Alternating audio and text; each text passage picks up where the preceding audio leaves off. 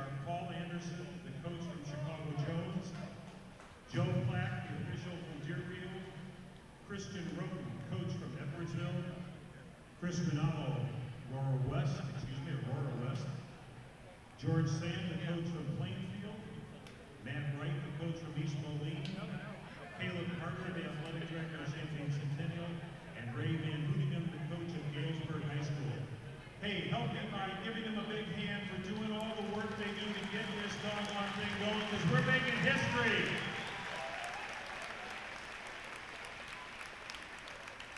And I'm just going to say one more time, maybe 3 more times, knowing me. If you haven't been to the FMC Natatorium yet, tell me how much you love this place. This is awesome.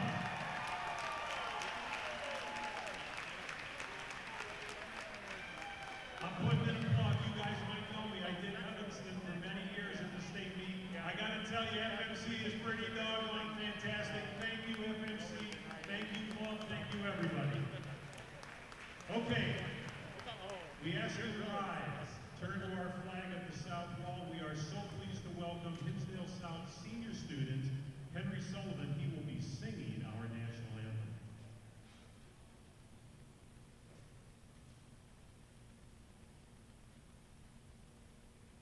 Oh, say can you see by the dawn's early light what so proudly we hailed at the twilight's last gleaming, whose broad stripes and bright stars through the perilous fight o'er the ramparts we watched were so gallantly streaming, and the rocket's red glare, the bombs bursting in air, gave proof through the night that our flag was still there. Oh, say does that star-spangled banner yet wave o'er the land of the free and the home of the brave? Henry Sullivan, ladies and gentlemen. Welcome in, everybody, to Saturday finals here at the FMC Natatorium in Westmont. I am Skyler King, alongside Notre Dame head coach and Peoria High swimming legend Derek Ammerman. And Derek, New Cheer came in here yesterday and basically blitzed the state meet. They sure did. They're winning this meet unless they jump 2 relays, and I've never actually seen that happen on a Saturday. I've seen that happen once in a conference meet, and the team that did it still won. So, I mean, New Trier's, barring a miracle, there's no way they can't lose. But we've got a pretty nice run for second setup with St. Charles North and Hinsdale Central, and if either of them slip up, there's a cavalcade of teams that are lingering around battling for fourth. Absolutely. If you had to pick one of them, and we're talking about Barrington, Oswego, and Ignatius, I would probably end up going with Ignatius on this one. I think Ignatius' relays are probably have more upside than Oswego or Barrington. I know that Barrington doesn't have a medley relay, so that kind of hits them, but they have some great individual swimming and stuff like that. Oswego, they're looking at their 200 free. I mean, they got 2 in the top or whatever, and, their free relays are going to be tough. So, they could, if they win that 200 free relay, that could really step them up. So we start with the medley in this heat. It's going to be weird to only use the lanes 3 through 8 today. At the bottom of your screen in 3 is Fenwick, Deerfield in 4, Naperville Central in 5, Schaumburg in 6, Stevenson in 7, Nequa in 8. Schaumburg's going to get out to an early lead with Mullen. Right. And then you're going to have Deerfield with Park. Yep. And but again, Naperville Central, we mentioned Mike Adams at the beginning of the broadcast yesterday, and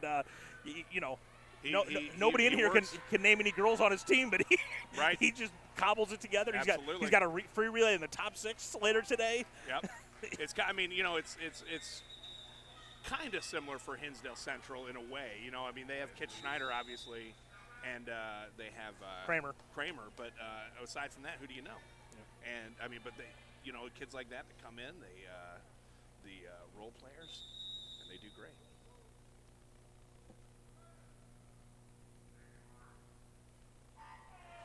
Clean start for everybody on that. That was good. Stevenson's another one that had a good day yesterday. We saw their 400 relay really come through at the end. Yeah, they were challenging Barrington. They almost got him at the end there. Yep, as you were saying, Schaumburg out to the early lead with Stevenson. Oh, look at that. Stevenson's backstroker is already. So Dorn touches first, 26.48. 26.9 for Stevenson. Those are good splits to start off. No doubt. And here is Mullen. This is the consolation heat version of Noveline and Gridley. Yeah. Well, and then you have, you take a look at the 5th place Hersey team. Who do they have? Papa Nicholas. Right. Yeah. Do you know the other 3? Yeah. No. And here's Miss Park entering the water, and we'll see what kind of split she threw. 28.7 there for Mullen.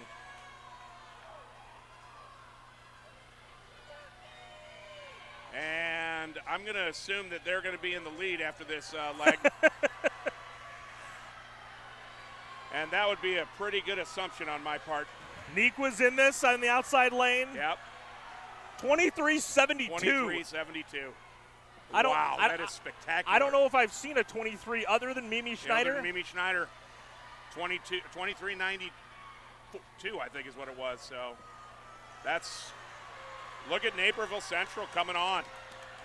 It's going to be Deerfield or Naperville Central here. Yep. Deerfield's going to hang on. Stevenson who's going to get third. Wilhelm, 23.27. Holds off Collins at 23.26. Almost, Park almost got her on the 50 fly. Yeah. That's saying a lot. Let's see what she did yesterday in that. I want to see what her split was yesterday in that. Here we go. Park split yesterday was 24.04, so she was 3/10. Imagine what she's going to do in this 200 and the 100 fly today. Well, here we go. New Trier state record hunting. In 3, Hersey. In 4, Rosary. In 5, New Trier. In 6, Hinsdale Central. In 7, Naperville North. And in 8, St. Charles North. And it's going to be a lot of open water for the Trevians after 100 yards. Absolutely. The only thing here that is Noveline ready to take it to the next level on her 50 backstroke, because I'm not sure that she was fully. Yeah, well, Kit Schneider kind of hung with her yesterday. Yeah, and a so bit. They're getting right next to each other here, so we'll see how that works out. So, you got every single one of these teams has a stud that but they have great role players that help them out. And Hinsdale's 2 best are actually their front 2 as well, so that's interesting.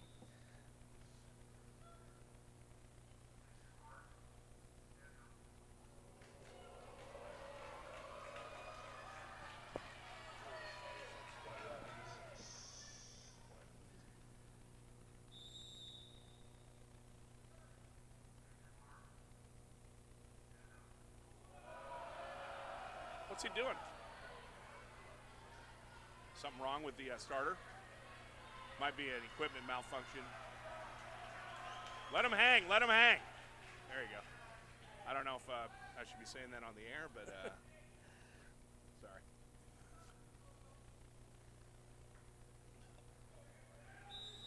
All right. Let's see some action.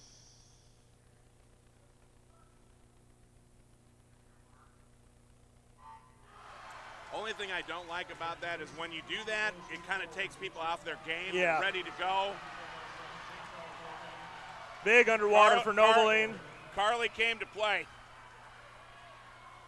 Carly came to play. Yesterday she was out in 24-7. Today she's out in 24-4. That's 3/10 faster. That's about, I think, what Smoliga went as a junior the last time she swum the 50 back. 27.3 for Gridley yesterday. It's hard to call things over at the 100, but well, again, you know, hoping that we don't see any miscues. 27.2. 27.2, so she's about 1,400 faster than she was This yesterday. is looking like a state record. Right now, I would absolutely. You got Wendell here, and she's not taking a breath on that first length, which is awesome. That's my kind of girl. Look at those underwaters coming off that wall. Shoot, they might break 140. And Escasa, who was top 6 in the breaststroke in her first state meet action yesterday. 24.9. She was 24.9 yesterday. So Escasa here, really cranking it on. It got a great race for second with North and Hinsdale. Yeah, North's got it right now. Right now, but I think Hinsdale's coming on. Great turn for North. 136, 137, 138, 139, 65. 139.65. Wow.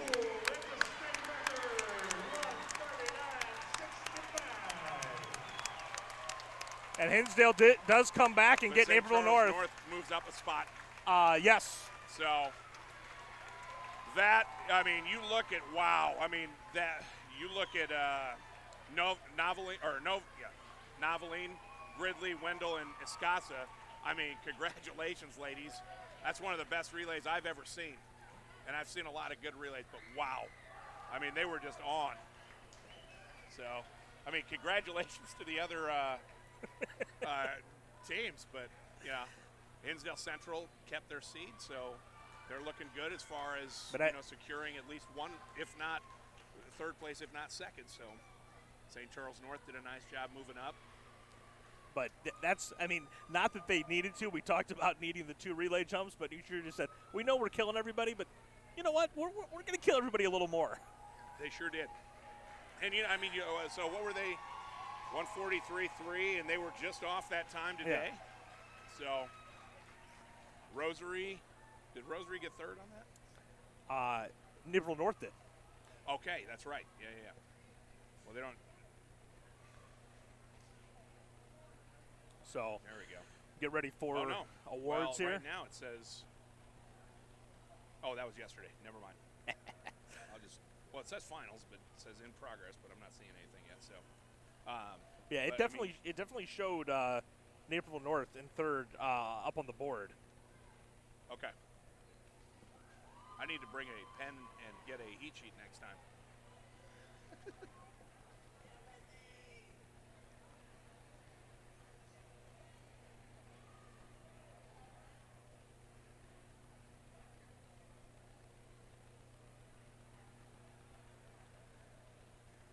And so how it goes here in finals, we have consolation final awards, championship final awards, before we move on to the next event, which in this case is going to be the Athletes with Disabilities 200 free. In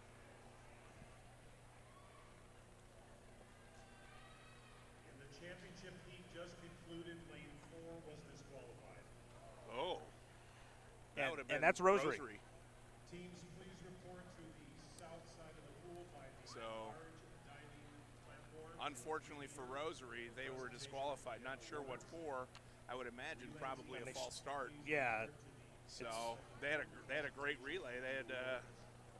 Well, I mean, honestly, they've still got the second fastest time in the state. Right. From their sectional. 75. So I mean, you think about it. 2 of them are freshmen. Yes. I mean, you know, that just goes to show you how. I mean, you look at the sophomores. You look at Park. And Glenn Rosary here coach is coming over to talk to the meet officials a little bit and to see what's going on. Glenn comes over with a little bit of a look of consternation, to say the least. Yeah, he's wondering what they did.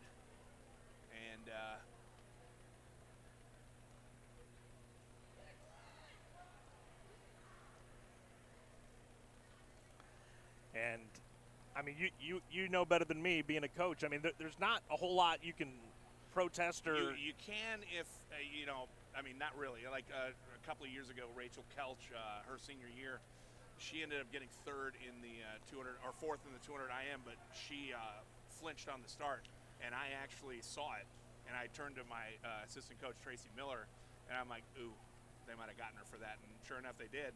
You know, and I went up to Joe, and I go, what was it? He goes, you know, she flinched on the start, and I said, okay, you know, I mean, there's not much you can do, especially when you know that she did it. Right. You know, I'm not going to sit there and argue with it because, you know, that's not the right thing to do. Coach Brown seems to be upset about it, but he's handling it fairly well. Well, and again, he's calming down a little bit.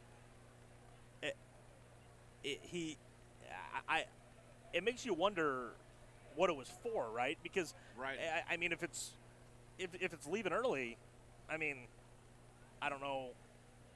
That's not really subjective, I guess.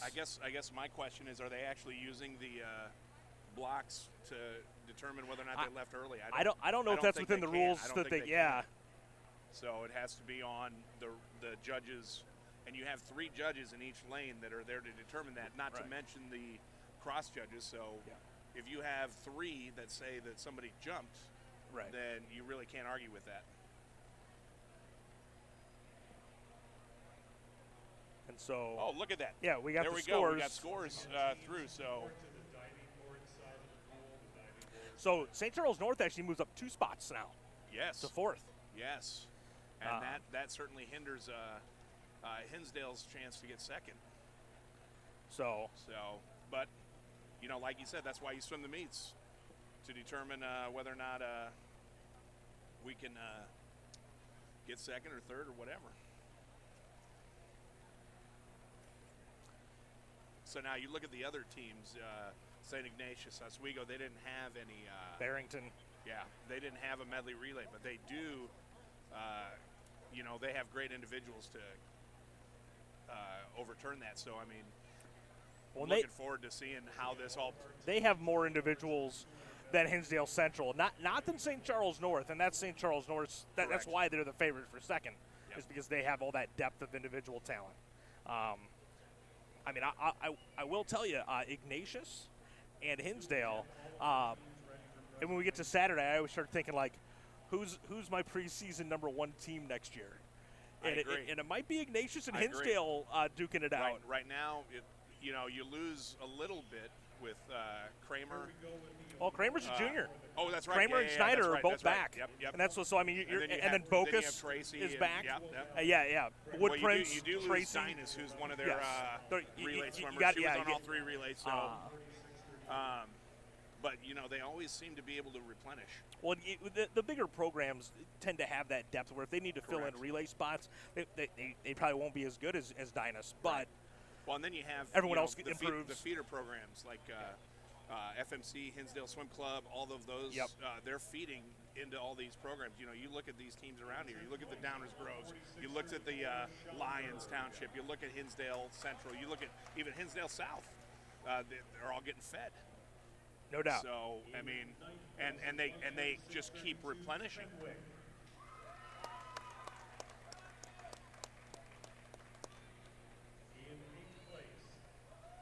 So you're seeing Nequa Valley take their 11th place.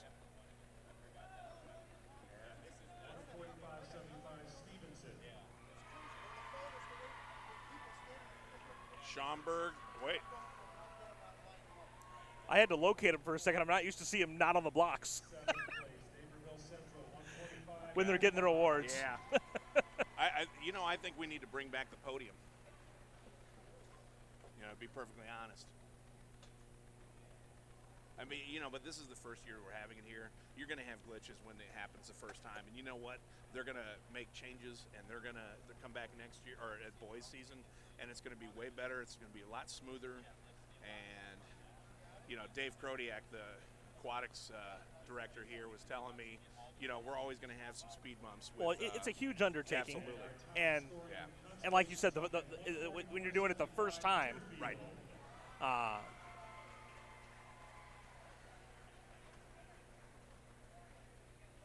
Well, I was checking the scoring, and they do have the scoring right because I was trying to see. They have Deerfield actually showing up 6th on the scoreboard because of with the 7th place points from the relay. Yeah. But they have the correct points up there, so that's the important thing here going here. I'm really impressed with Hersey. Yeah. I mean, that's other than Papa Nicholas, you got 3 other girls. That's a heck of a relay right there. So. And I mean that's what I've always said. Loyola kind of struggled to do it with Jovanovic, but I was always like, if you have that superstar, it's like, where are the other 3 kids that say, hey, I want to be on a relay with that kid? Absolutely. And get hungry and work hard just to be a complimentary piece. And that's exactly what you have there with Papa Nicholas. You had she had a phenomenal breaststroke split. And Deerfield, for that matter. Absolutely, I mean, Wilhelm's a good sprinter, but she didn't score individually. Technically speaking, our consolation swim teams are 12th through 7th place. There is no 6th place team.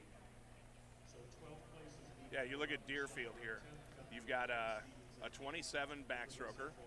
That's a solid swim. 30.2 breaststroker, which is solid. 23.7 in the fly. I mean, that's just and again, that's unreal. 23.2 is a nice anchor, but again, I mean, Wilhelm's not an individual scorer. So look She's at just that, 144.7. What were they yesterday? They were 145. Yeah. And they would have ended up. They would have ended up 5th. Yeah. So. Well, and you see that a lot. Whoever wins the consies a lot of times beats that bottom team. Absolutely. Because if you're in top 6 and you're not, again, St. Charles North's going, we want to try to move up from 6th. Right.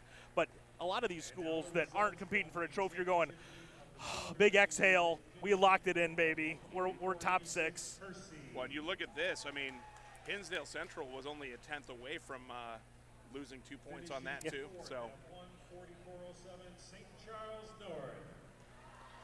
And here are your North Stars. In this case, top 5 finishers because of the Rosary DQ. Finishing 3rd at 143.43 Naperville North. Naperville North with a great relay all season long. Yeah, absolutely. And they had 3 good ones. This was always their best relay. Yeah, was absolutely. the medley.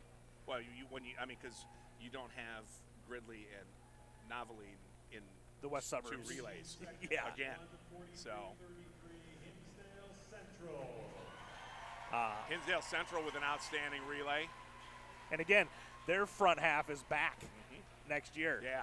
I mean, technically speaking, I think you're right. They lead the way as far as them and Ignatius vying for a new state title. But you've got kids from St. Charles North that are just coming in as well. Yeah. Well, obviously, So, Isabel Boo, who's a freshman, is Right. top 6 in the IM. But, I mean, losing Messina and Pfeiffer. Correct. And but I think they'll have some and kids Armstrong. that can actually step up. that goes back to that program depth. Absolutely. You know, you look at the St. Charles swim team, John Cable's program, and talking about just being able to replenish kids year after year. I mean, not just that, but you look at St. Charles East and how good they are as well.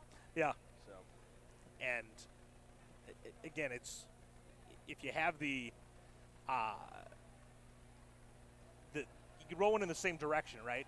I mean, you talk about John Cable, whose brother was the head St. boys Charles coach East, at East for a long time, and even go back to before they split the high schools. Right. And he knows, hey, part of this is we want to do well at senior champs and national meets, but at the same time, we're also getting you guys ready to go.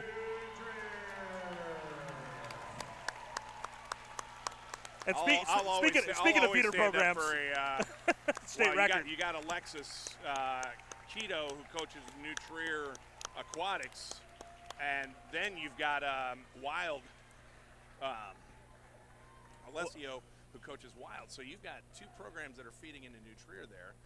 Not to mention they also feed into Loyola. So I know Loyola's going to be. They've got some swimmers coming up, so they're going to be really good. Yeah, I mean they freshmen came out of nowhere to score in the backstroke. Yeah. I was looking earlier just for you. I think I counted 11 or 12 freshmen. They got individual swims today. Right. Yes. Or not 11, but 11 or 12 swims by freshmen.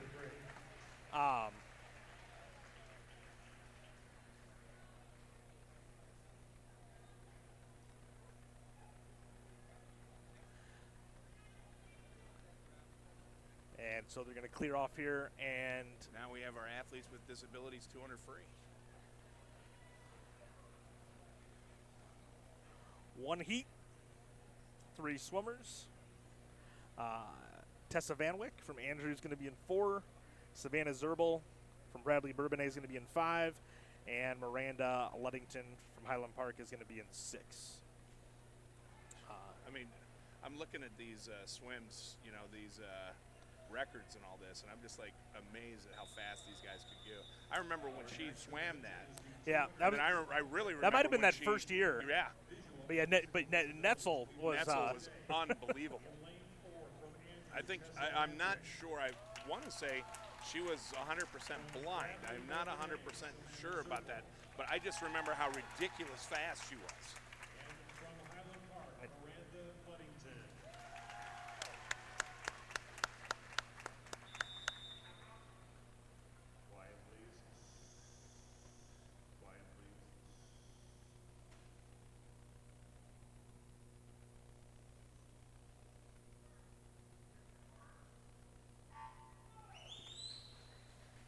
Luddington actually able to get up there and use that fin. Wow. Nice underwater there. Holy cow. For Zerbal, Zerbal, unbelievable. Yeah. Another freshman. These freshmen, man, they are killing it. And the flip turn. She has one leg, and she's got a better flip turn than I do. And I'm told those are important in sprinting. That's what I've heard that before, but I'm not 100% certain. You might want to ask a coach who knows something. Zerbal coming in at 34.6. That is really impressive. So, and she's smooth. Nice. She has a great stroke. And look at these. Look, I mean, all 3 of them. Look at Luddington's stroke. Look at how long her stroke is. That is a beautiful looking stroke. I mean, they're all 3 have great strokes. Yeah. They really do. They reach out. They're grabbing the water the way they should be. Well, and again, well coached. If obviously you say, okay, I have some kind of limitation. I got to be as efficient as possible in everything that I do, right? To maximize. Absolutely. You know, your arms, your legs to the max efficiency. And all 3 of these girls are doing a good job of that. Yeah, I mean, just look at how. I mean, and you know, the funny thing is, you know, after 100, a lot of people will be struggling. They don't look like they're struggling. They look like they're still going at good speeds. Well, like they're still pushing as strong as they were in the second 50. If you have a good efficient stroke, right, it's less likely to fall apart as you fatigue. So I always tell my kids, the fewer strokes you take, the more energy you have to finish the race with. So trying to be as efficient as you can, and they're doing it. Yeah. I mean, these are 3 very impressive young ladies. It's like when you had Kevin Cordes running around, you go, oh, he just took 6 strokes in the breaststroke. That's I just remember watching that 200 breaststroke when he first broke 150. Oh. I mean, he took 5 strokes every length, and I'm just like, I mean, his underwater pullouts were magnificent. Otherworldly, yeah. Here comes Savannah Zerbal from Bradley Bourbonnais. She's gonna seed time 2:32.9. She's gonna got be a right chance on to it. get under it. Yeah. She's gonna be right on it. Come on, girl, get in there. Nice. Yeah. 2:32.3. So she drops another 0.6 off her sectional time.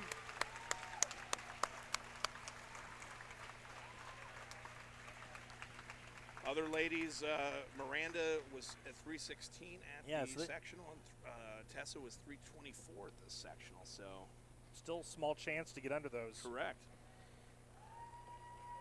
It's at 3 minutes now. Looks like, I mean, 3:16. That's going to be tight. 3:11 at the flags. Come on. 3:16. Yeah. 24 looks like a done deal, great, though. 24 is a done deal, yep. 3:20.32, so she dropped 4 seconds. So, well done to you ladies. That was great.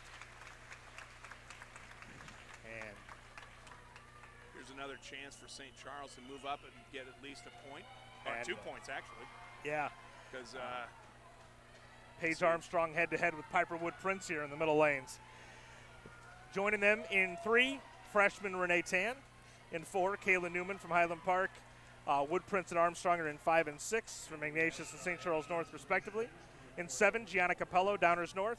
And in 8, Oak Park freshman Sadie Murphy. So freshman bookend this heat. Tan from Whitney Young. You watch in a couple of years, they're not going to be bookending it. They might be bookending the top heat. Yeah. I mean, the scary thing is that in a couple of years, Park will still be around. Right. Consolation.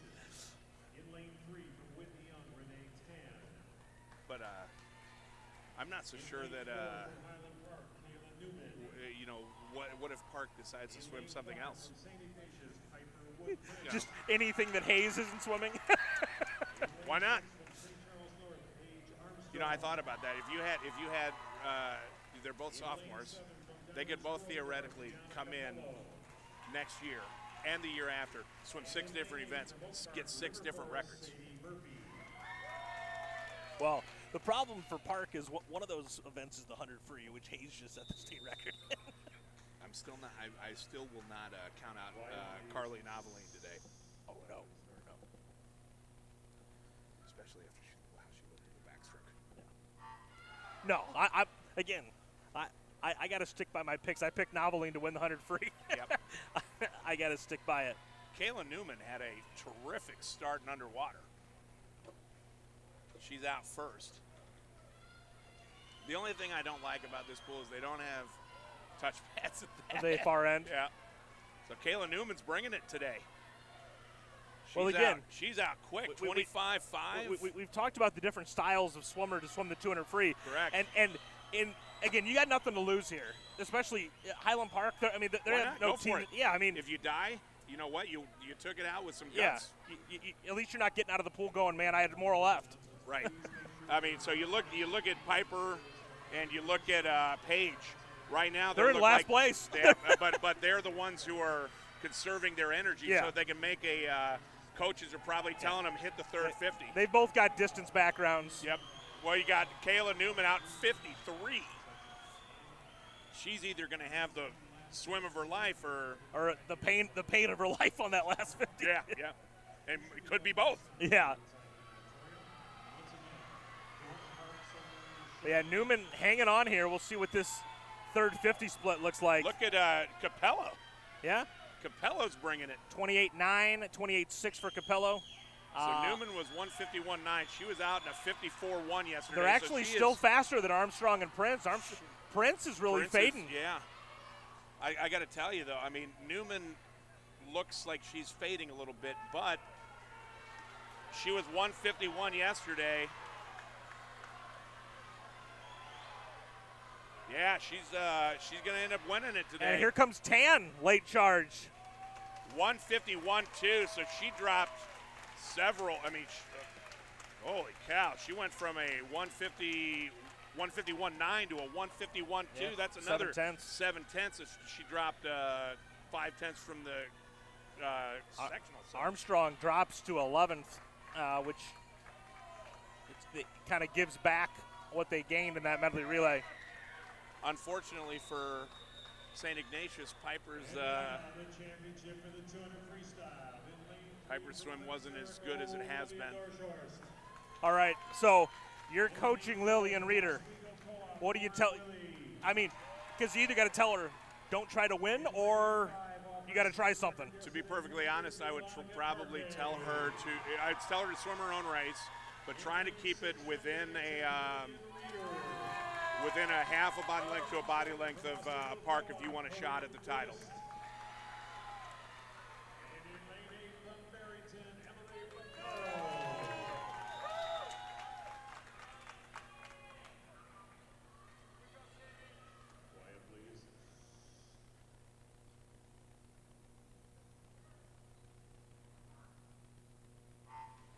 Doris Horst, who I think is she second in the 500 right now? Yes, So, I believe so. She's got a distance background, so she could be a dark horse here. Again, Reeder flipped about last there at the 50. And you got or Willie, 25. Willie, who's trying to take it out with Annika, so that's good. Annika's just going. Jeez. out 24-5, 24-9. So Geist is doing what you said Reeder had to do here. Yeah.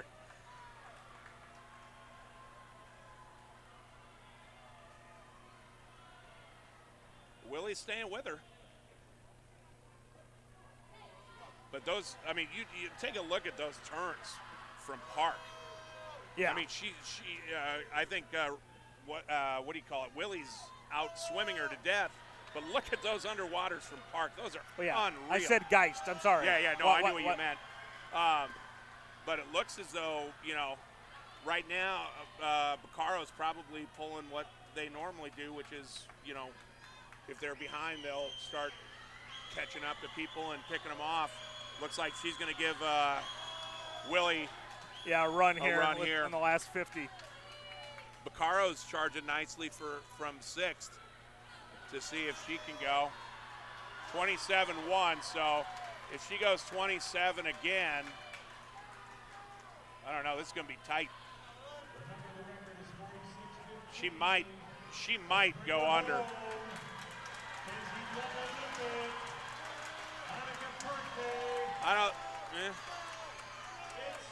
She got it. Yeah, she got it. 145.5. Willie holds off Reeder for second and third. 149.0 for Willie. 149.3 for Reeder. Dorshorst moves up to fourth. And, Baccaro comes in fifth, so that's a nice pickup for Barrington. So, well, except it's a wash. Yeah, exactly. Because wow, I mean that's how to start a neat thing here. Look, I mean, you think about this: Oswego, to Barrington. Yeah. Tell me who doesn't like to train the distance I know. stuff, or at least freestyle. Yeah. But congratulations to 49.0. Annika Park for another dropping of her state record from yesterday, which was a great swim in itself. But that girl. I mean, she's still got 2 years left. I cannot wait to see what she does. Well, it's one of those where and again, I'd like to see what she could do in the 500 free because that's. Steggy never went her best times Correct. at the state meet. Right. I feel like someone in Illinois should be able to break 40. Okay, so what did Steggy go in their sectional last year? Did she go 44? Maybe. And I think she went 440. But that doesn't count because it's the IHSA state meet record, so those will not count towards that. But I believe they counted towards the ISI records, but Right. But yeah, I mean 44.8. How about this? Oh, I need to get closer? Okay. 44. I need to get closer to my mouth. So I thought I was really loud. 44.8. The year's wrong. It was definitely not 2008. Wow. So she was there with Becky then. Yeah. All right. Yeah. You don't remember beating her, right? No. No, I think last year at the sectional she went 440, and then she ended up getting injured. So she didn't have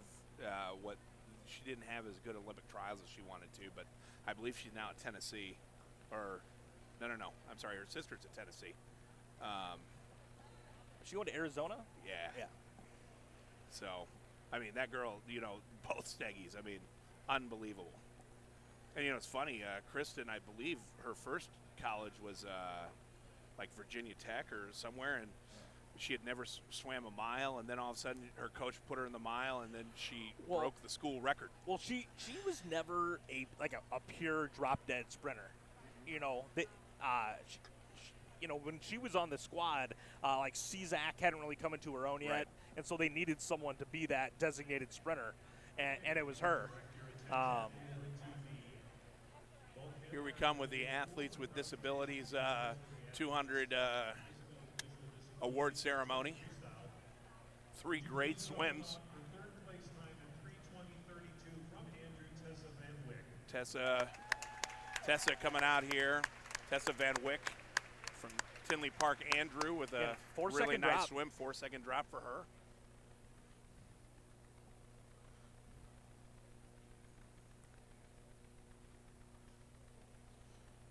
In second place, her time was 3:18:18 from Highland Park, Miranda Miranda Luddington with the second place, right on her time from sectionals. So congratulations to Miranda. Beautiful strokes. Miranda had probably the longest of all three, just nice, smooth strokes.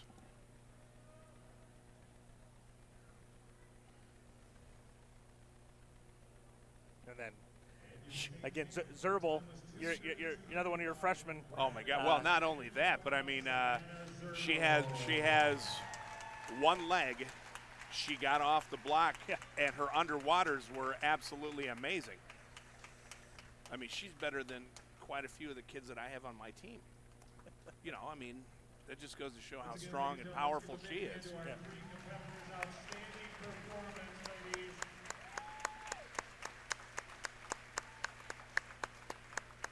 So good for them.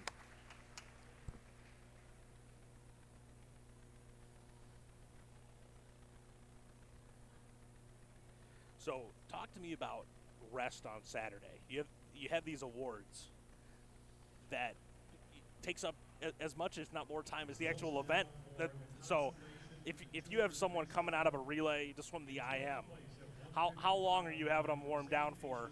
Basically, so right up until they're ready to swim. One of the things that I learned from Sean Ryberty, who was former Peoria Notre Dame boys coach, he had Jake Corchagrosa. Yep. And Jake was so nervous before he was swimming something, and he just told him, he goes, Jake, just get in and keep swimming easy until there's some freshmen right there. Yep. Until you. Until the blow the whistle for your race. He gets up, sets a school record. Yeah. So I'm telling them, you cannot warm down enough. Yeah. So here's another freshman right there. I mean, I'm loving my freshman crew. These girls are fantastic too. Yeah, this was a nice swim. Yeah. From somebody who's unknown on my radar until now. Now I won't forget that name. She just took it out from the go, and she was outstanding. Well, dropped another 7/10. And again, more often than not, the kids that's in that consolation final, the ones that swim fearlessly, are the ones that come out on top. Yeah.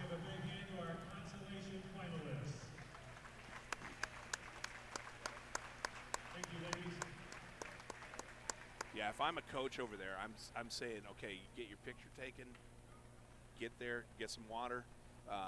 You know, you swim. I usually tell them to do 100, take a drink until they're fueled back up, whatever they're drinking. If they're drinking water or if they're drinking some kind of Gatorade or something like that. Energy drink, yep.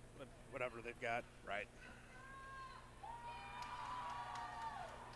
And now the results for the championship heat in the 200 freestyle. In sixth place, your final time was 1:52.29 from Oswego Co-op, Corinne Wiss. So Corinne, I don't know if it's Gwist or Geist. I know. I've always said Geist. Yeah, so have I. So I haven't heard anything yet. If anybody on listening knows any of the names, you could tweet at Derek Ammerman, DerekAmerman. Explain to me how to pronounce their names so that we don't butcher their names anymore. That would be great. 150.48 from Lake Zurich, Olivia Dorshorst. Okay. Annika's last name is pronounced Parquet. Parquet. Okay. So, like the Parquet floor of Boston Garden. Right. Okay. So I'm going to give a shout out to Lisa Pinsky. Thank you very much, Lisa, for allowing us to pronounce Annika's name correctly. Yeah. Parquet. So like the old butter. It's not butter. It's Parquet. Yeah. So. Her final time, 1:49.09 from Oswego Co-op, Lauren Willie. Lauren Willie. I don't know that. I think that says a lot about us. I thought of Boston's Parquet floor, and you thought of butter. Means we just like food.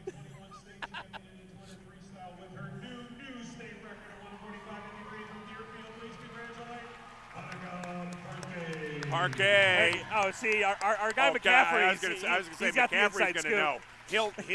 He's going to go and he's going to research everybody. So. Thank you to Lisa Pinsky for telling us. And again, If anybody wants to tell us a correct pronunciation, it's at DEREKAMERMAN. So again, let me know. We've got state record holders out here. 2 sophomores. Think about who swum today. Noveline went faster in her 50 back. Yeah. Ridley went faster in her 50 breast. Parquet went faster in the 50 fly and the 200. I mean, nobody's rested on their laurels around here. This is setting up to be a truly magnificent finals. One of the better ones I've ever seen. And then, oh, by the way, Leah Hayes is coming up next year. Yeah. She might do okay.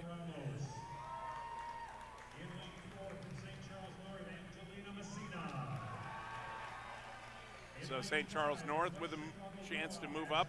And Hinsdale. We got St. Hinsdale's Charles North got a and chance Hinsdale to here. at least possibly get 2 more points. Kramer had a phenomenal breaststroke yesterday. Yeah. So Sarah Jass, I just found out, is going to be a freshman next year at the University of Illinois. So I automatically like her. How's their men's team these days? Oh, they're as good as they were when I was on it.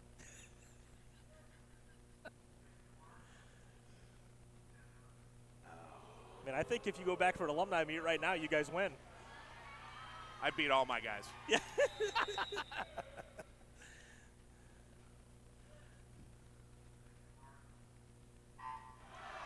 Good, clean starts. I often think if we had a major public university in this state that could recruit the Illinois talent, they might be okay. Well, it's funny because I've asked several swimmers, why they chose to go elsewhere. And, like my daughter is actually swimming at UIC. Yeah. And one of the major reasons why is because they don't have a men's program. And, you're starting to see like Michigan State and Iowa now that they're no longer have a men's program or anything, and it's disappointing. Well, and Iowa was kind of a Chicago factory for a while. Right, absolutely. I mean, St. Charles North, Will Meyer had to transfer to Wisconsin. So if Kramer stays close, she's got a good shot to win this. Sarah Jass is looking really nice. Well, and she's also a breaststroker. Right. Actually swam the breaststroke 2 years ago. Right. Seago as well. Well, Seago's going to be good at all the strokes. Well, and Hendrickson, did she touch Jenna. first?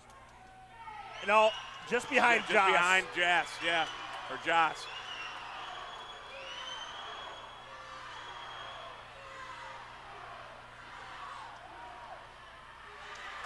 Yeah, a lot of breaststrokers in this heat. Yeah, it really is. I mean, Sarah Jass is making a nice move. Caroline's starting to make her move. Kramer's making her move now. But you got Messina, who's touching first. So St. Charles North is looking like they might. 34-7 and on the breaststroke there for Messina. Yeah. But Joss might be she's the best sprint freestyler in this heat. Hendrickson's too far behind now. I'm going to go with Seago. Oh, nope. Joss is going to get it. Look at Kramer coming on, though. She might. It's going to be Messina getting second, though. That's what a bounce back for Joss North. After that medley DQ'd. Yeah. 2:04.2. Nice swim. Wow. Oop. Looking at it from yesterday, Joss had a 2:04.9, so she dropped 7/10. Yep. Messina, 2:04.5, so she was right on. Isabel Boo. Yeah, another freshman. And a bunch of studs in this heat. Tracy, Coe, Mullen, and then, Hayes. Yeah. And Oswego. Yeah, Chloe Diner. And hey, if you're Hayes, this is your first swim. You got to be fired up seeing even faster times win these first 2 events again today. Well, yeah, we got 2 state records already. She's going, I got a 155 in me. I cannot remember a meet where I've seen a bunch of meets where they've had state records. I can never remember a meet where you've had the first 3 meets come out. First 3 events, state record. And just look at those underwaters. Hey, it's funny because if you look at Leah Hayes, I'd say the only thing that she has going against her is her start. Yeah. That is the only thing that does not look Yeah, well, she definitely didn't have a bunch of separation right off of that starting underwater. But as soon as she gets into the water, she is clearly. Well, because I'll tell you, Coe was first to the wall at the 25. Sure. But then Hayes, again, just pulls so much water. We talked about it. Her and Parquet both not very big, but just strong. They pull water like crazy. They have such power in their strokes. So Leah, let's see, she was out 25-3 today. Yesterday, she was 25-3. So 29-4. 30.0 she was yesterday. Tenths. So she's under again. Yeah, 54.7 compared to 55.3. Right. So she's just 0.6 faster than she was yesterday. Fired up. I mean, she doesn't want to be the Again, one to 0.6 is pretty close in on that 155 we were talking about. Does that mean that Kit Schneider or Sally Ma gets Smaliga's 50 record? I'm calling that one safe. Take a look at Angela Coe, though. She's bringing it back. Looking a lot sharper than she did yesterday. Coe, Mullen, and Tracy. Yep. 34-4. 34-4. Yesterday she was 33-8, so she's right on. So 129-1. She's 3 100s faster than she was yesterday. She just gave it all back in the breaststroke. To me,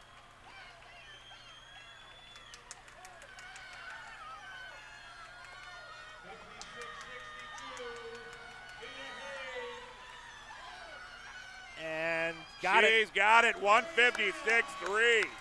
And it looks like Nina Mullen's going to touch out Angela Coe for third. Tracy with a nice, 2018, 2020, 2024.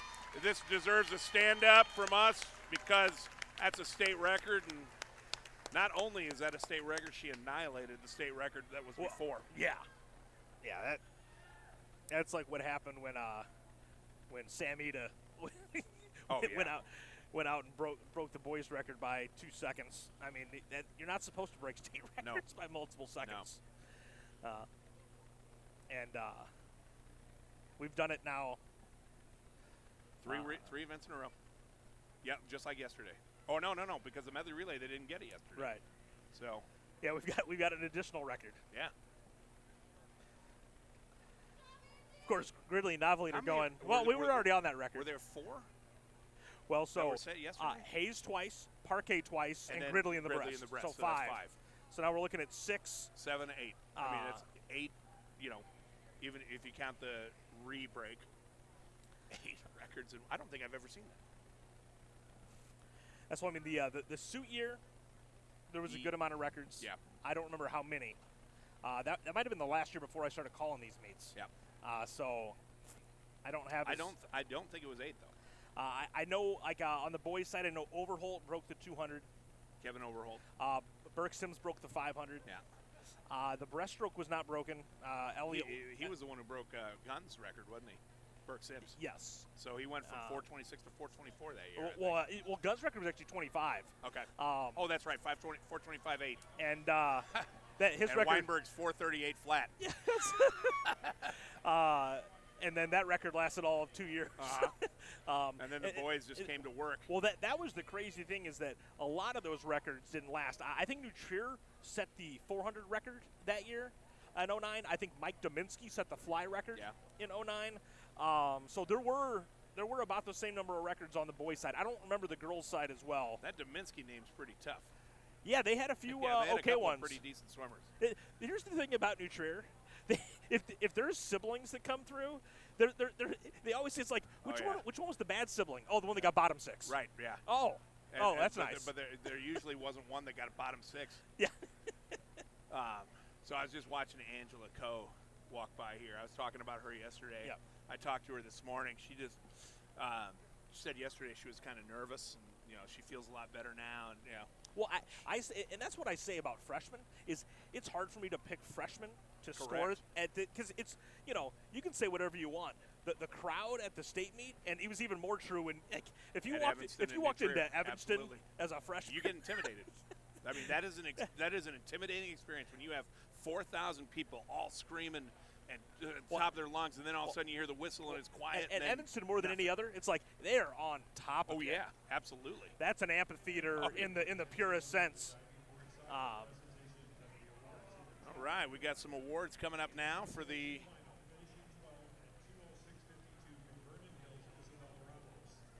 Isabella here, finishing 12th from Vernon Hills.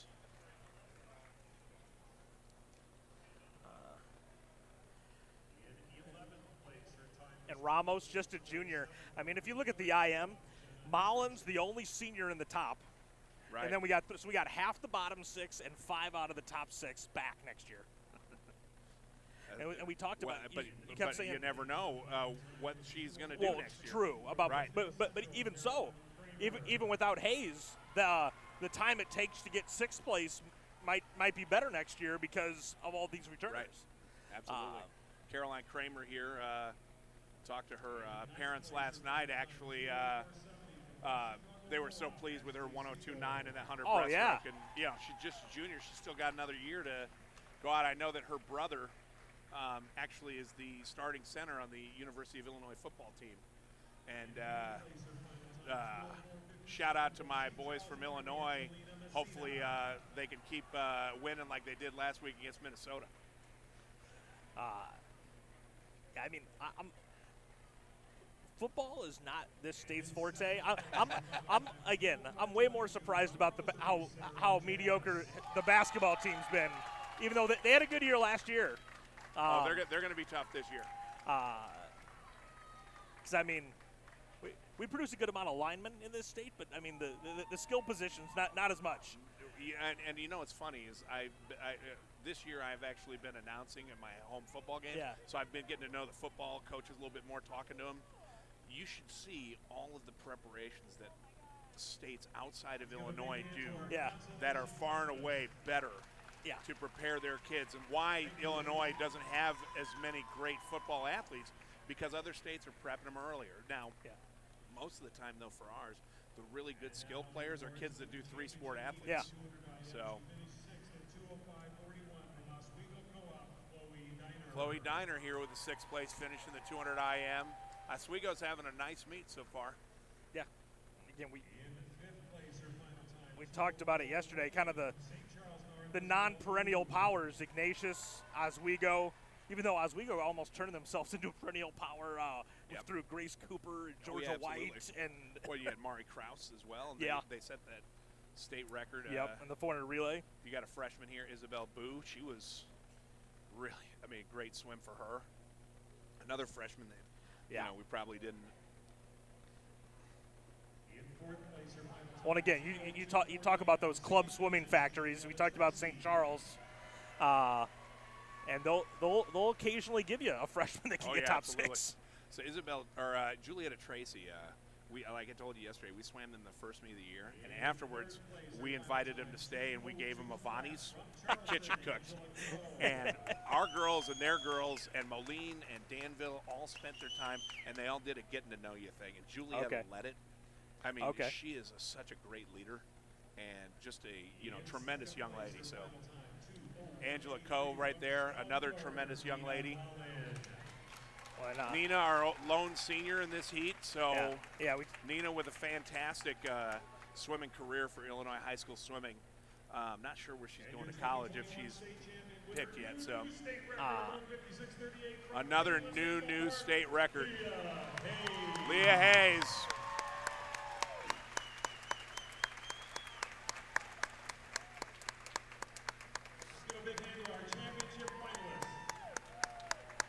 This is just, what a way to start the state meet. Okay. Wow, so Nina Mullins going to the University of Toronto. Good for her. I like that. That's not a girl who's willing to take chances. Yeah. That's great. Good for her. And here we go. The event with the nearest greatest and dearest event ever. to Derek's heart, 2-time champion in the 50 free.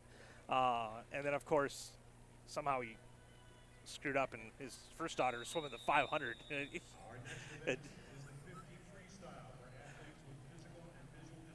Please welcome the following swimmers.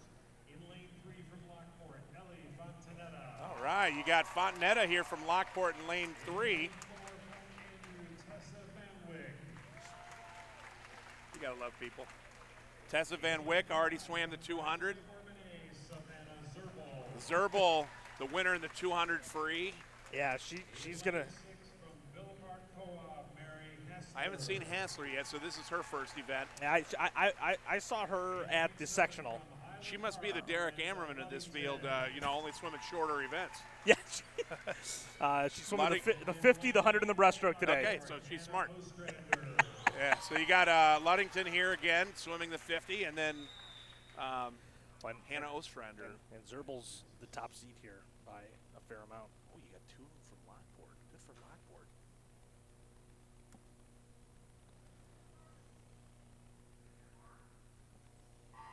Look at that. I mean, look at how much power she generates off that one leg. And look at all of them. They are beautiful swimmers underwater. I love this. What I mean, out in a 16 on her 50. I mean, if you saw her when she went out to get her award, the strength and balance she has on that. I mean, she's got to have a core muscles that are are just unbelievable.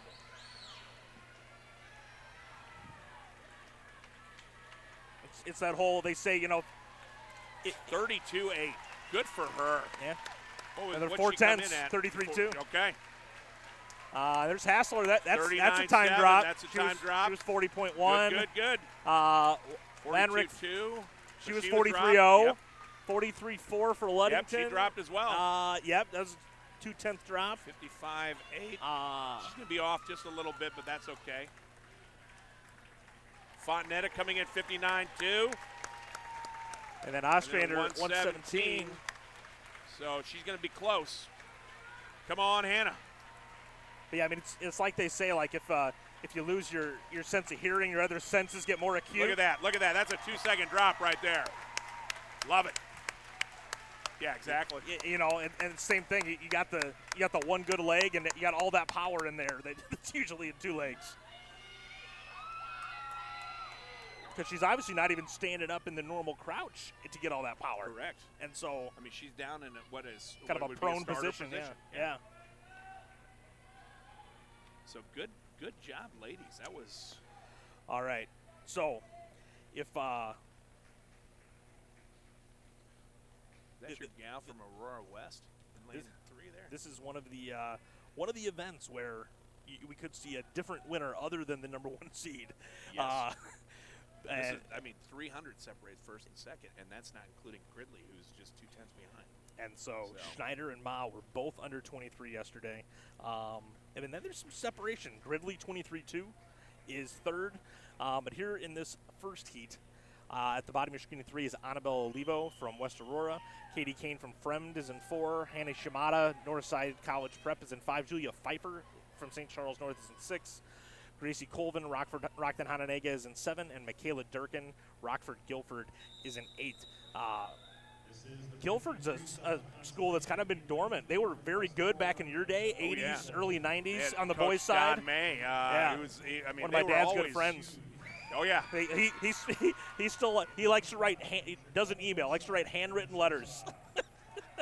That does not surprise me at all. And he was such. I mean, he was a coaching legend. Yeah. But he was around forever. But he remembers everybody. Yeah. I mean, he was a great coach. And he produced, so many.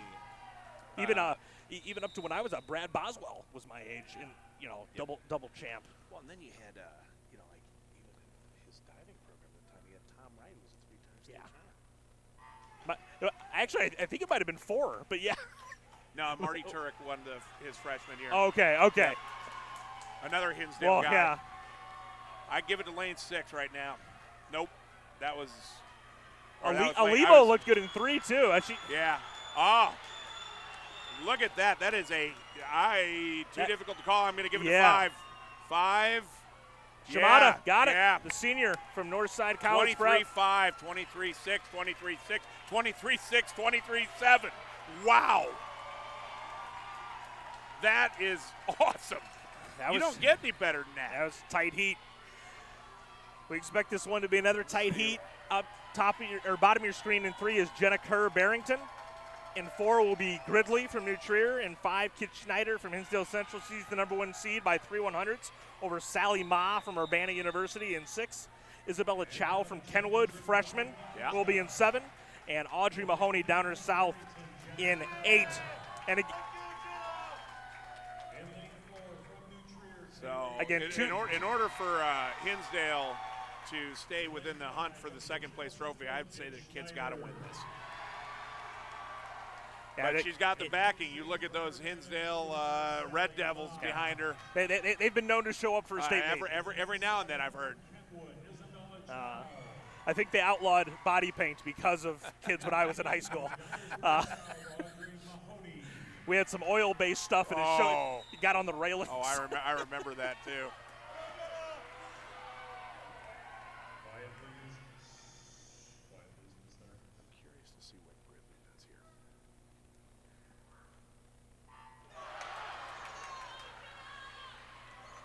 Jenna Kerr had a start of all starts. And sometimes that's all it takes in this race. It is. It's a start, turn, and finish. Yeah, I mean. If you don't, Kit Snyder's ahead. But Sally Ma's coming on. This is too close to call. I got to go with Snyder. I got to go with Snyder. Yeah, I think she's got it as well. Yep. She does. 22-9, Sally Ma. And then Gridley was right there. So Kit Schneider's going to have her picture in the balcony of the brand new pool. Of the brand new pool. So that's a nice thing for the brand new pool, and to honor Kendall Pickering, her teammate. So no doubt. That's really cool. Good for her. And from what I understand, she's a sweet kid. Yeah. So met her mother yesterday. Very nice lady. And it's one of those things. I was obviously never in contention for this, but we call them the ghosts up there. Like at Richwoods, my dad would have put up the pictures for top 12. At Hinsdale, did you win a state title as a team or an individual? Otherwise, sorry, we don't have room for you. They don't have enough room. I mean, with Don Watson's teams, and then your dad's teams, and then what Bob's done. Enough. Yeah, I mean, what Tom Schweer did. Right, Tom Schweer. In your day. Yeah. We've mentioned Brian Gunn a couple times. He's. It's. And then you had Bob Barber. You had Eric Doré. You had all those guys. Those guys have multiple relays up there from that era. So big, hug from Coach Barber to Kit Schneider on congratulations to her on her first state title. So not a record, but it doesn't matter. I mean, that's a state title. We will be back with diving after this break. They're going to set the pool up, and we'll be back to call the final 3 rounds of the diving competition. For Derek, I'm Skyler King. You're watching live streaming coverage of the finals of the state championship swimming from the FMC Natatorium.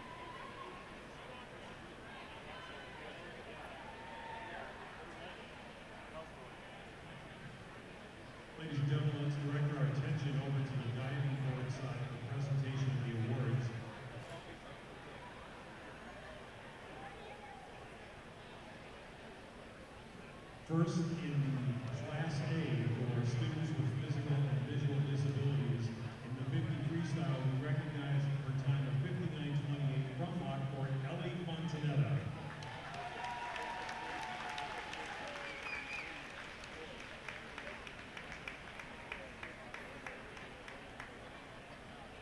The remaining 5 athletes are all Class B athletes. Finishing 5th at 1:15:18 from Lockport, Anna Ostrander.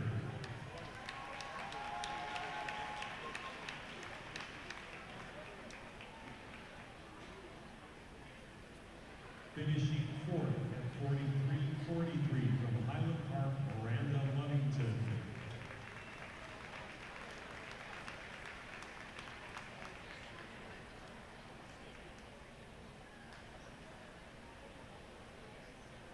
Finishing 3rd at 42:25 from Andrew Tessa Van White.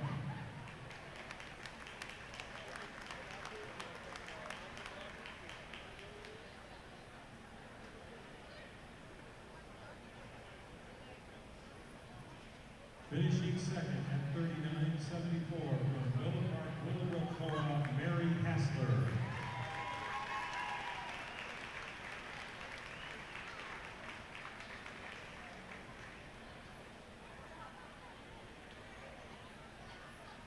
And your state champion, Class B, 50 freestyle, with a time of 32:88 from Bradley Morganay, Savannah Zerbel.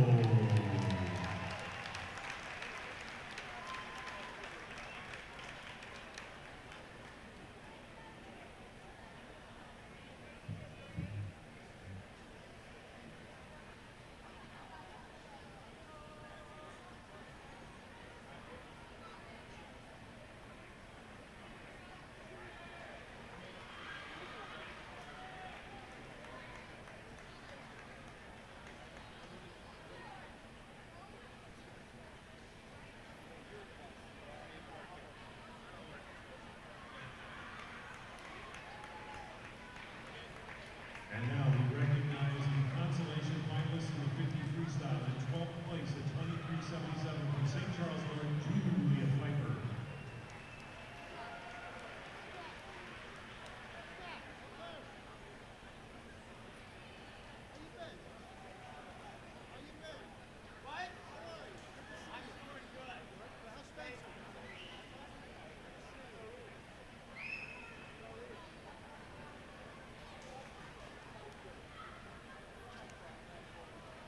Again, in 12th place at 23:77 in the consolation of the 50 from St. Charles Lord, Julia Piper. In 11th place at 23:69 from Rockland, Hononegah, Gracie Corbin.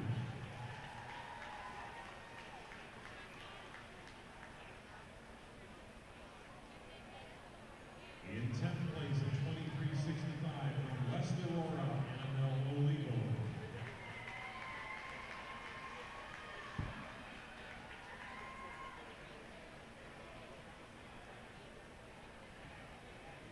In 9th place at 23:64 from Rockford Gilbert, Michaela Durkin.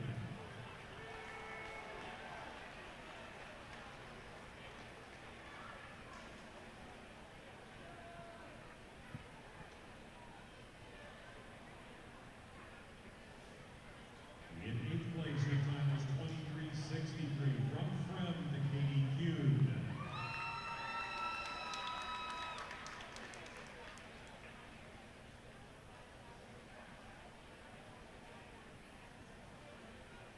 And in 7th place, her final time 23:56 from Chicago Northside, Hannah Shimada.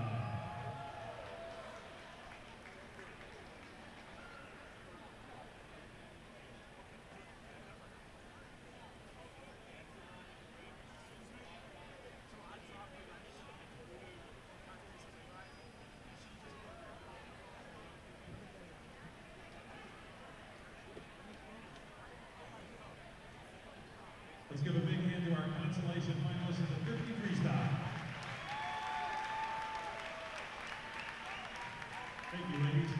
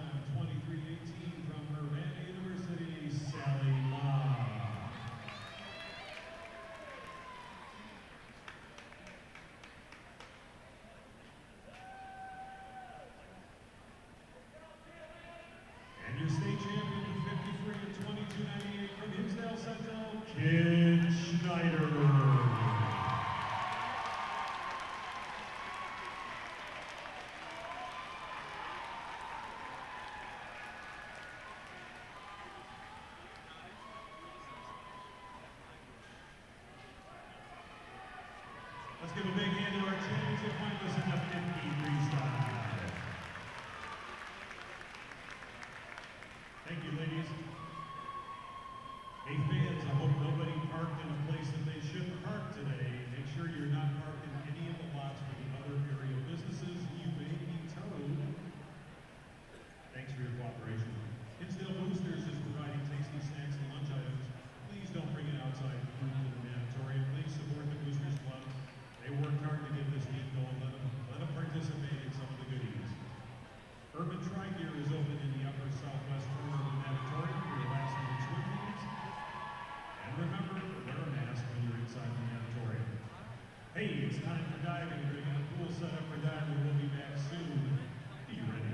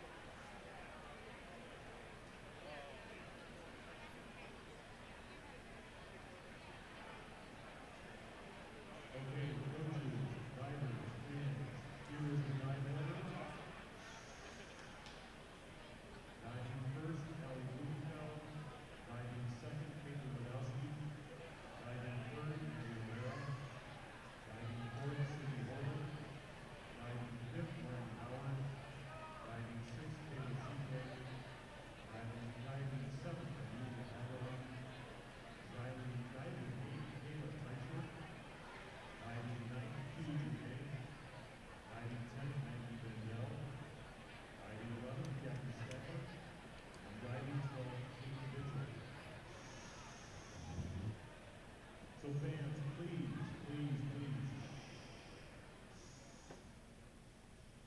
Double check. Please make sure you don't have any flash, no red lights on your phones, none of that stuff. Also, please turn off your cell phones. We ask you to be quiet during the announcement of the dive, during the dive, and then cheer like that after the dive, so the divers and the judges can do their job properly.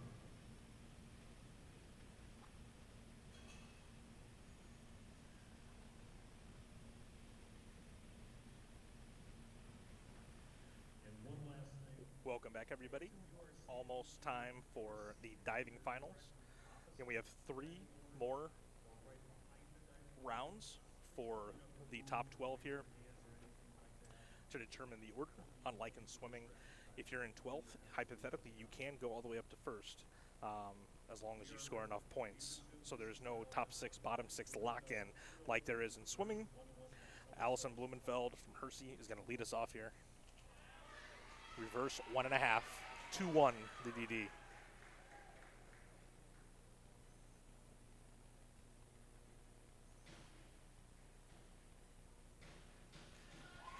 The Hersey senior is also your lead diver by almost 4 points coming in to these last 3 rounds. 7 1/2, 6 1/2, 7 1/2, 6, 7, 6 1/2.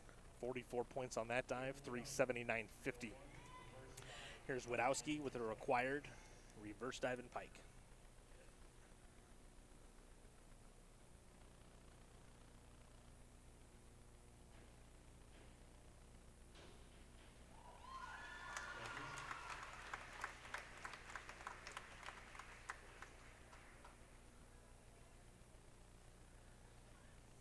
Awards, 6 1/2, 6 1/2, 6 Maddie O'Meara, Glenbrook South is next. 7, 7 1/2, 7.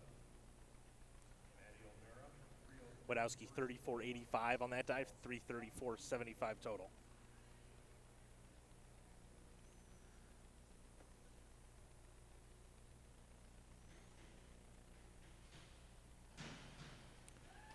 And there's that reverse 1.5 we saw from Blumenfeld. From O'Meara.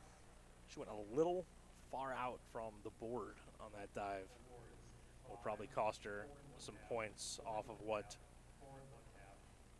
Blumenfeld got. 29.40 for her, 349.50. And here's Sydney Holder from New Trier.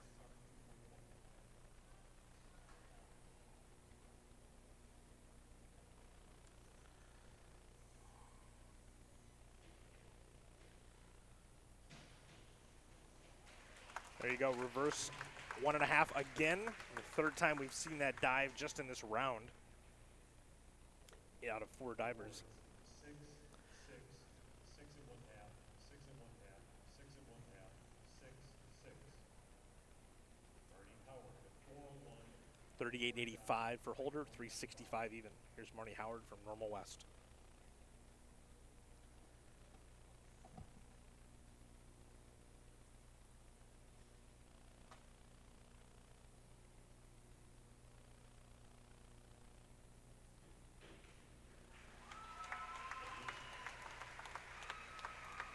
Inward dive pike for Howard.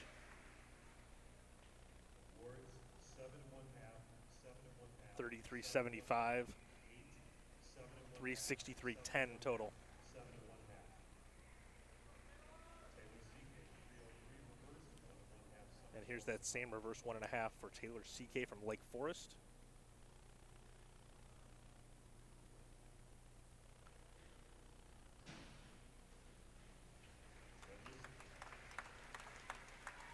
And that's now 4 out of 6 divers in this round that has thrown that dive. 6, 6, 5 1/2, 6, 6, 5. Amelia Haveron from New Trier is next.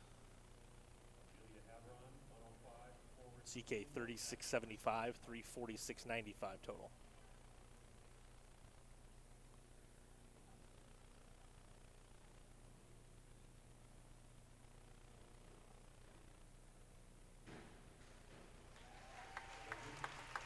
Forward 2.5 for Haveron. Kayla Tusher, Hinsdale Central is next. Awards 5 1/2, 4 1/2, 5 1/2. Have her on 39.60 on that dive, 349.80 total.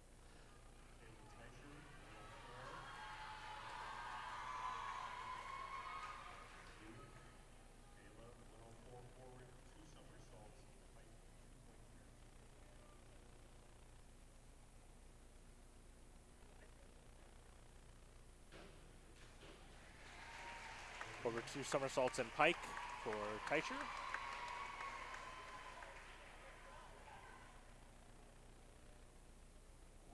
Q Jeanette is next. 44.85 on that dive. 361.20 for Teicher after 9 dives.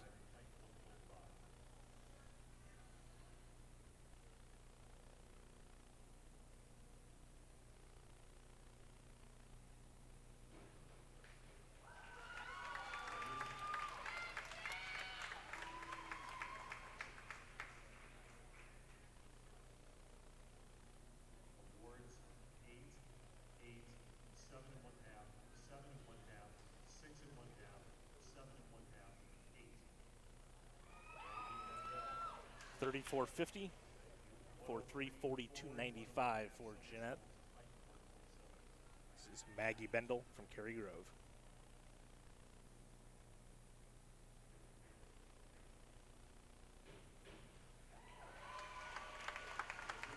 Forward 1.5, 1.7 the DD there. Jackie Stadler, Glenbrook South is next, and then Kate Mitchell from Lincoln Way East, who came in second through 8 dives.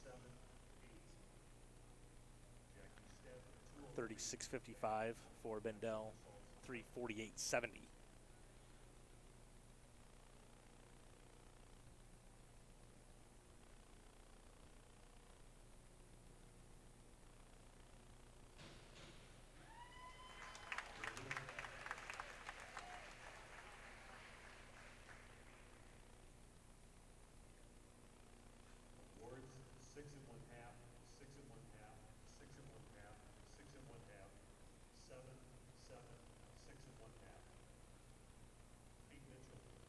Stadler 44.85, 353.10 is her total.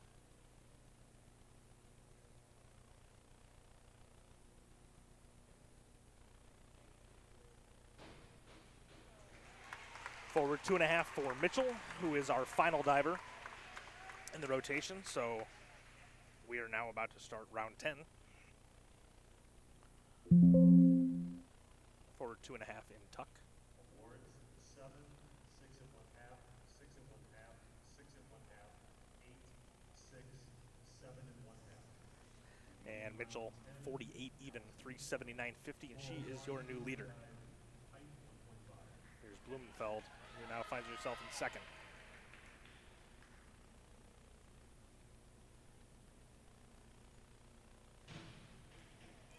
I apologize as I look. They were actually exactly tied at 379.50. I just saw place first for Kate Mitchell and assumed she topped Blumenfeld. Inward dive pike for Blumenfeld. And generally that's what you see here at the end of everyone's dive order is 1 required and 2 big dives. 39 even for Blumenfeld, 418.50. And here's Wadowski.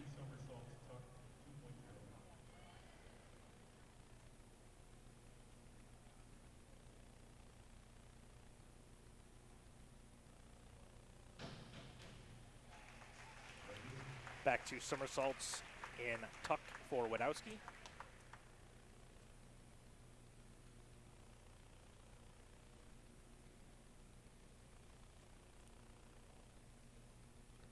Maddie O'Meara from Glenbrook South is next. Awards 6 1/2, 6, 5 1/2, 6 1/2, 5 1/2. Wadowski 35 even, 369.75 is her total. Maddie 401, inward dive pike 1.5.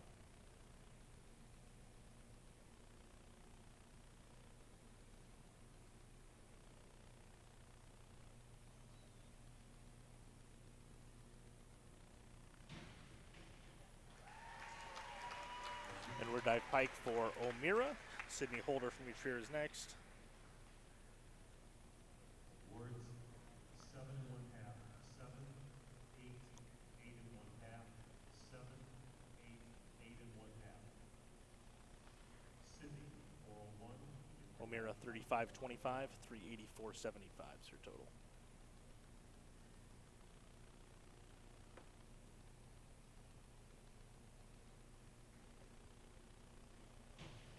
Same dive there for Holder, inward dive pike.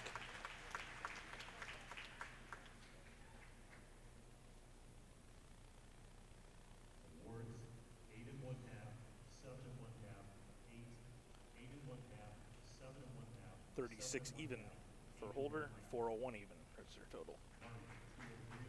Back 1 1/2 somersaults, pike 2.3. Big dive coming here from Marnie Howard. Back 1.5 in pike.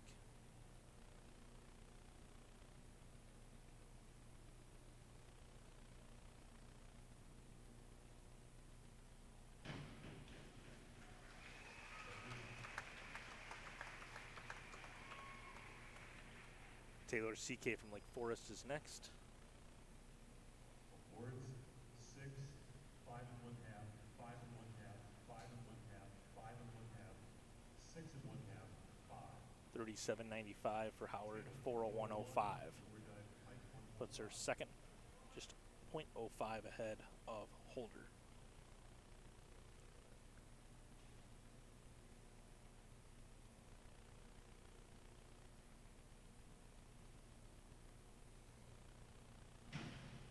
Taylor CK inward dive and pike.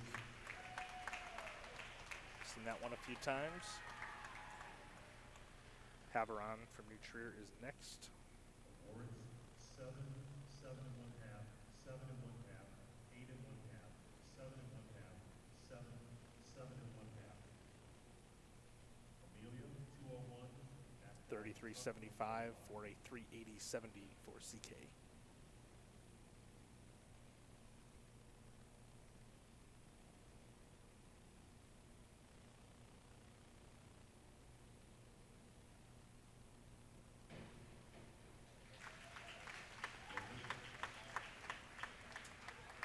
Back dive and tuck for Haveron. Teicher is next. 6 1/2, 5 1/2, 6, 6 1/2, 6, 6 1/2, 6 1/2. Taylor 28.50 for Haveron. 378.30 is her total.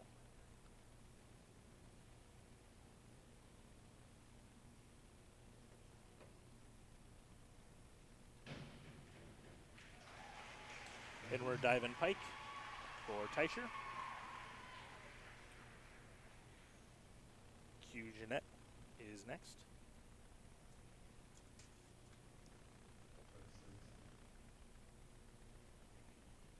Awards 7, 6 1/2, 6 1/2, 7 1/2, 6 1/2, 6 1/2, 7. Q 104, forward 2 somersaults. 30 even for Teicher. 391.20. Puts her fourth currently.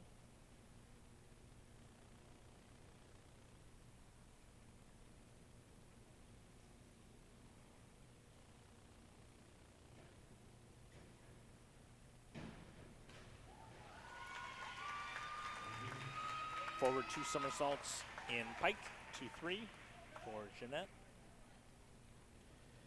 Maggie Bendel from Cary Grove is next. Awards 7, 7, 7. These are the only 2 underclassmen that have made the top 12 here. 7 seniors, one of the most senior-laden events in the meet, is diving 48.30 for Jeanette, 391.25.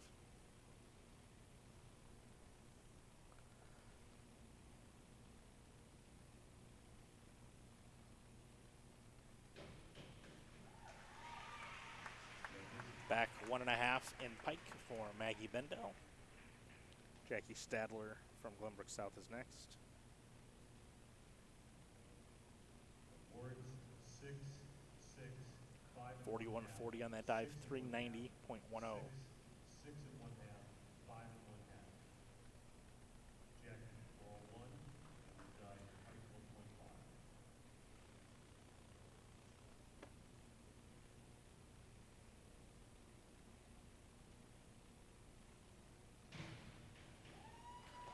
Inward dive pike, 1-5 for Stadler.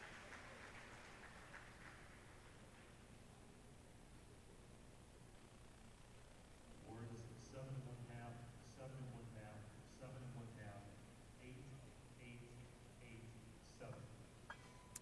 34.50 for Stadler, 387.60. Inward 1.5 in tuck coming here for Kate Mitchell, our final diver of round 10.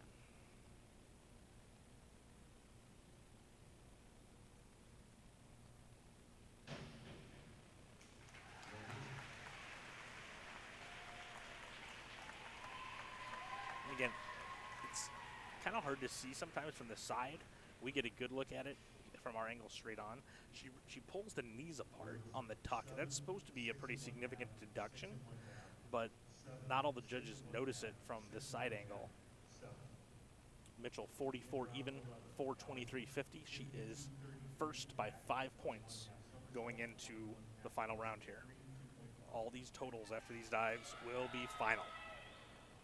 Blumenfeld in second place currently.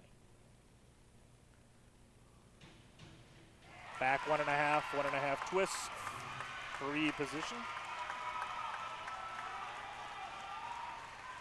And trying to get far enough ahead of Mitchell at 423.50. 7, 6 1/2, 7, 6 1/2, 7, 7 1/2, 7. 8, 402, inward somersault. 52.50 on that dive, 471 even is Blumenfeld's total.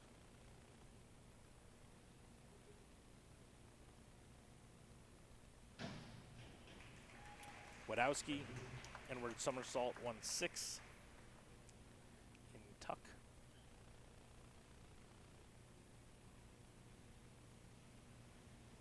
Awards 7 1/2, 6 1/2, 6 1/2. Maddie O'Meara is next. 6 1/2, 7 1/2, 7 1/2. Wadowski 33.60, 403.35 is her final total. Somersault 1 1/2 twists, 3, 2.3.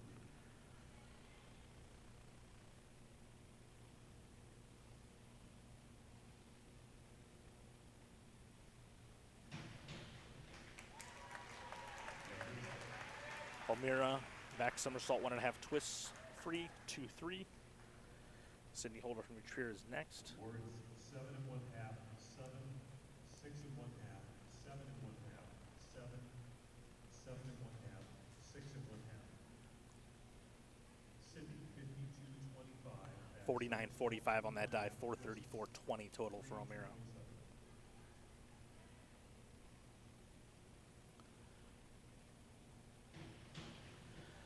And Holder needs a 70-point dive.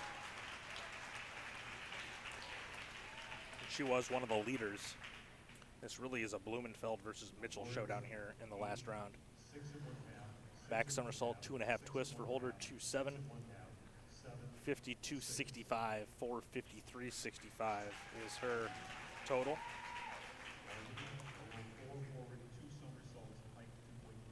And here's Marnie Howard.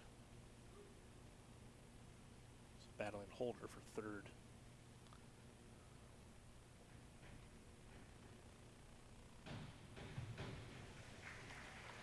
Forward 2 somersaults, 2-3. I think she's going to drop behind Holder. Holder had much more DD, 2.7 compared to 2.3 on that final dive.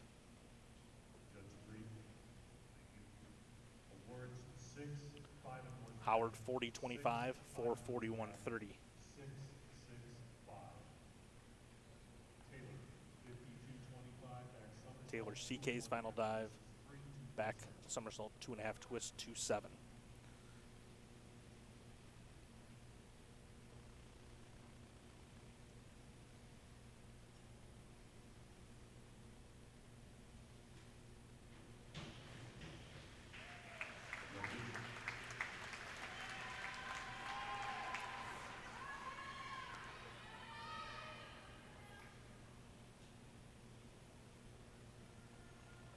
Awards 7 1/2, 7, 6 1/2, 7 1/2, 7, 6 1/2, 6 1/2. CK 55.35 on that final dive, 436.05. It's her final total.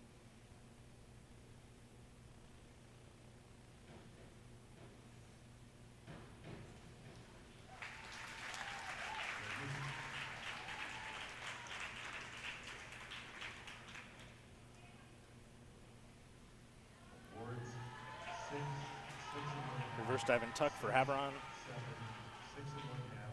30-40 on that dive, 408.70.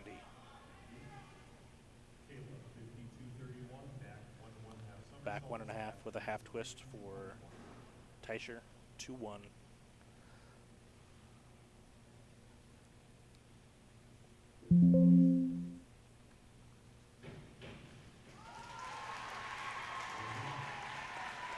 Q Jeanette is next.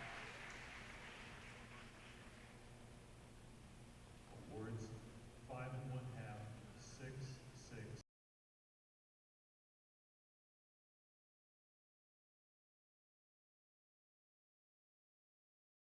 27.95 is her total.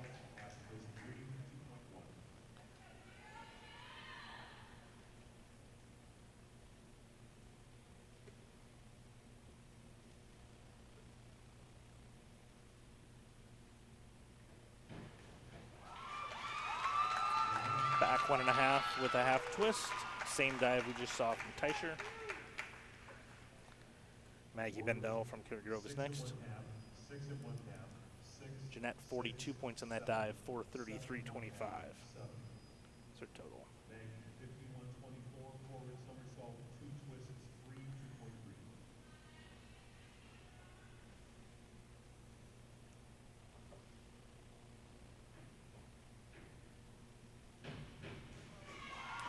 Forward somersault, 2 twists for Bendel. Jackie Stadler. His final dive is next. And then Kate Mitchell. Awards 6 1/2, 6 1/2, 6. It's really Kate Mitchell 6 against Blumenfeld right now. 7. 44.85 for Bendel, 434.95.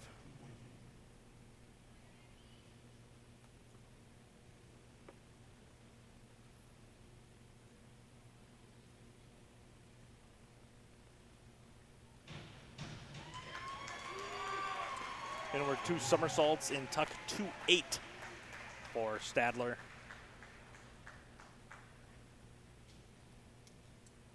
Awards 7, 6 1/2, 6, 6 1/2, 6 1/2, 6 1/2, 7 1/2.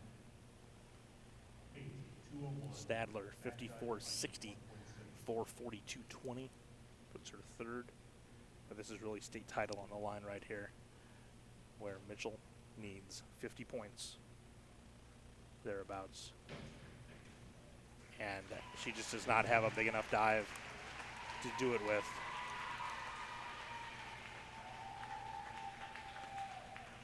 Awards 7 1/2, 8, 8, 8, 7 1/2. 37.60. Now Blumenfeld is going to be your state champion from Hersey. Her teammates just realized it down on the deck.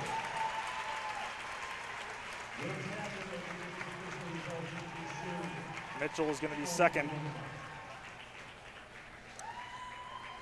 When we come back to swimming, 100 butterfly. We'll see if we have another record in store from us with Annika Parquet leading the way.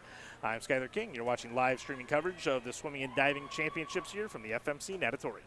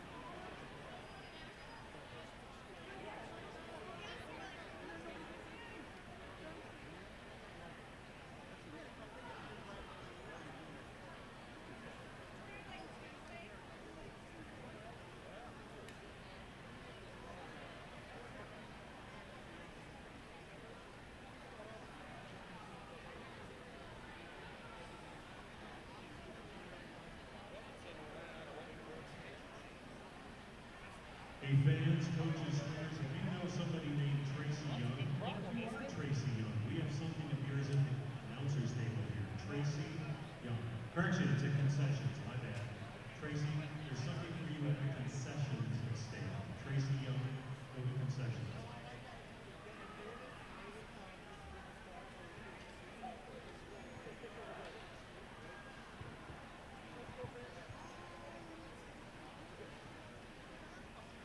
Here are the final results now for diving. In 12th place, she had 403, 35 points, Caitlin Wadowski.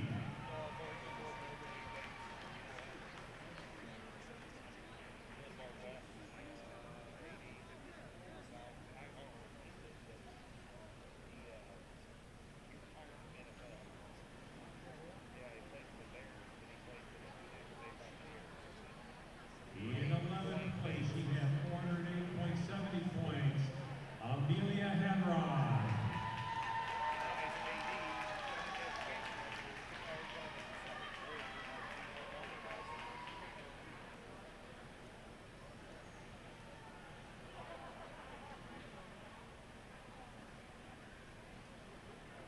By the way, I apologize, Caitlin Wadowski from Pauline Meadows, Amelia Hadron from Detroit.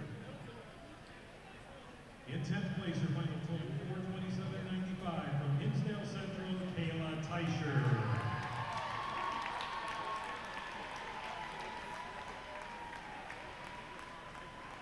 In 9th place, her total was 433.25 from Friend Q Janae.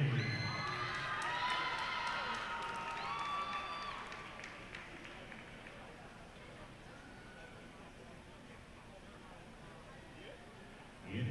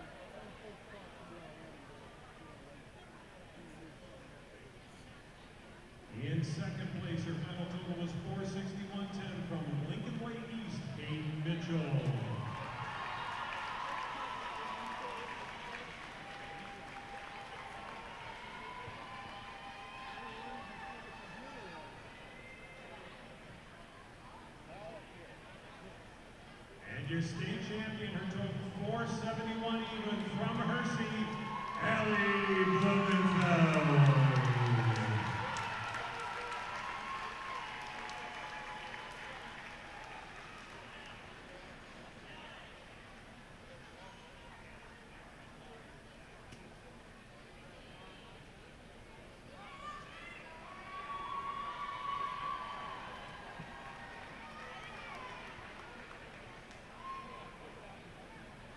How about a big hand for our championship divers? Way to rock the pool, ladies.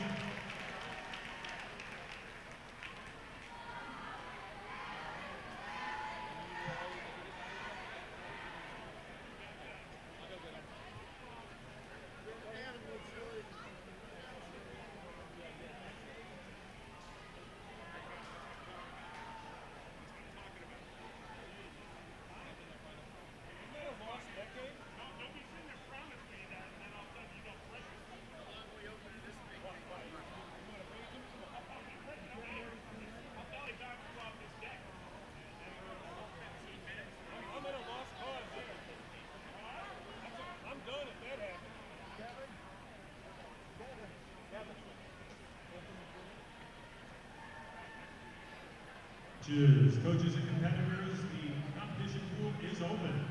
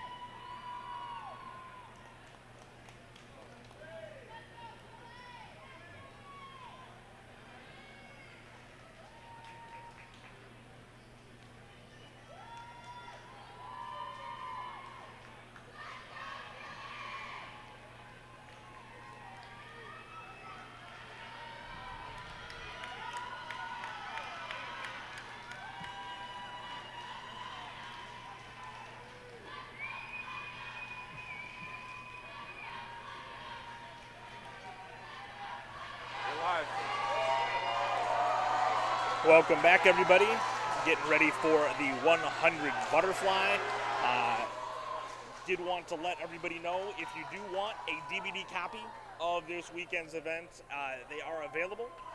If you go look on the IHSA site, there's a link there to the Federation site where you can get DVD copies of the weekend swim and dive meet. I also want to give a shout out to Mike Hutton, who's usually our head of officials here. He wasn't feeling up to it this weekend, not able to be with us, so everyone in the swimming community, keeping Mike Hutton in their thoughts this weekend. Hopefully he's watching and enjoying all the fast times this weekend. And hopefully we see, if not for boys, we see you back next year, Mike. Getting ready for this butterfly. Starting bottom of your screen in 3, Chloe Breedy, Trenton Westland, Claudia Resnick Stevenson, Amy Duhamel, Naperville North, Alexis Wendell, New Trier, Jillian Wilson, St. Charles North, and an 8, Leslie Wendell, New Trier. Leslie Wendell.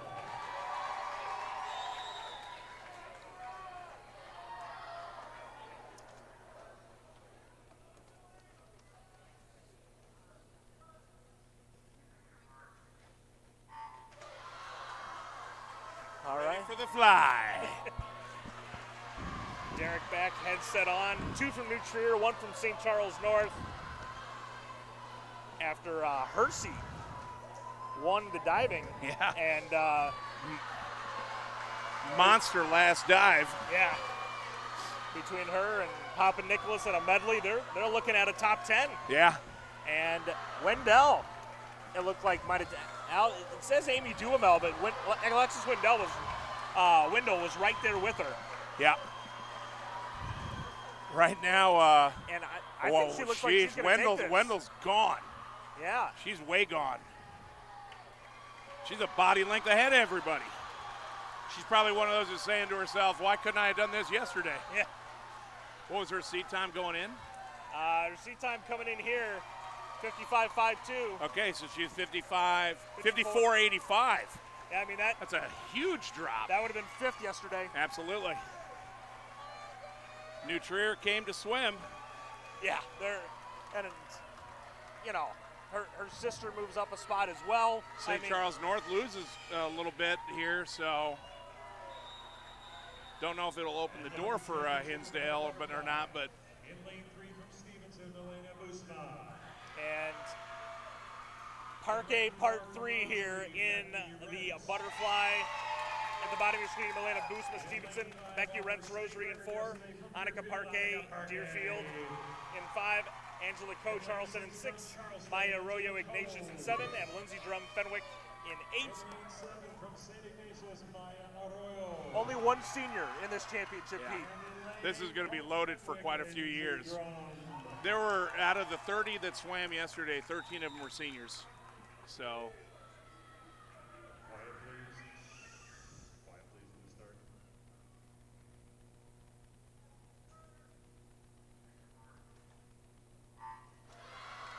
clean start out right off. Looks like Rentz had some really nice underwaters pushing at the first 25. Well, again, that's Oh, wow. I see Coe is at first. well, she needs to do something here. Yeah. Look at Rentz go. Freshman taking it out. She's got the lead. 24-74. 24-7. Looks like Parquet's underwaters are starting to come into Gotta play make a the little bit. difference on the Yep. back half here. She's Hitting the first at wall 75, first. Yep. Coe and Rentz are neck and neck. And again, everyone up 3-4 strokes before Parquet comes up. Correct. And now she's just 53 flat. So wasn't she still would have broke The old Olivia record. Scott's record. Yeah. So didn't get a record from yesterday, but still an amazing swim. And again, 54.09 for the freshman Rentz. just your, just your run-of-the-mill double state champion sophomore. And Arroyo's a sophomore, correct? Yeah. So you're gonna be what's Drum? Is she a junior? Rent's freshman. Who? Lindsay Drum. Oh, she's the only a senior. senior. Okay. Yep. So nice end to her career. Yeah.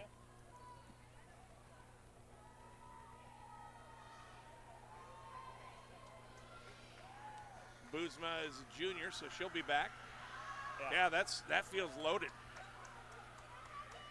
And Boozma looks really excited.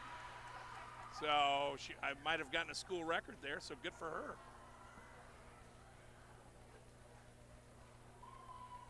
Yeah, I'm trying to think who that might belong to at Stevenson. Yeah, probably Madeline Boozma now. Or, excuse me, Melina Boozma now. Yeah.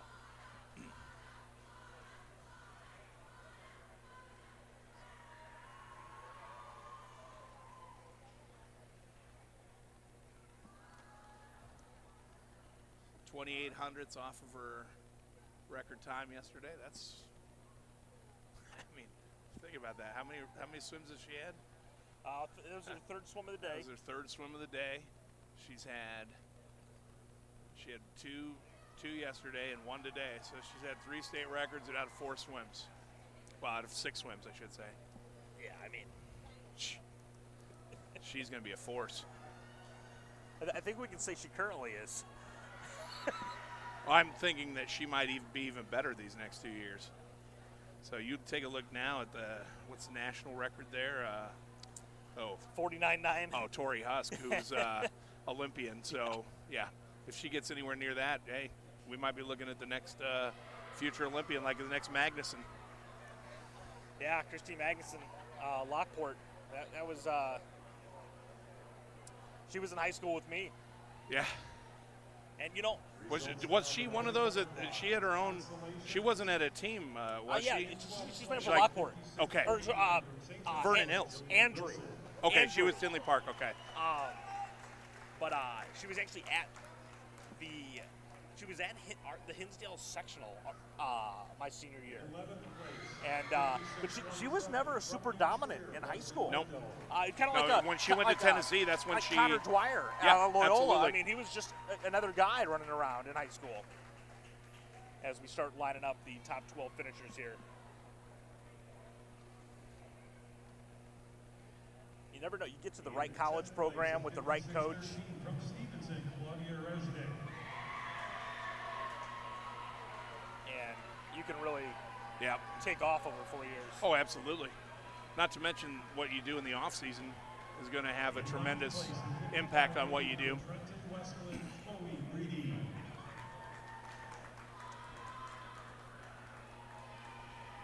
Trenton Westland.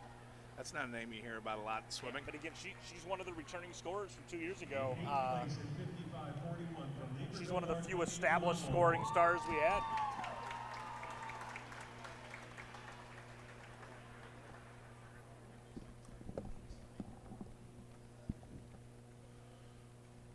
And in 7th place, her time 54.85. Moncton Trier, Alexis Wendell. Yep. Again, Alexis Wendell. New Trier, basically all upperclassmen. And Yeah. just. But they have kids coming up the pipe that are going to be. Scassa will be back. But Yeah. I mean, you lose a ton. When you have upperclassmen, they have the experience to put together swims on Saturdays. Yep. That's right. Let's give our consolation finalists a big hand for the 100 butterfly. There you go, ladies. 2 Wendells in that final, or in that consolation final.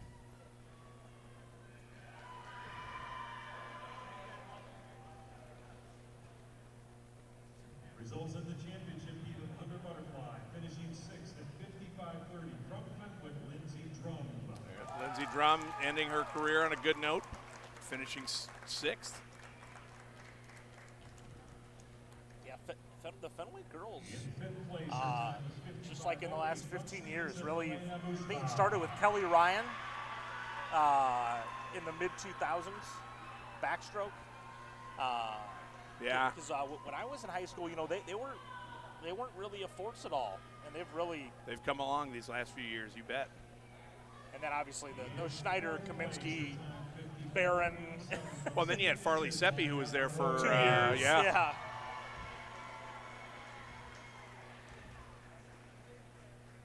There might might have only been 1 year. I forget. I think she moved to Wisconsin. I think she was only there for 1 year. They moved to Wisconsin. Then she ended up going to, I believe, Kentucky, and then she finished her career at Illinois State. So yeah, I mean, she could backstroke. She could butterfly. oh yeah, I believe. And there's Angela, nice downstate swimmer. I believe Kirsten actually set the MVC record for the 200 IM. So, you know, she was not just a flyer back. I mean, she was a flyer backstroker, but she could do it all. Becky Rentz, freshman, stepping up to the plate. And again, and we've talked about Hinsdale and Ignatius. I mean, they're two biggest individual scorers this weekend. They're freshmen. Right. Yes. Butterfly with a time of 53 seconds flat from Deerfield, Annika Parkin. And as we know, Rosary's been known to bring in more star freshmen. That's right. I've got a feeling that Rosary is going to be okay. Pretty decent for the next 4 years, yeah.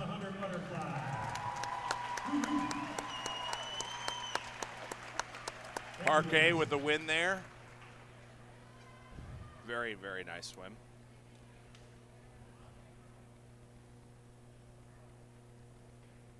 You know, one of the things that I think about, just because it's you know a mark in history, is who's going to be the senior swimmer of the year. Well, not many seniors winning events around here this weekend, and so it's you know it happened once with the boys. '92, Tom Caruso. I wonder if Allison Blumenfeld from Hershey, the diving champion, is going to be your senior swimmer diver of the year this year. Could be. I remember Caruso. That was a heavy. Because that's what we were talking about. Tom Wright had 3 championships in a row after Marty Turek had it, and then Tom Caruso came in and just lit it up. So I just found out we had Kim, who just did a tweet for us. It's Sophia Tinellis.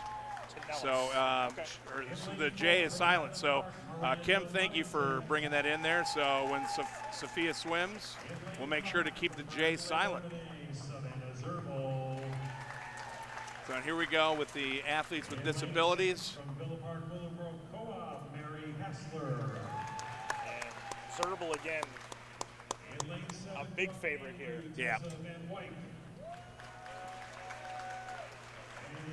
Well, just look at her strength and power that she has.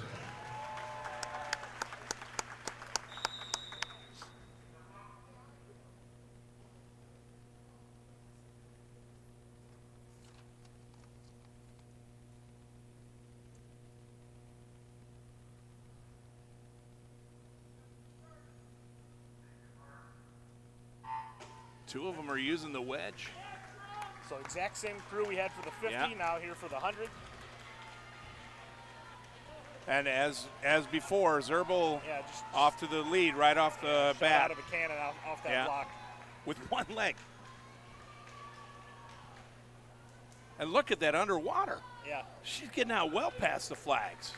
Well, and again, I mean, one thing you know she can control is her lung capacity and that oxygen control. You can stay under long enough, you can still get something out of that. Yeah. She's getting out past the flags. You've got Hassler and making the turn here. Van Wyck, who are pushing for second. So Ludington in fourth. Looks like a nice race for second with Hassler and Van Wyck. And Zerbal already heading for home here.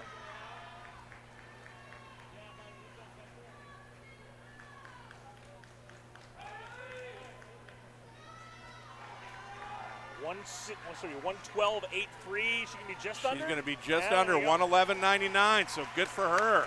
That's 3 best times for her already. And here comes the race for second. Boy, Tessa Van Wyck is really. She's pushing to go under her time that she had. Yeah, 138.90. Oh gosh, she's gonna she's gonna crush it. 129.9. That's a great swim, Mary. Hassler was 33.0. So okay, another great swim. Seconds. I did not see. Ludington. Looks like she might have missed the pad. Yeah, 'cause Not her sure time did what not show up at all. not sure what Miranda's time is. So we still have The Lockport girls. Fontanetta. Look at she's look at coming how in right long here. her arms are. I mean, she's just using it's all upper body, but man, she's doing such a good job with that. Just off her time by about 3/10 Yep. from the Still in sectional. the yep. So good swim for her. Ostrander 254.1 at the sectional. Still got a chance. She's to got come a in under shot that. at it.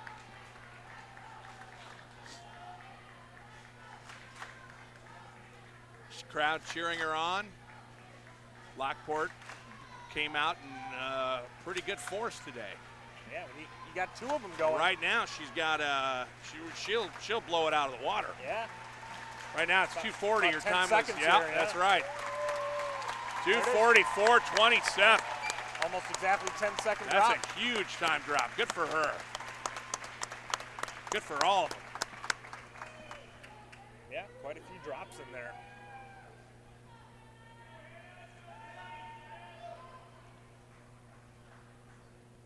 And so we'll get you ready here for the consolation final of the 100 freestyle.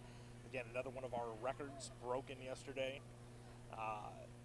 In this consolation final at the bottom of your screen in 3 is going to be Naya Robinson from Glenbrook North. Gracie Colvin, Raktan Hananega is in 4. Anna Shibata, Northside College Prep is in 5. Katie Kuhn from Fremd is in 6. Audrey Mahoney, Downers South is in 7. And Eleni Gawalt from Richmond Burton is in 8. Oh, good. If you are a LA Rams fan, you'll be happy to know that Odell Beckham Jr. is on the team, especially considering they just lost Robert Woods. Timing is everything in life. Absolutely, that's right. I'm a bastion of useless knowledge, but it's a lot of fun. So Joe Plack making his way over to the timing table. Another Peoria guy, another Peoria High guy. Another Peoria High guy. Smartest man in the room. Got to be careful. Joe probably takes that as a shot. You know. Well, no, he won't take it from me because I'm a Peoria High guy.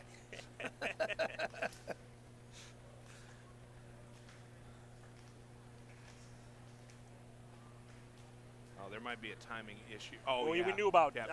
the timing error with right with lane 4.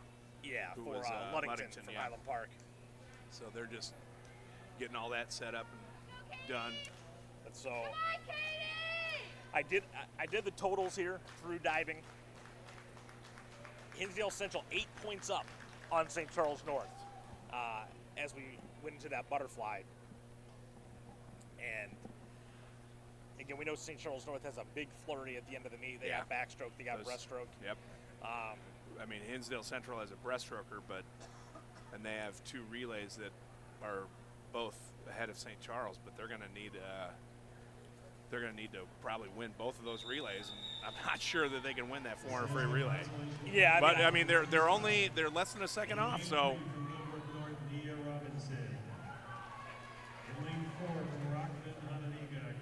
Yeah, obviously if Hinsdale gets upset in that 200 free relay, that's going to be a huge blow.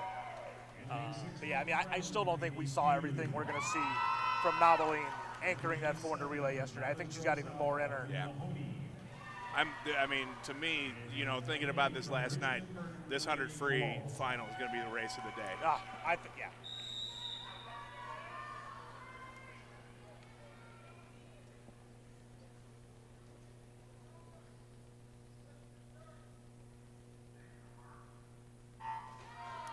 And we are off here. See who goes out fast. Look at the kick from lane 2. Naya Robinson, Yeah. killer legs off those. Well, she's also got the longest legs in the heat. She's a tall girl. Look at those. Look at that speed of that kick. Look, I mean, long arms, long legs. Yep. And a killer 12-beat kick. Looks like you got Keene, who's going out first, 24.5. Could she hold on? Again, sophomore, one of these girls is swimming in her first state meet.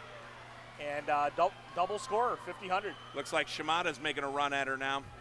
Well, Shimada is the one that's got the experience. Yep. She won the Concies of the 50. She's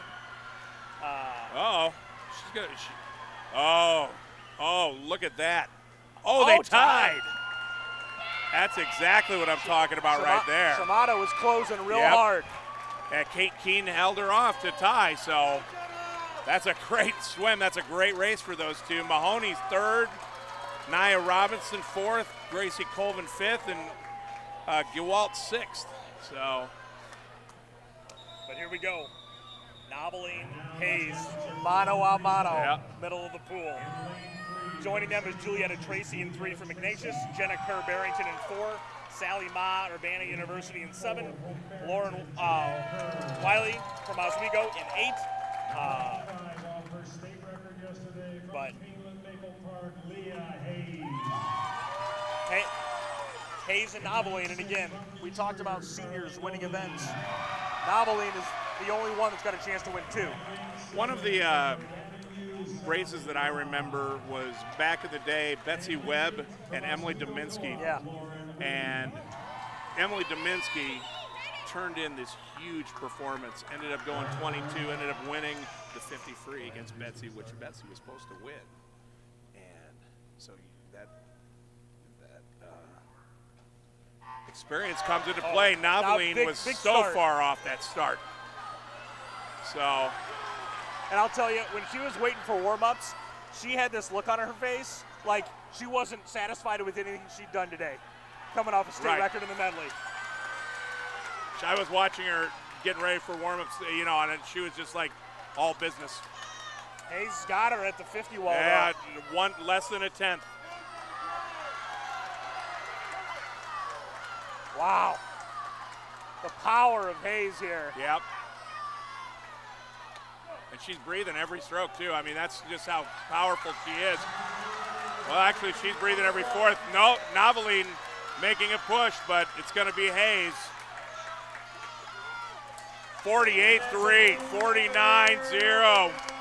Great race, ladies. St. Ignatius moves up with Julietta Tracy getting third.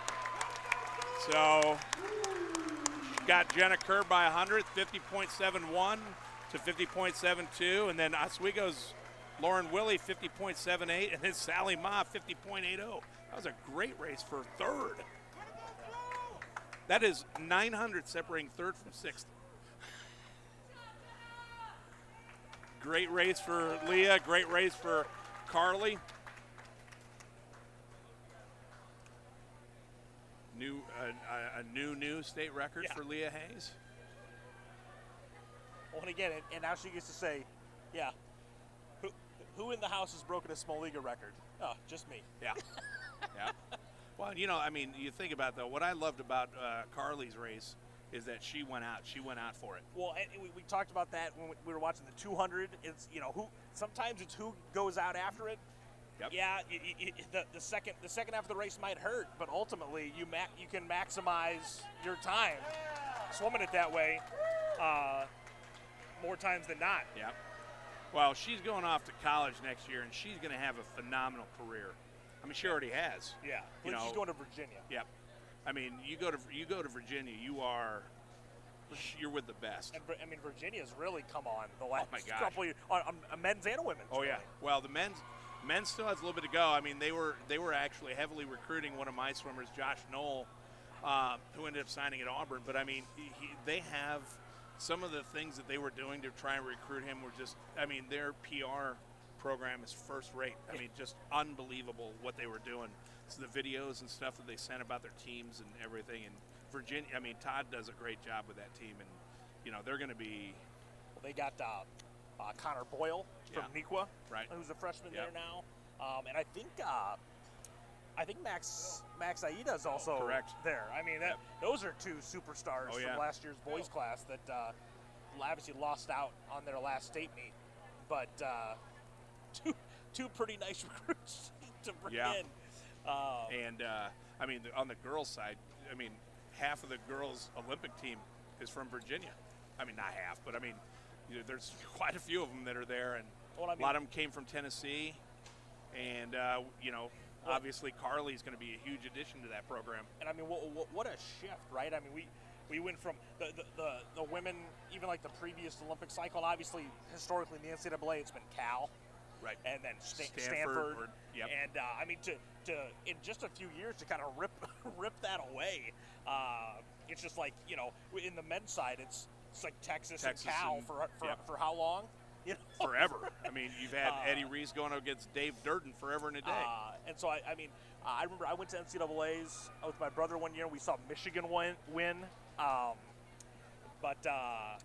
that was the first year Mike Bottom came in there, wasn't it? Yeah, I think. And so, were the Ortiz, there were brothers. I think the last name was Ortiz. That's and they correct. had Zach Turk that transferred in from Kenyon, and a bunch of who was the national record holder for D3. Yeah. And he blew the national record out of the water. Oh my God! And then they had those like they were all like small forwards that were distance guys. Oh yeah. And they just kept building. And but it was just like a 1 year thing. Then Texas is like, okay, that was nice. We'll take Eddie Reese. It's like, yeah, we'll take it back over.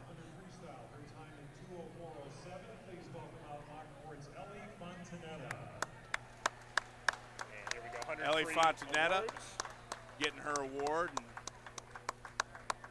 had a great swim. Swimming in the B class in 5th place at 2:44.27. She was our state champ in the A class, so good job for Ellie. Yeah, in 4th place. They really need to put that on the program for us in the broadcast booth, because we don't know who's swimming against too. Very true.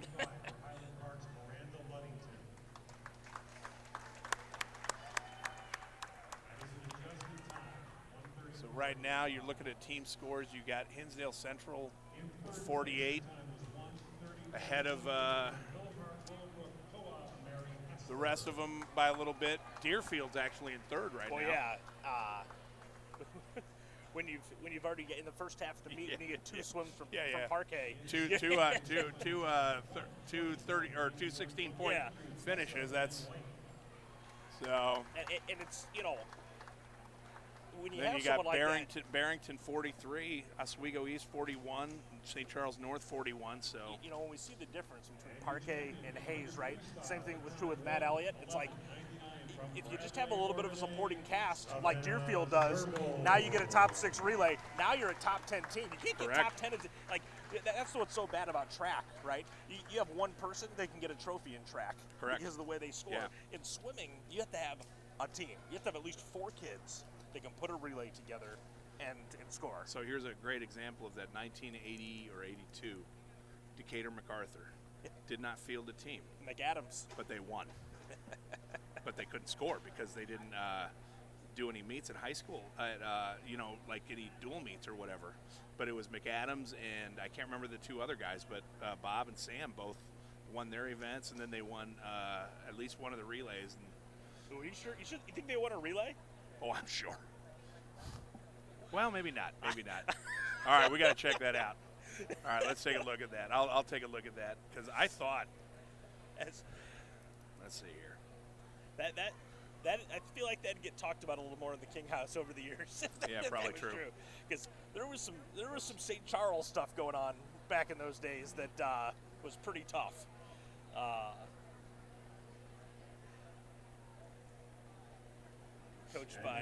Coached by Dave Bart, who's still running around coaching the distance guys for St. Charles East. Who I think he swam against my dad in college, so he's got to be about 68, still doing it. Yeah, Gracie Colvin, one of these girls that really came out of the woodwork out of the pandemic. Last time this meet was held, she was a freshman. In 10th place, her final time, 51.74 from Glenbrook North, Mia Robinson.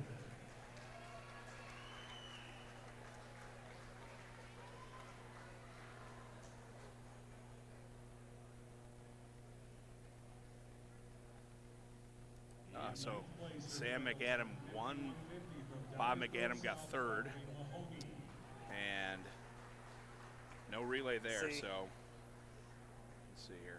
Was that the only year? They might have done it. Nah.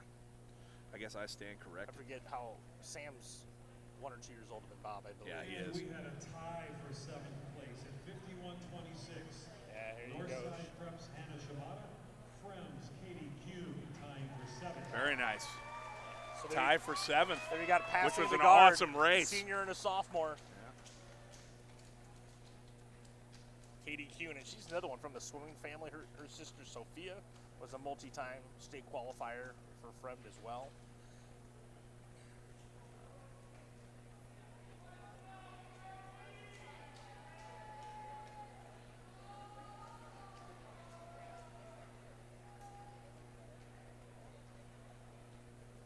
Nice way for Shimada to end her career with a consolation final tie for first.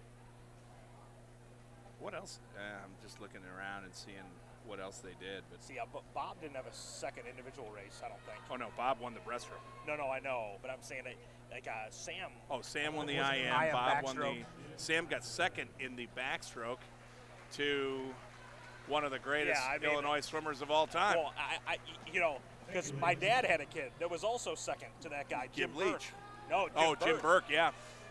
Gib Leach was the first guy to break a minute Yeah. in the breaststroke. Yeah, Jim Burke.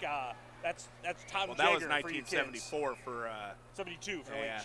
72. Was for it Leach. 70? Oh yeah, because Booker was 74. was 74, along with the relay of Cliff Myers. No, that was 72. That was 72. Yep, Okay, yep. so that was Booker's sophomore year that Yes. they won that. Yeah.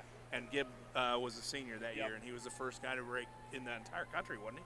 I don't know. Definitely in Illinois. Yeah. No, there's So a lot Lauren of Willie here with a nice swim. there was a lot of Gary Halls and Spitzes and people running around back then. Oh yeah, I just remember, our dog. We actually named our dog Jager after Tom Jager because to me he's still the fastest guy ever without a tech suit. Well, not just without a tech suit. 50.14 without a flip turn in the backstroke, kids. But I meant in the world. Oh, In well. the 50-meter free, he Oh, was. that's possible too. So it was between Jager and Biondi, and we went with Jager because it's 2 syllables. Good old Collinsville, Illinois. Yeah, that's right. Julietta Tracy with a nice step up. She went from 5th to 3rd. Carly Noveline over here with a very impressive swim, 49.02.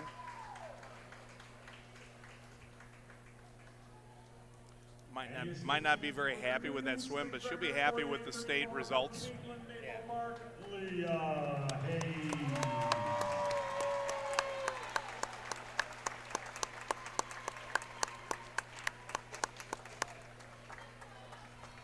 How about a big hand for our championship finalists in the 100 freestyle? Great swimmers all around. There's going to be a few recruiting wars the next few years over Hayes and Parquet. Yeah. Yeah. Thank you, ladies. And, And right now you got the rest of the state. They're sitting there saying, that's my goal Yeah. is to try and catch them. And I'm sure that Hayes and Parquet are only going to get better. yeah, iron sharpens iron. you Correct. know. Yep. Everyone's got to have something to shoot for. Right. All right, 500 free in this consolation final. Bottom of your screen in 3, Camila Nowak, Glenbrook North. Elizabeth Bowalek from St. Charles North in 4. Callie Tuma, Nequa in 5. Jenna Hendrickson, Wheaton North in 6. Burlington Boko, Sinsdale Central in 7. And Renee Tan, Whitney Young in 8. So here you go, kind of like the 200 free, but obviously there's even more strategy involved here in the 500. So when it depends on what type of swimmer you are. If you're if you're like me, you had to be out in the lead, and then you had to try and hold off. Whereas the smarter swimmers would be those who would, control the first 200, 250, and then, that from that 250, that 400, you charge. And I like to call it ninjaing. Like you're ninjaing the competition. You're getting ready to take this person and get Jedi mind trick stuff. exactly. Yeah. Yeah. Let them think they're in control, and then slowly pick them apart. So we'll see. There's almost always a rabbit, and then it's about can you swim your own race, or do you get caught up in that? If you're one of these people that wants to back half, that can really screw you up in a big way. So Burlington, Hinsdale with an opportunity here to move up. You got St. Charles North and the game within the game here for that second place trophy. Quiet, please. Quiet, please, for the start.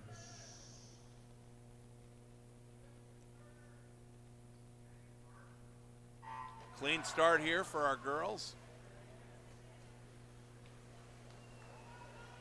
I'm going to go out on a limb right now and say that Hendrickson's going to be the rabbit. Yeah. She already looks like she's pressing pretty good.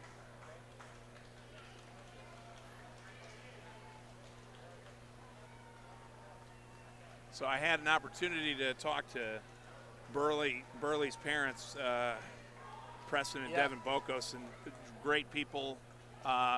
Son is going to be a triathlete coming up. I can't remember what college he's going to, but I know that he's like one of the better young triathletes coming out of this state, and he's also a really darn good swimmer to boot. So Burlington's looking pretty solid right there, along with Hendrickson. And again, Bokos sophomore, Hendrickson freshman. Yeah, I would give the edge to Tuma because she's a senior, and she has a little bit more experience here. Well, everyone other than Hendrickson looks pretty controlled right now. Right. Hendrickson, you can tell, was beefing up the tempo in the beginning. Although she's dialed it back, I don't think she gassed herself out in 100. Right now, Callie looks pretty smooth. Bokos is really looking nice, too. Well, and it's 25-7 to 26-0 for between those first three. Tuma just smoked them off that wall. Yeah. And that's she really did. That's one of the things that in the 500, they say that a lot of distance kids don't have great turns, great walls, but what races are more important? You have more walls in this race. Absolutely. Then it's funny too because you get a lot of kids who are the only thing they do is they'll not even kick their feet, they'll just move their arms really fast, and they don't go anywhere, and their turns are awful, but they still go sub 5-minute 500s. And I'm sitting there thinking to myself, how on earth do they do that? But it's nice to see, you take a look at Callie and Burlington's strokes right now. They look long and smooth, and they look good. Right now, if the race were to finish, Hinsdale Central would move up quite a bit. And we're coming to the halfway point right here. 250. And it looks like both of them are well under 5-minute range. And I'm just looking, and they had the two fastest 50 splits in the pool as well, followed by Hendrickson. So no one's really making a move outside of that top three. The only one I would say is maybe Renee Tan might, because we saw her charge at the end of that 200. So she might be the one, the outsides. Can't wait too long, though. Nope. I would be telling her to get going now. Especially because, we don't know if she can even see Tuma, right? Through Hendrickson with the best split on that one. Through all the other bodies. Yep. Yeah, Tan, Bawalik, and Nowak all didn't break 31 there. Yeah. Bawalik really almost went 32, really falling off. Looks like Tuma's starting to take control. But they're staying with her. Yeah. She did the one thing that Tuma's got to her advantage are her turns are much better. She definitely seems to gain more ground every turn. Yeah. And 30.7, 30.5 for Hendrickson, and then 31 for Bokos. So Bokos was seeded 10th. So to get third, she'd move up, grab a point, which is something they need. And Bawalik's looking like 12th right now. She's not looking like she's backing down one bit.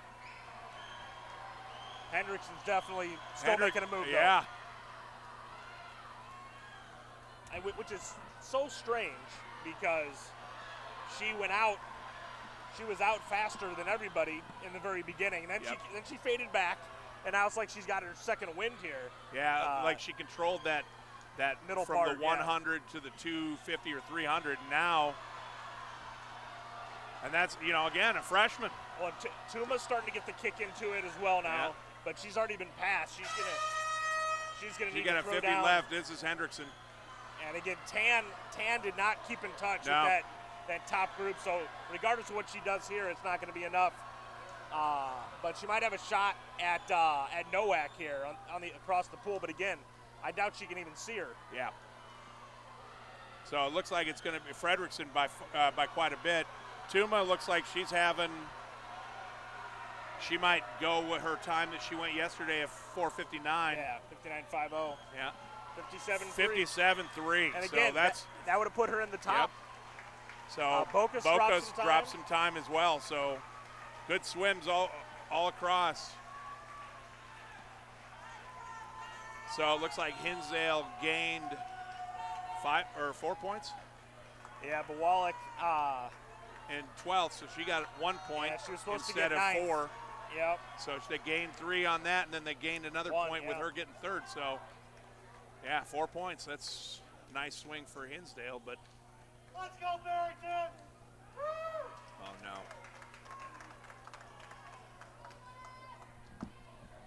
So.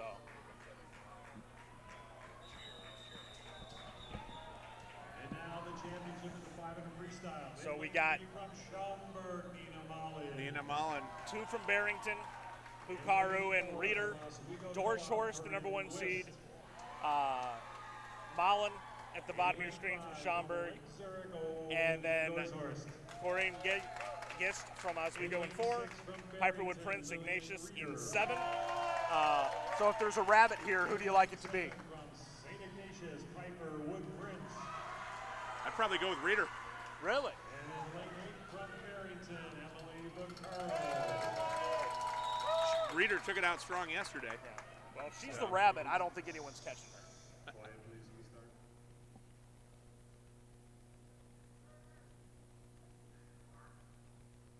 I would have said Piper Wood Prince, but her 200 was a little bit off, Yeah. so I'm not sure that.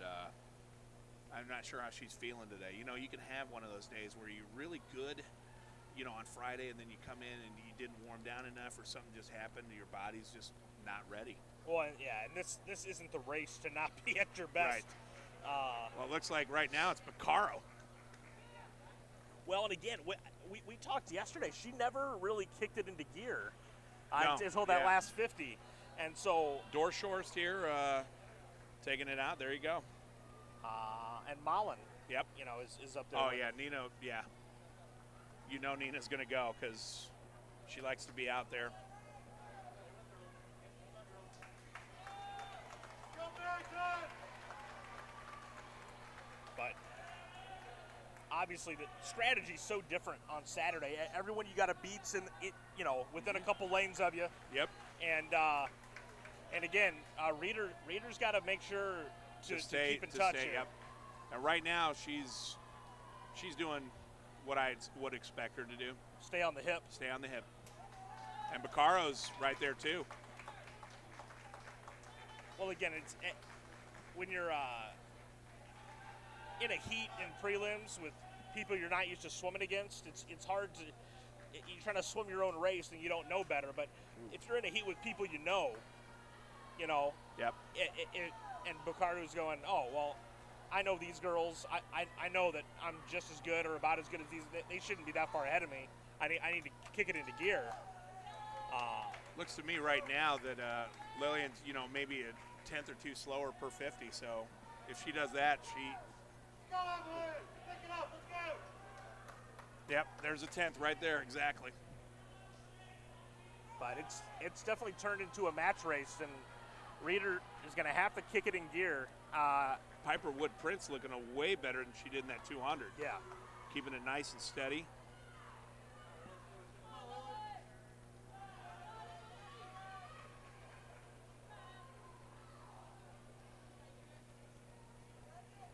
There she is, staying right there. 29.3, 29.3, 29.4. That's what she's got to do. Dorshorst is really impressing me. Yeah. Oh, yeah. I mean, she's again. These tenths are all going to add up, right? Because Reeder's either going to have to really kick it in gear here, or she's going to have to beat her by a full second at some point on a 50.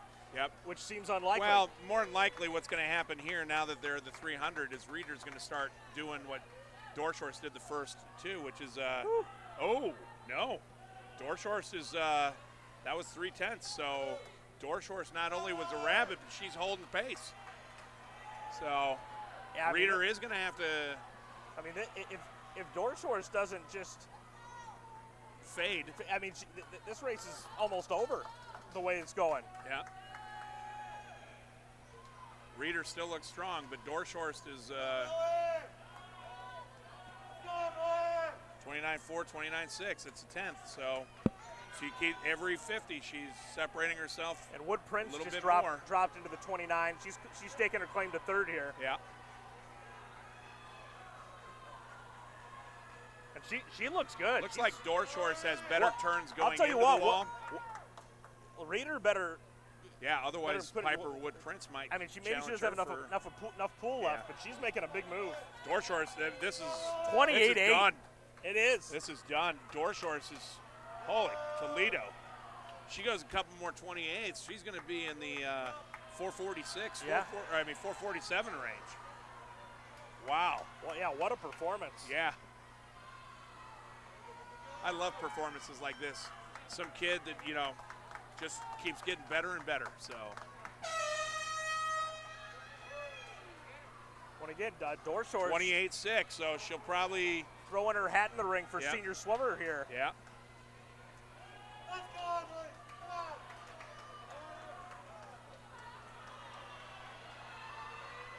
Looks like Nina Mullen ran out of gas a little bit. Yeah. So it looks like Wood Prince fourth, Mullen fifth, Wood Prince third. Yeah. Mullen fourth, Bakari 447.6. Beautiful time drop. Lillian Reeder 451.5. And actually, Dorshorst broke Reeder's pool record. Oh. Oh, yeah. From the spring. Good for her. I mean, what a performance by Dorshorst. Yeah. Reeder was right off of her time from the March meet. 455 for Piper Wood Prince. That's, so much better for her. So, nice swim. St. Ignatius moving back up again. Oswego, 457 for Corinne. That's good. Emily breaks the 5 minutes, so that's, there's that Barrington distance that we were talking about. Well, and again, what I like for Wood Prince too is she's the #1 returner next year. Yeah. And she just had a nice performance in the finals. Yeah. And now everyone's got to come get her. Yep. Yep. And she has that mentality too when she's swimming. She's like, hey, you have to beat me. So. Might be hard to do. It might be.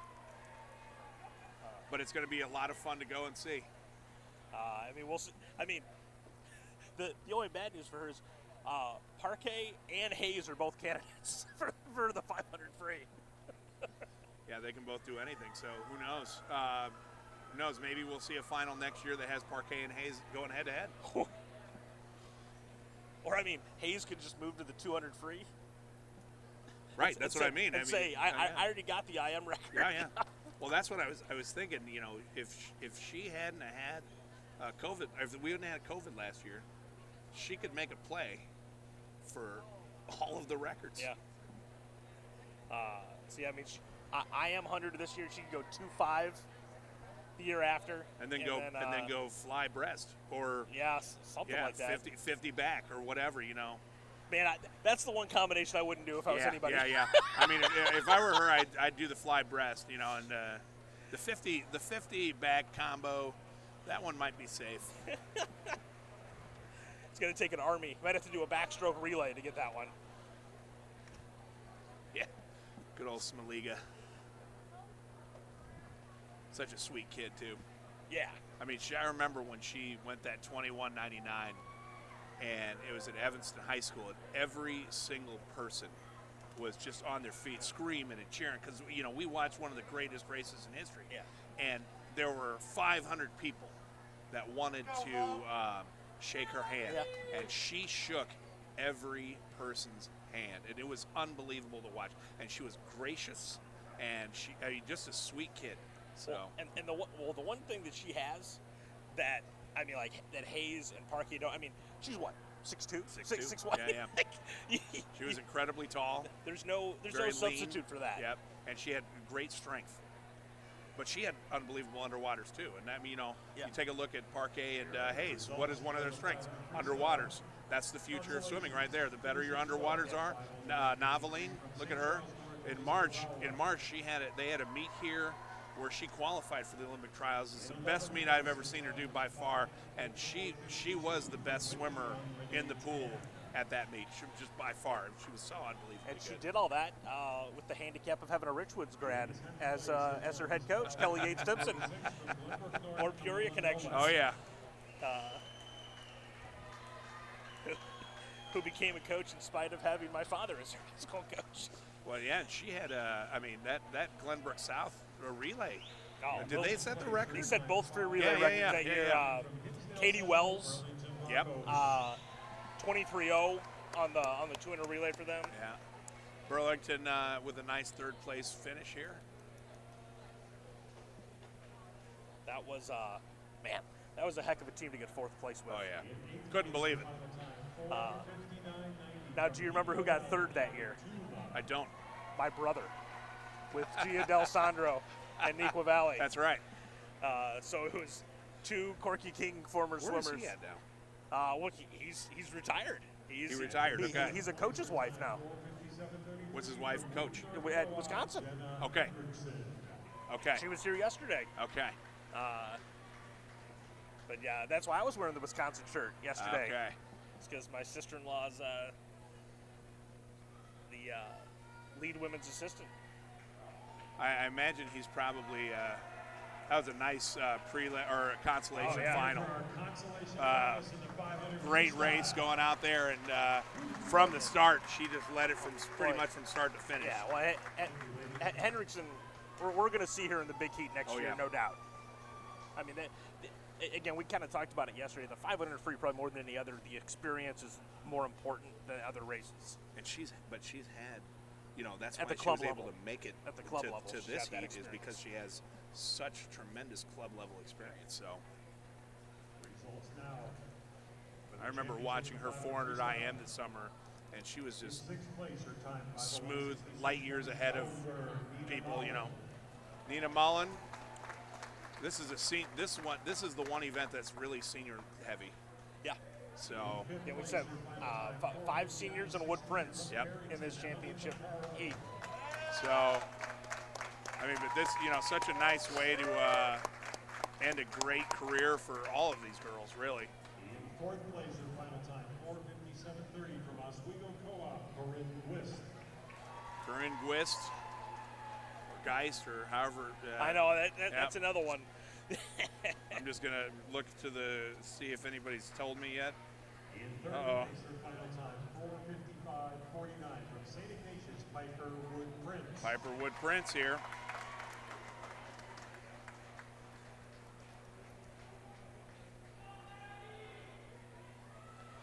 In second place for time, 4:51.50 from Barrington.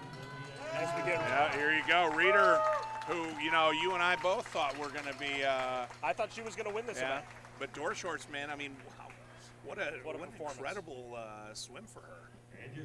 Well, again, I mean, here's one of the things I thought about too. I'm going, Reader's training with Bakaru every day. Who's door shorts training with? Door shorts. Yeah, that's what I'm saying. Yeah. That's so hard. Yeah. I know, and I'm sure Ryberty had the same thing. When my dad had Danny Thompson, it was like Danny's got his own lane. So Colton Paulson, what he had to do was beat the clock. Yeah. And I'm sure Danny had to do the same thing. And that's what door shorts probably had to do.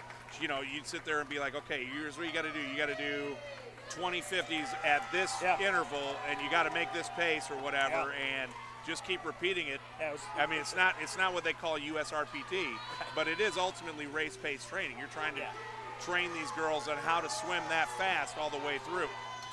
So here is one of the most.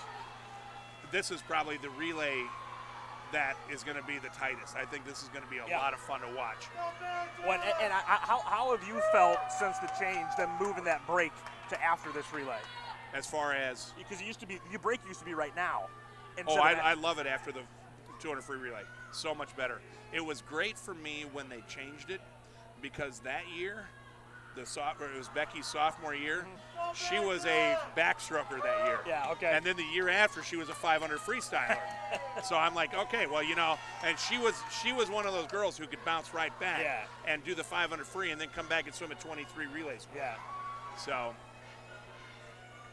in this consolation final, the bottom of your screening 3 is Libertyville, in 4 Rosary, in 5 Stevenson, in 6 LT, in 7 Barrington, and 8 Naperville North.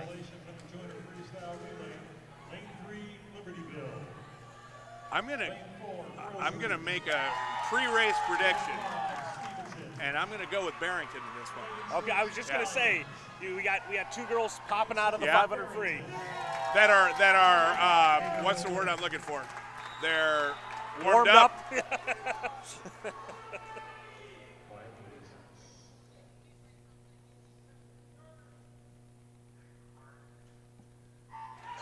Clean start right off the bat. And who's out in front? Oh, it's Barrington. Well, and 3 other teams. Oh, it looks like Libertyville and Rosary are out. Lions there with them. Out in 23-9, fastest split for Libertyville, so.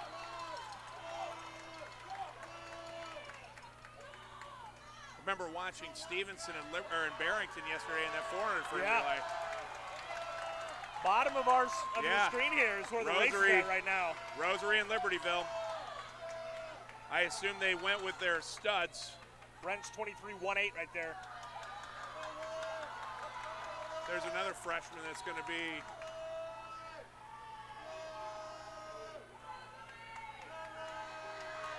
Rosary came to play.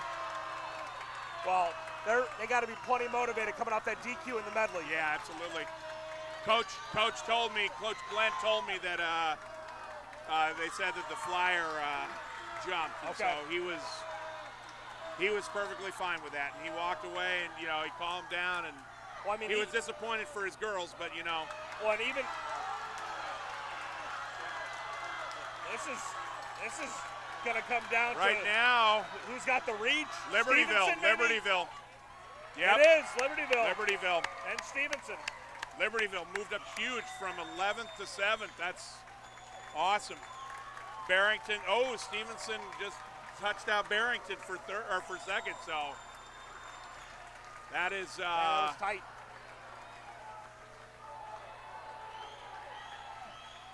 Where's Gridley going in this?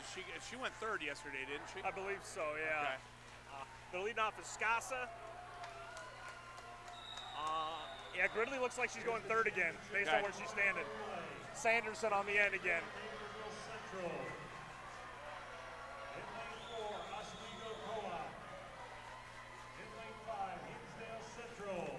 Central leading off Schneider again, it looks like. Who is New Trier leading off? I'm not sure who that is. So big deal here for Hinsdale Central. Kid needs to get off fast.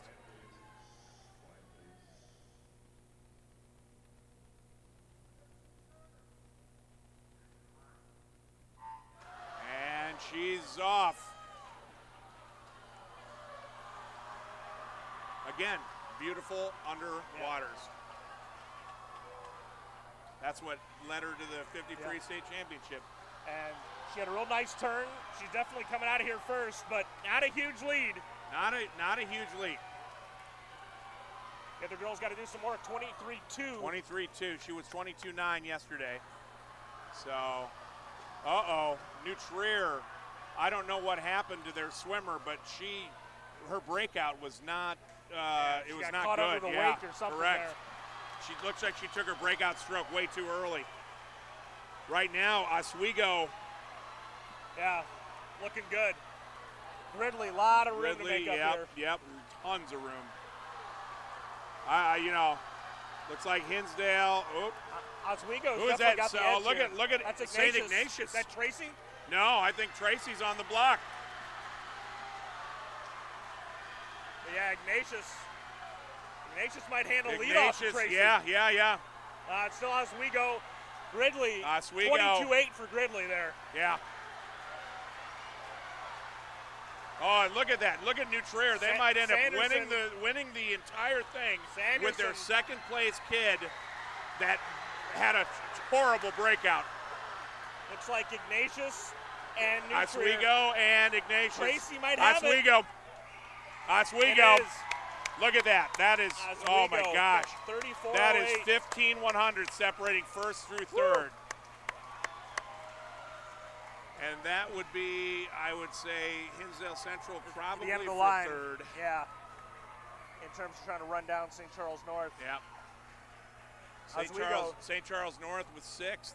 Number 1 seed coming in. Naperville Central. To this meet, and they deliver. That's right. They dropped almost 7/10 from prelims. Jeez. And New Trier actually. Hey, good for Oswego, man. New Trier dropped almost a half second. Yeah. Still talking.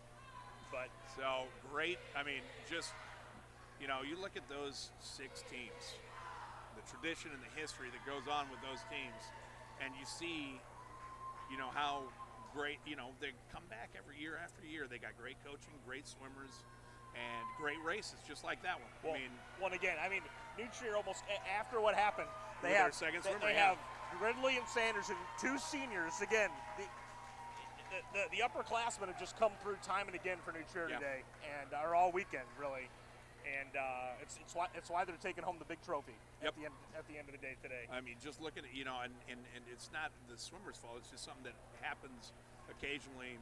You know, you might get nervous or you might come into the water wrong, end up taking that first stroke a little too soon, and then struggle. You got to start over from scratch. But she held on, and she was actually able to start catching up a little bit towards the end. So, but yeah, big again.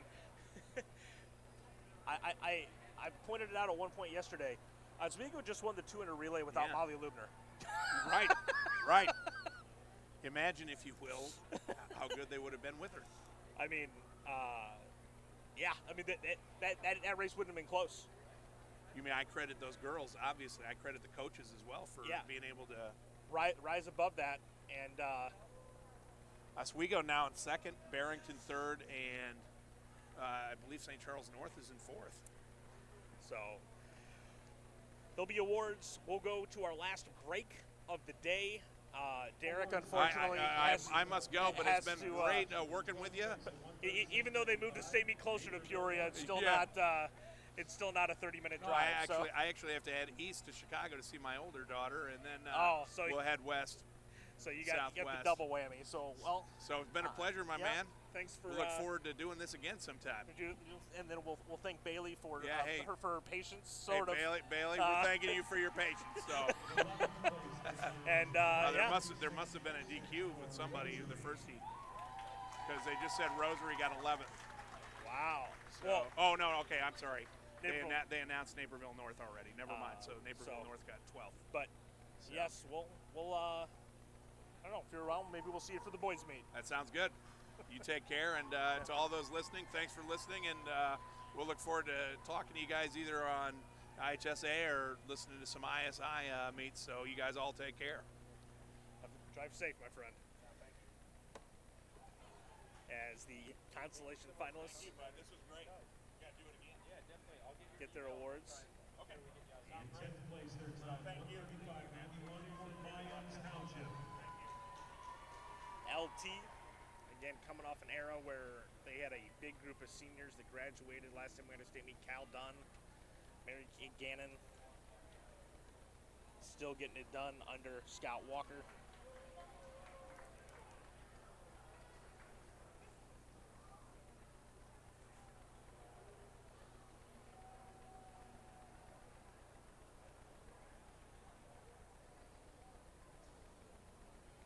In 9th place, their time, 135.75 for Barrington.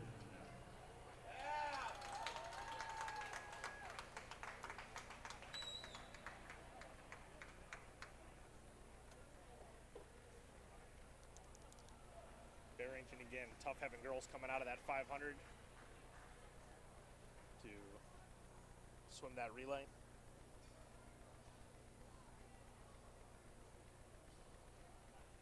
But In 8th place, their time, 1:35.66. Oswego East winning this relay has opened the door for them to win the 3rd place trophy.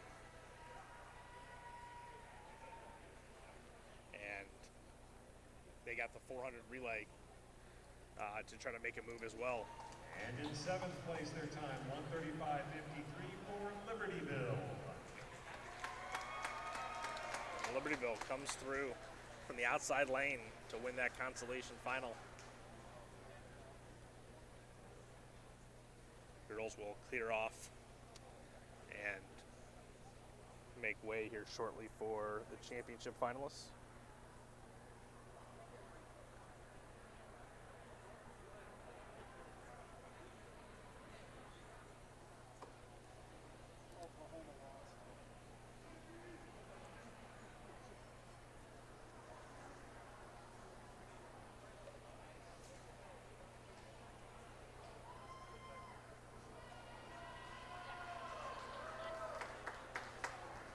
How about a hand for our consolation final teams in the 2-3 relay?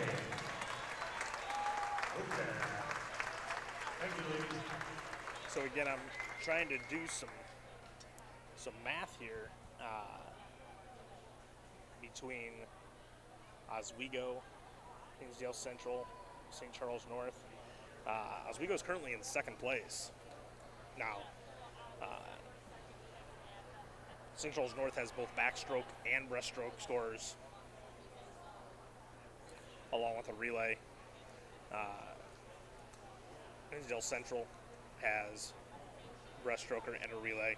And now the results for the championship meet of the 200 free relay. In 6th place at 1:35.84, St. Charles So North.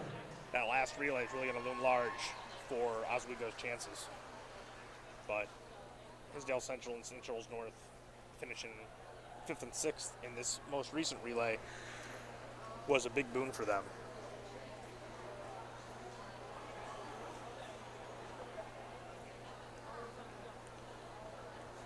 During this break, we'll do a little more detailed math and figure out what it actually looks In like. 5th place, their final time, Big picture. 1:34.68 for Hinsdale Central. And there is Hinsdale Central.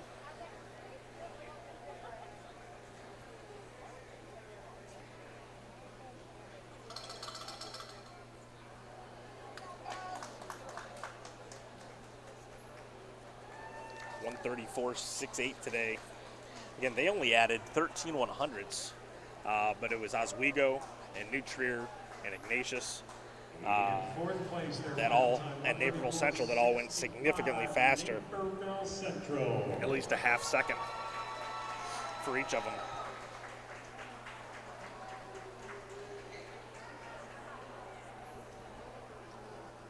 And Naperville Central headed for a top 10 finish under Mike Adams, who's been doing it for so long on the boys' side of things. Hasn't been coaching the girls for nearly as long, but he's really started to get the girls program in a good spot where they're competing in relays every year, regardless of the personnel.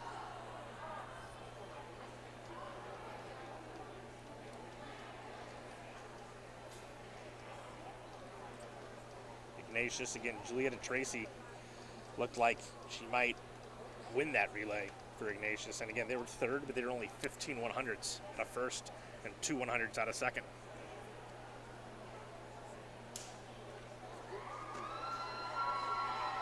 In 2nd place, their final time, 1:34.21 for New Trier.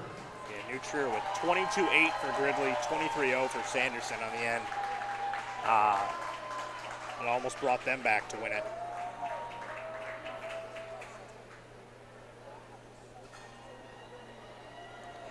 But Oswego, just no weaknesses. All 23s. Diner 23-6 leadoff was their slowest split on face value.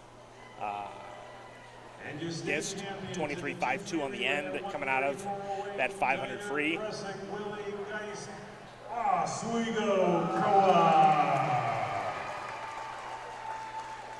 What a big gutty swim for her coming out of that race. And then, of course, Gressick and Lauren Willie in the middle, both 23.4. Just tremendous balance. And again, Molly Lubner. I'm going to have for our 2 free relay championship teams. Double top 6 50-100 free 2 years ago and isn't out for the team this year. What they could have been with her, and they're still making a run at a trophy without her. We'll go to a break. Our last one of the weekend, and we'll come back. Backstroke, breaststroke, 400 relay, and we'll crown some more state champions and hand out some trophies. You're watching the National High School Federation's live streaming coverage of the Girls State Swimming and Diving Championships from the FMC Natatorium. I'm Skyler King. Thank you, ladies.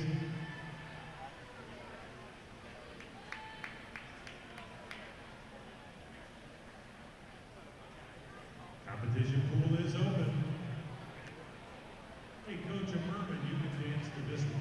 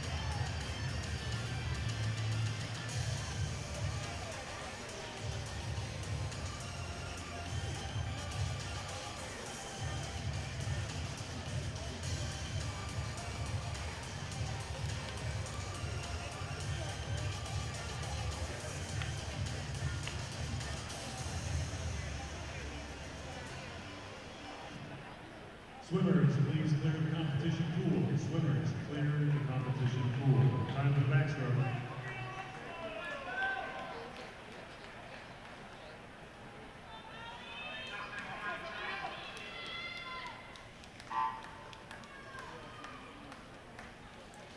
Welcome back, everybody, inside FMC Natatorium. 3 more races to go, back, breast, and 400 relay. All number 1 seeded by your soon-to-be team champion, New Trier Trevians. We will see Carly Noveline here in a minute, but first, the consolation final from the bottom of your screen. In lane 3, sophomore from Libertyville, Sophia Tianellis. In 4, Claire Jansen, senior from Naperville North. In 5, Annabelle Olivo, senior West Aurora. In 6, Tegan Osga, senior Oak Park. 7, Molly Lumsden, senior Hersey. And in 8, Maria Cheng from Loyola, a freshman. And this is a real senior-laden event, as all 4 middle lanes in this heat, everyone but Tianellis and Chang are seniors, and then everyone but Kaner from Maine West and O'Connor from Rosary are seniors in the championship final. In lane 6, Lone Park, River Forest, Tegan Osga. In lane 7 from Hersey, Molly Lumsden. And we'll see here if In lane 8 from Loyola Academy, Maria Cheng. we have a big drop. That's really what it's taken for the most part in the consolation final today, is someone dropping a significant amount of time from their prelims to win.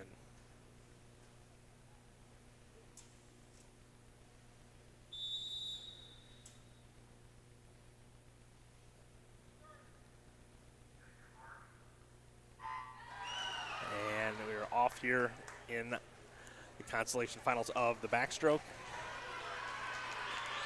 And Olivo and Osga look like they might have popped up out in front of the field. And Olivo does flip just before Osga in the middle of the pool.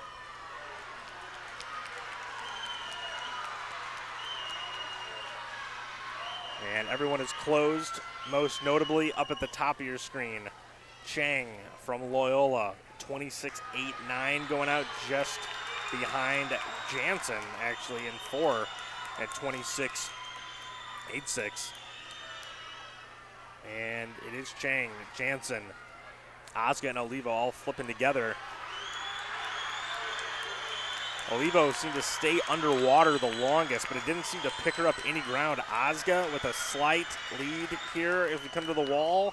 And yes, she's going to get it, 56.02, followed by Jansen, 56.15, Olivo, Chang, Tianellis, and Lumsden.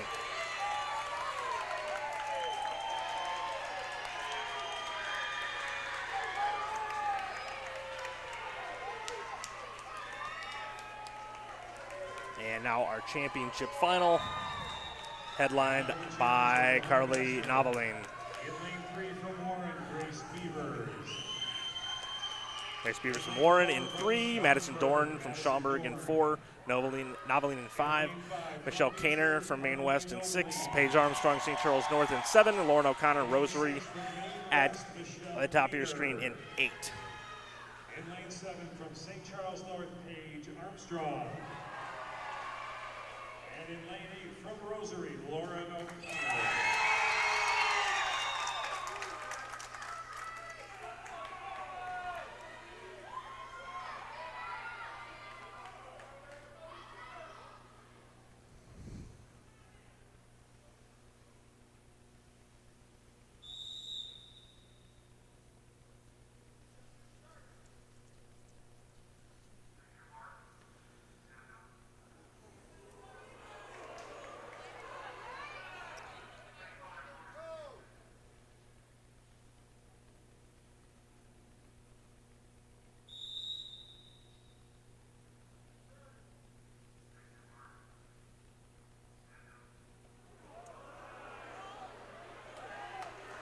I see a little movement from Michelle Kaner's head in lane 6.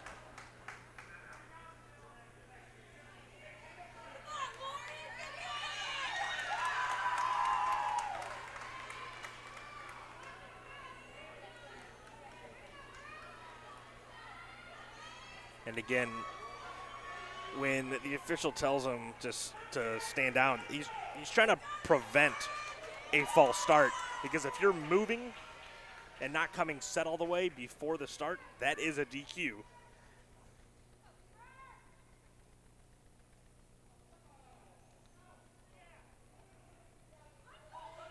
But Joe Black actually said something to Noveline.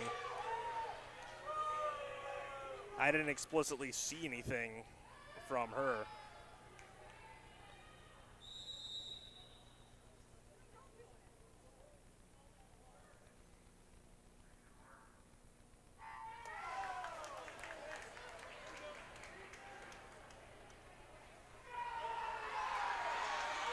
And Noveline, predictably, way out in front right away.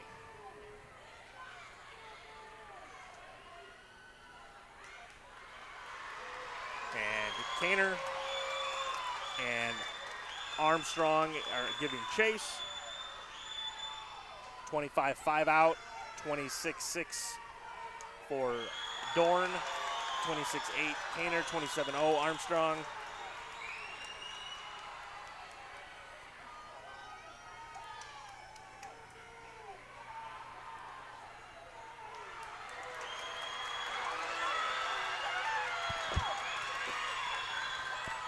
And Noveline coming to the wall to defend her state title, 53-46. Followed to the wall by Dorn, Armstrong, Kaner, Beavers, and O'Connor.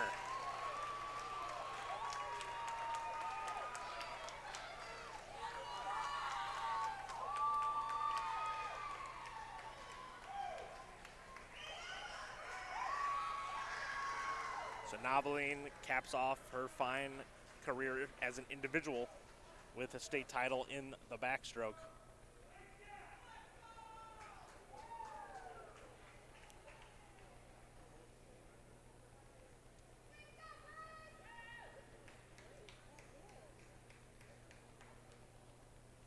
And Dorn for Schaumburg as runner-up. I mean, that's as good as any of these other girls were ever going to do, unless Noveline swam something else. She was the clear-cut favorite in this race, and 54 is a huge swim for Madison Dorn. So we await the awards for the backstroke.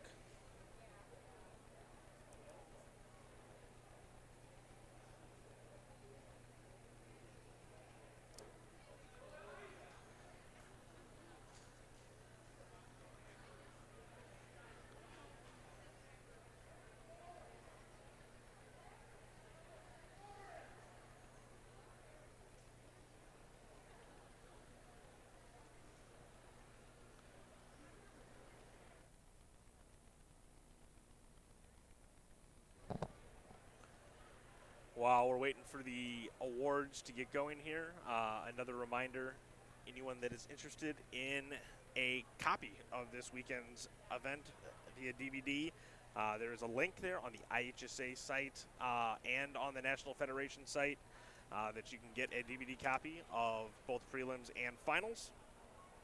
So if your daughter did especially well this weekend and you want a memory keepsake, this is your chance to hop on and grab a DVD copy of this weekend's event.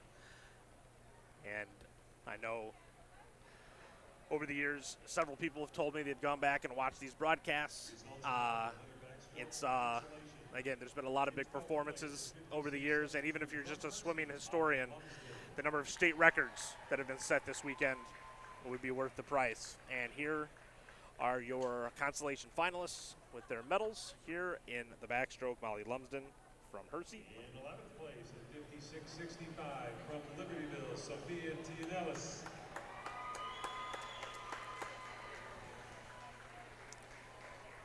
Tianellis from Libertyville with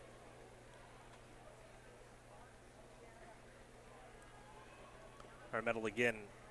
Tianellis and Chang from Loyola, who got 10th, are the only two from this bottom 6 that are back. And then Kaner and O'Connor from the top 6. Only 4 returners next year in this backstroke. It'll be a lot of new blood, as so many of the girls that scored this year were first-time scorers due to the year off. Annabelle Levo from West Aurora. Double scorer here in her senior season.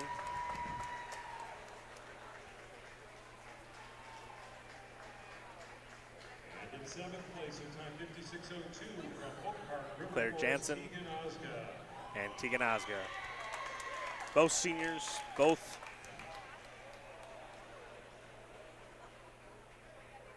with their first state medals here this weekend.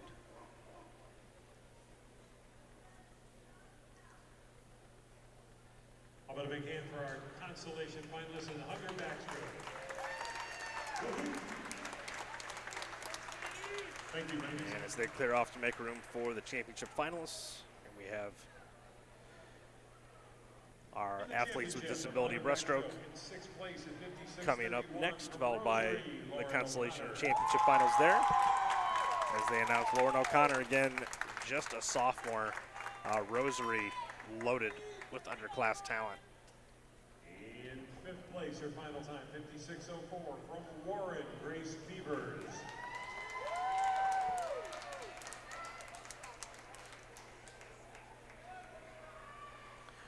Beavers from Warren, and her coach, Chris Bertana, has been getting the job done for a long time. I'll never forget that trophy he won with the Conway brothers and Chad Church on the boys' side years ago.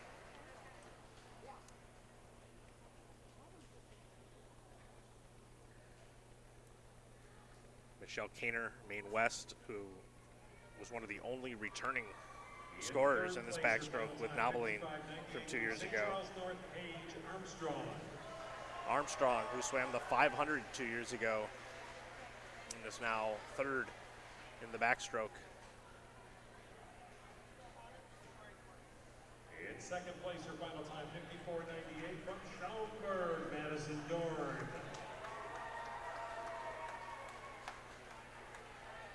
And Madison Dorn, with Nina Mullen, has made this. I mean, I haven't checked the history books, but I would guess easily Schaumburg's best girls swim team ever. And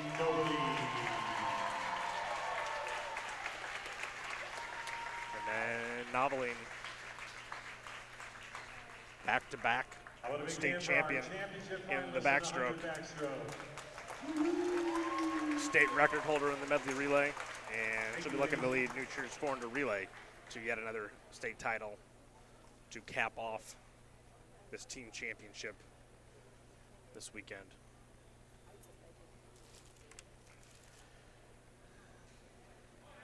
But here we go. Athletes with disability breaststroke, only 3 entries, and Savannah Zerbel at 140.38. By far our fastest entry. She'll be in 5. Ellie Fontanetta from Lockport is in 4, and Mary Hassler from Addison Willowbrook is in 6. And in lane 6, the Villa Park Willowbrook Co-op, Mary Hassler.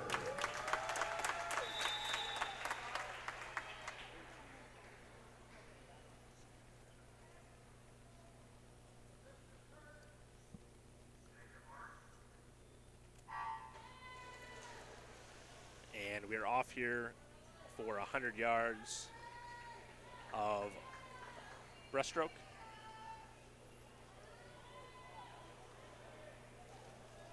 And as she has all weekend, Zerbel, the freshman from Bradley Bourbonnais, jumps out to a lead.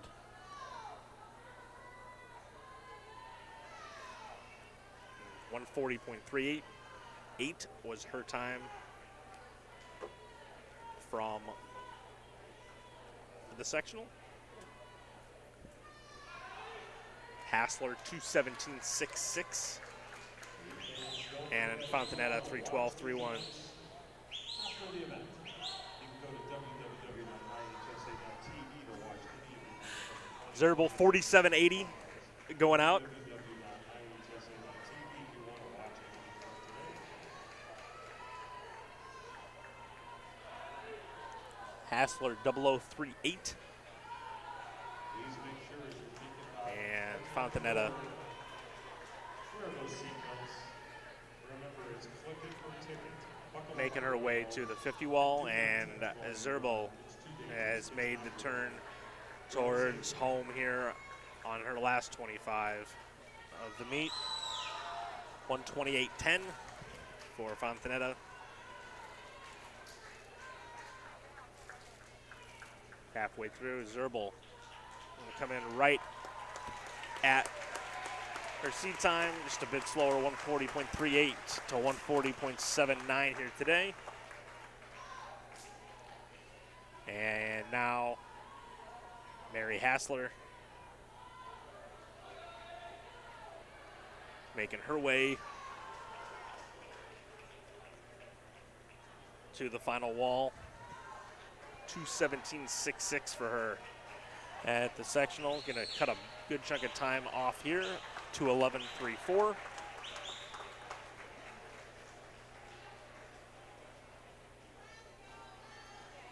And Ellie Fontanetta turns for home.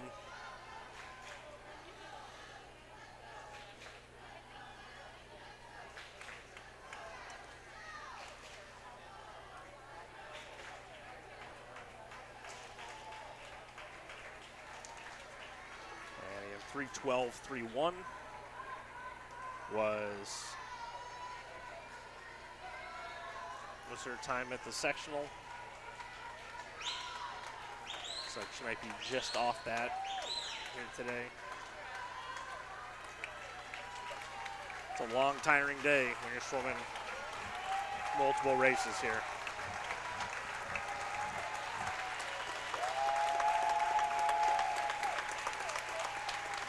And she comes to the wall, 3:14.86.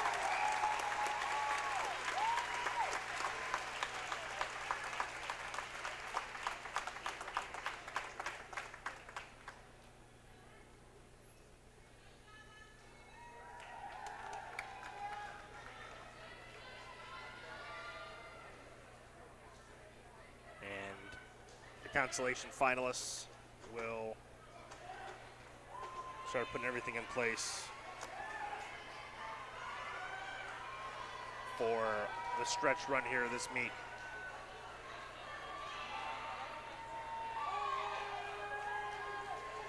In this consolation final, just a reminder for meet management, please do not lean on the glass at partitions upstairs. Don't lean on them, don't hang on the them. bottom of the pool, in 3, Cameron Schmidt, Naperville North, Ashley Seago, West Chicago, Angelina Messina, St. Charles North, Eleni Gawalt, Richmond Burton, Georgia Collar, Libertyville, Ruhi Chatan, Nequa Valley.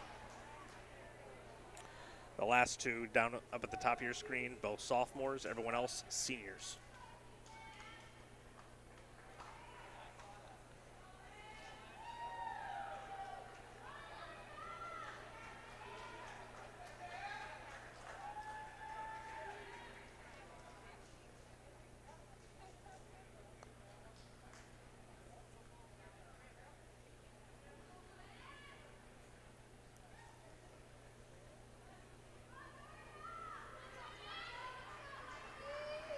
Seems like they're looking for something that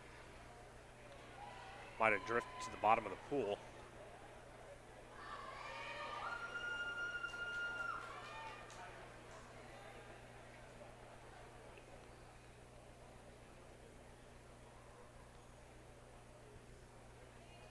And looks like we've retrieved that.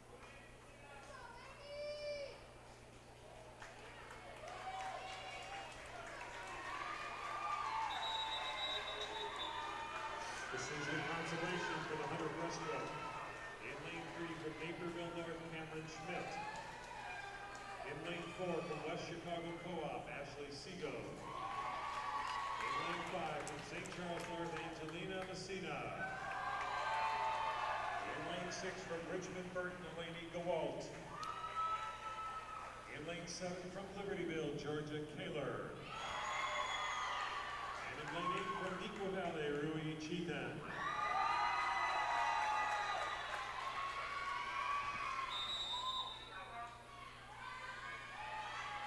Quiet, please.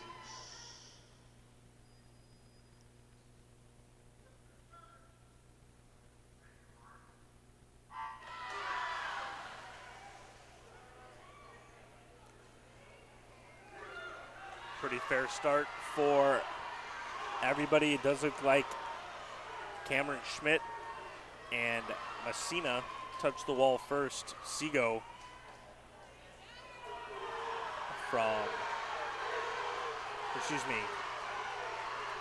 Caller from Libertyville was right in there as well. And it is Schmidt, 29.36 to the wall first, followed by Gawalt and Caller.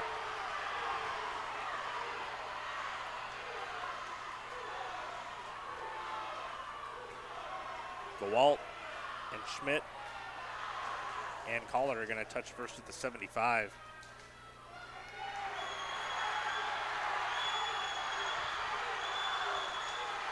They were the aggressive ones to start out the race, and it's paying off for them. Eleni Gawalt, 103.17. Followed by Caller, Seago, Messina, Chitan, and Schmidt. And now, Kaylin Gridley, state record yesterday.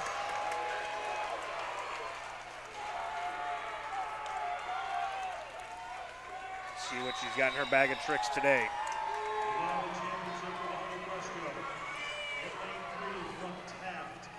Bottom screen in 3, Kayla Durant from Taft, Caroline Kramer from Hinsdale Central in 4, Gridley is in 5, Maggie Papanicholas Hersey in 6, Charlize Escasa Trier is in 7, and Elizabeth Naraki from Rosary will be at the top of your screen in 8. In lane 6 from Hersey, Maggie Papanicholas. In lane 7 from New Trier, Charlize Escasa. And in lane 8 from Rosary, Elizabeth Naraki.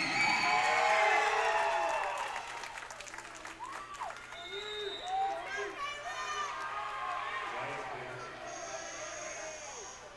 Quiet, please.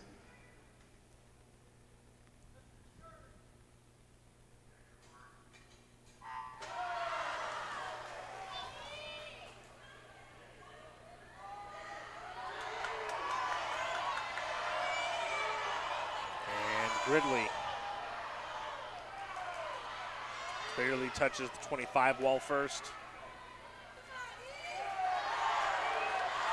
Again, really gets those shoulders into it. Papanicholas trying to hang tough here and make this a race. 28.38 going out for Gridley, 28.89 for Papanicholas. Escasa, Kramer battling for third, along with Duran.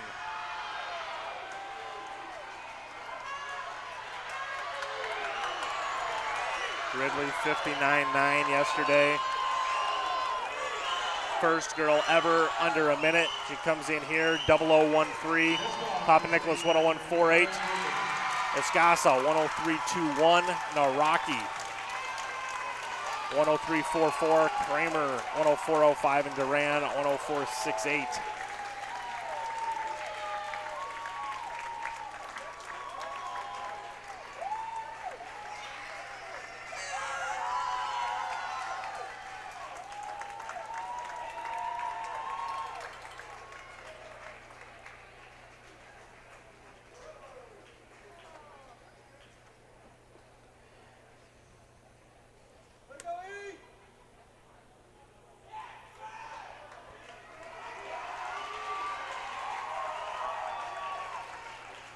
So as New Trier tacks on another 16 points for Gridley, 12 more points for Escasa. And this one has been over for a very long time. as no one was able to rise to the occasion and give them a run this weekend. And again, Escasa is somebody that's never swum a state swim for New Trier prior to this weekend. And she's on a state record medley. She's on a second place 200 relay. She's the third place breaststroker.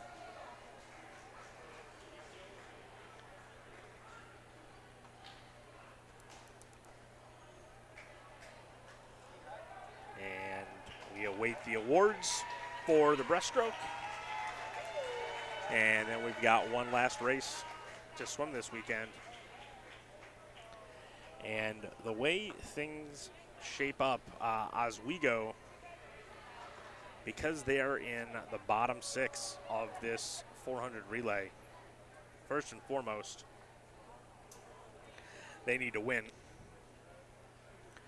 the consolation final. The best they can do is 14 points, which would bring them to 98 after winning the 200 relay. Brought them to 84. And they're still up there in second place. But St. Charles North, Hinsdale Central both have relays in the top 6. Hinsdale Central just needs to finish to beat Oswego as we get the awards going for the Athletes with Disabilities breaststroke. Ellie Fontanetta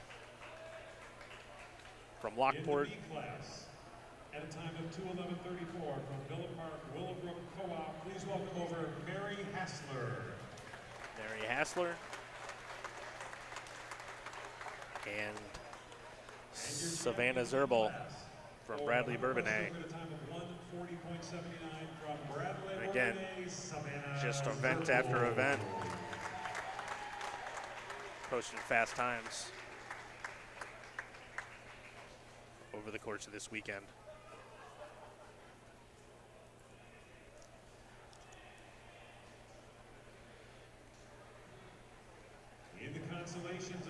But again, so if, and we'll know obviously before all these other schools go in the top 6,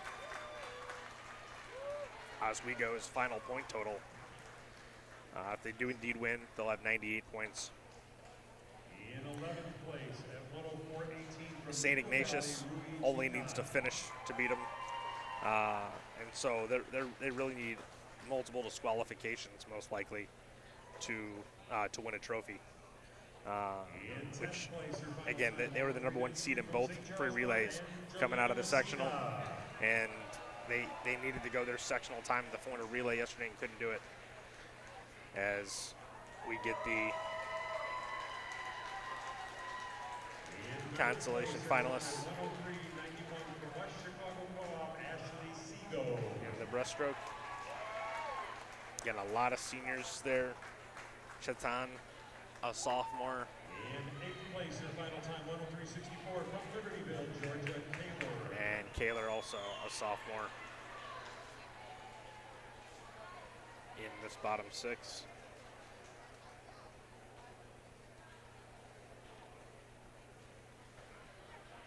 And in 7th place, in final time was 103.17 from Richmond, Burton, Elaney, Gawalt. And Gawalt, who was one of the returning scorers from 2 years ago, wins that consolation final in her last high school race. And how about a hand for our consolation swimmers in the 100 breaststroke? Thank you, ladies.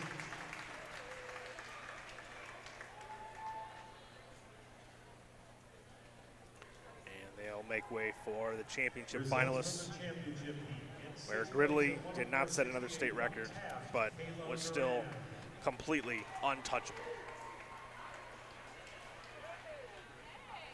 In 5th place at 104, Duran from Taft. From Hinsdale Central, Carolyn Kramer.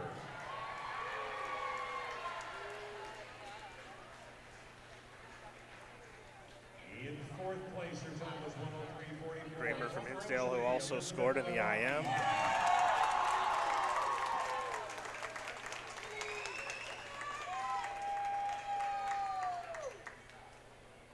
In third place. And Naraki, again, one of these star freshmen in this state, came in and got the job done for Rosary. And Rents and O'Connor, a sophomore backstroker, are going to be a load to deal with the next couple years for the Beads.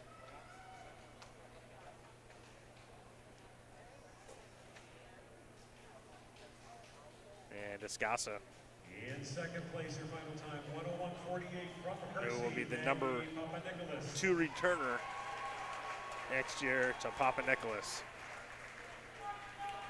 who burst onto the scene in the top 6 as a freshman, and now is going to return next year as the state favorite with the departure of Kaylin Gridley,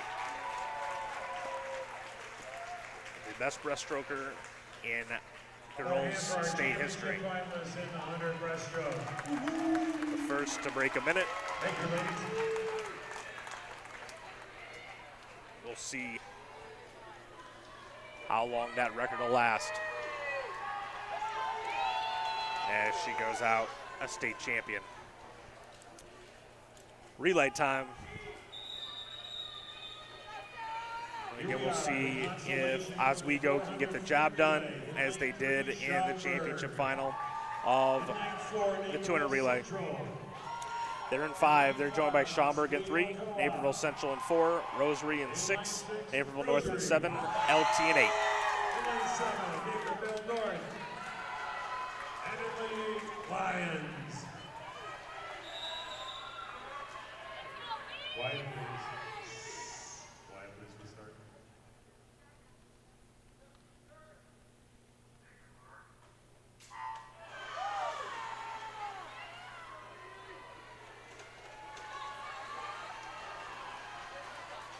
And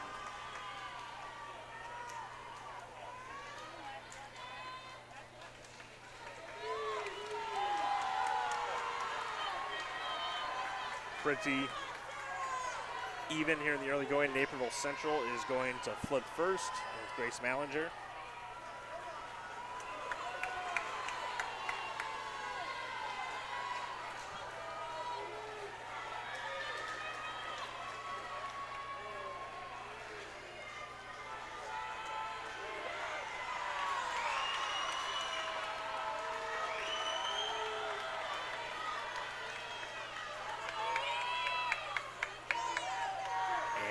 First to the wall, though, was Schaumburg. 51-61 for Mullen.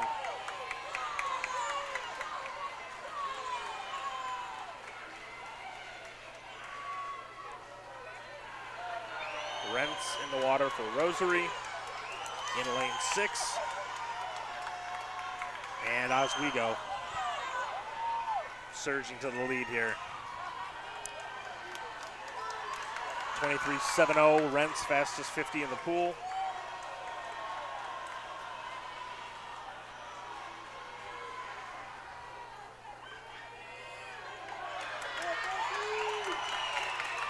And Rosary at the midway point is going to have a body length lead as Rents 49 high or 50 low there.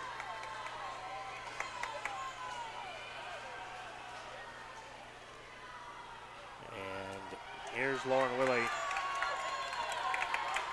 She's going to try to put this one away for Oswego.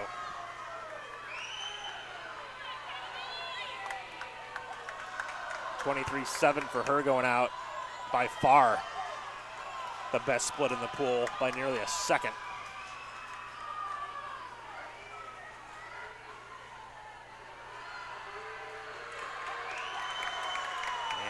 She's handing off a lot of open water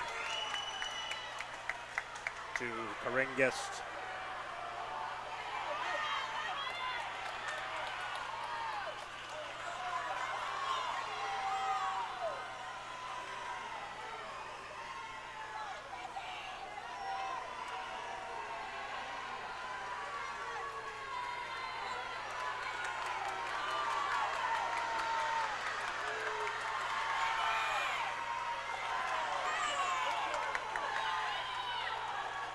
Actually, it looks like they,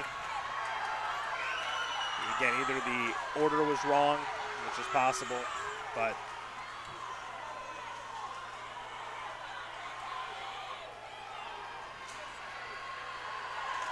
Haley Friz for Oswego is going to hold everybody off.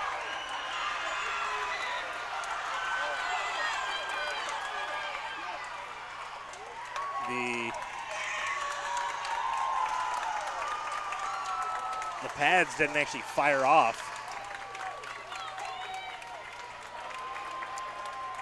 at the end there.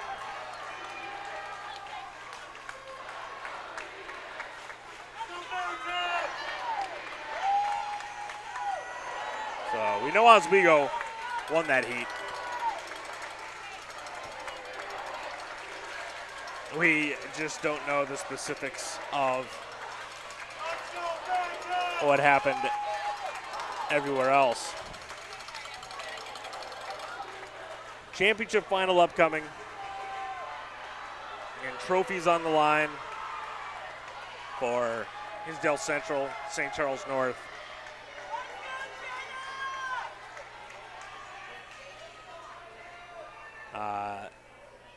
And really,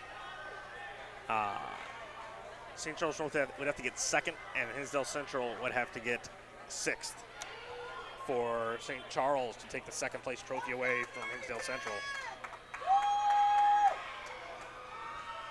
But again, we're going to have a delay here, I think, because they're going to need to sort out the times from this previous heat.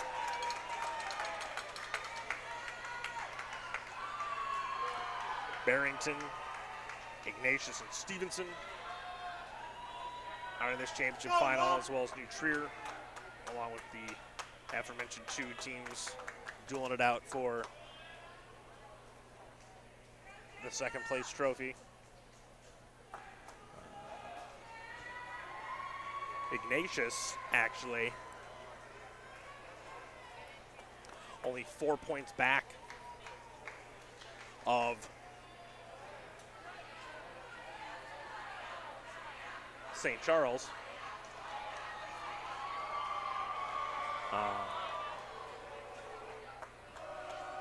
And things are more complicated for St. Charles in terms of beating Oswego.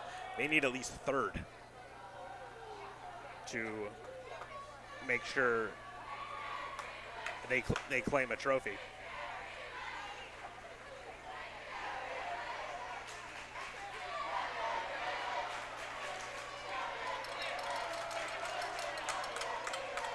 New Trier has first place locked up. Win, lose, draw, DQ, you name it. And it's just about how much they win by at this point.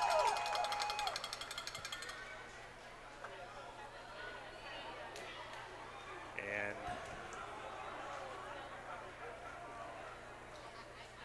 looks like we've got a card here for the official times from this last heat.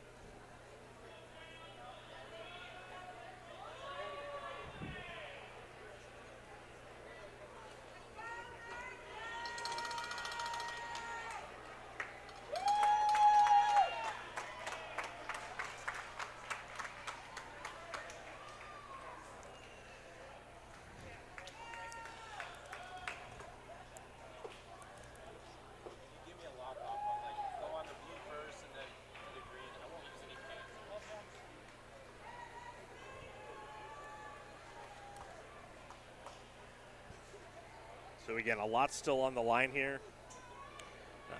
Ignatius still alive for a trophy as they dive in here. Barrington still alive for a trophy as they dive in here.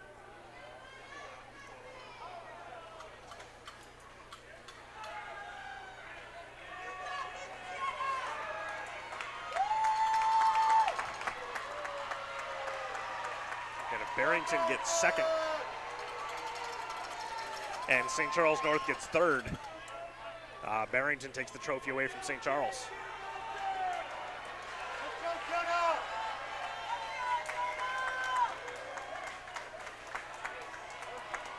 Stevenson in there as a spoiler.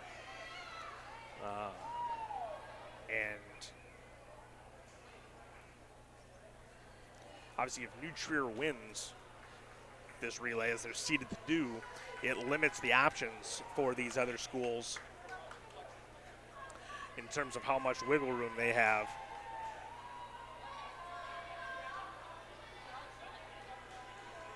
But St. Charles North, Barrington, and St. Ignatius all should be thinking about winning this relay.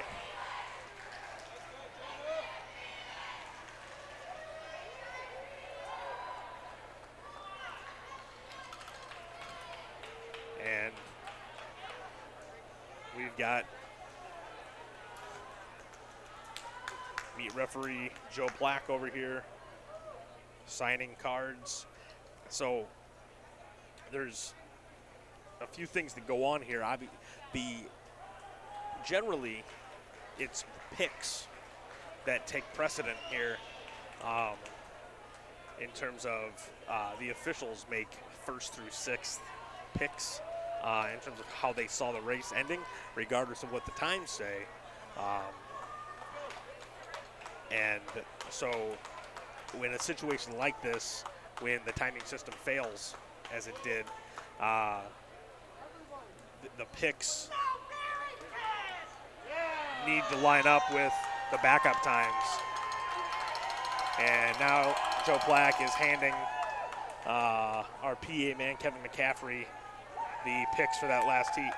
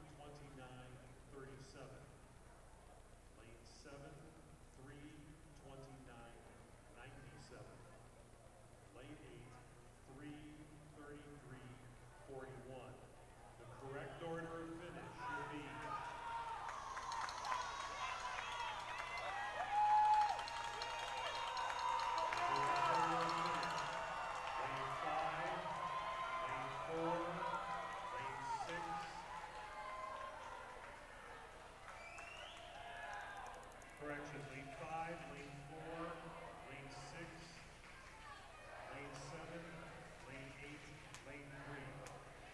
So they finally got that sorted out, and now we're going to get ready to go here for our championship final. Let's go, Barrington! All sorts of trophy implications on the line for St. Charles North, Hinsdale Central, Ignatius, and Barrington. Stevenson trying to play spoiler. New Trier just trying to cap off This is the championship of the 4x3 relay. a state title in style. Hinsdale Central. In lane 4, Barrington. In lane 5, New Trier. In lane 6, St. Charles North. In lane 7, St. Ignatius. In lane 8, Stevenson.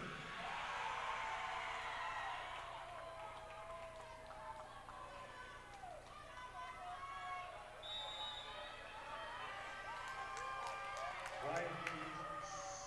Quiet for the starts.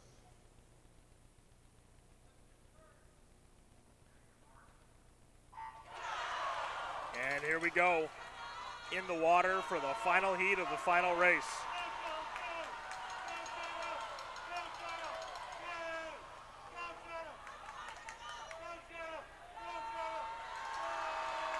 Jenna Kerr in the water for Barrington. Kit Schneider for Hinsdale Central. Maya Arroyo has Ignatius in it. 24-4-7 Schneider, first at the 50.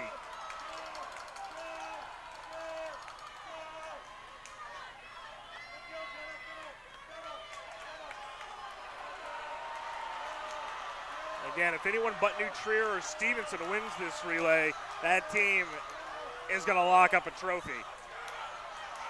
Schneider and Kerr 50-88. Arroyo 51-16.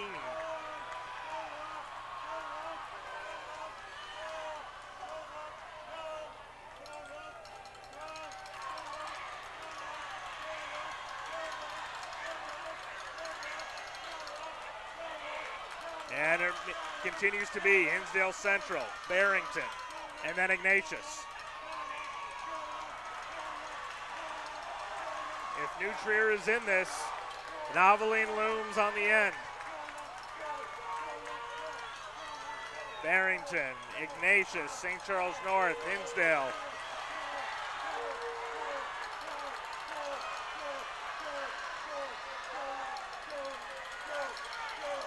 And Barrington's going to take a lead to the back half of this relay.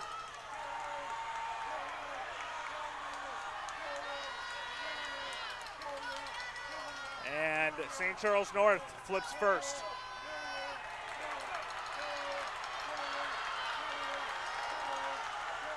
And it's now St. Charles North and Barrington.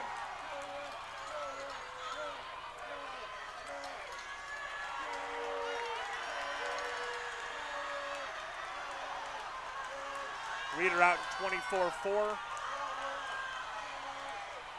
And she flips first at the 75 wall. So here we go. Barrington with the lead. And here comes Noveline.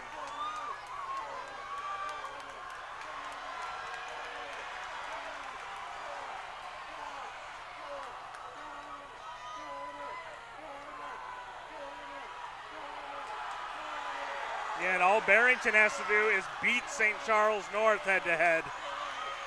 And right now, they're still leading this relay. 24-4 for Bukaru, 23-1 for Noveline, and she is running her down. But it should not matter for Barrington. They are going to take home a trophy, even if they get second. Noveline gets it done in her final race. New Trier, state champs.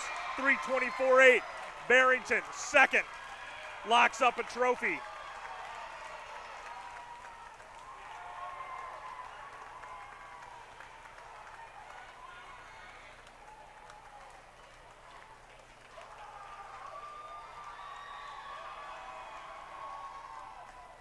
And Hinsdale Central, Barrington and Hinsdale Central, I think tied at 100.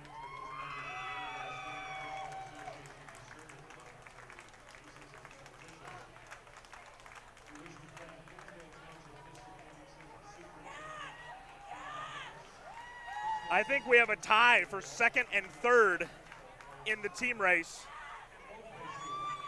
between Barrington and Hinsdale Central. We'll wait to see if that's official.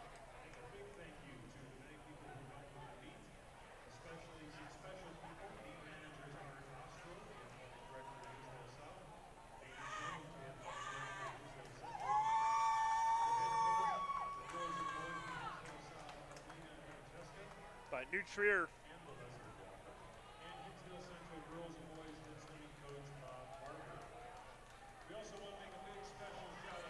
and the board does reflect it. New Trier 182, Barrington and Hinsdale 100.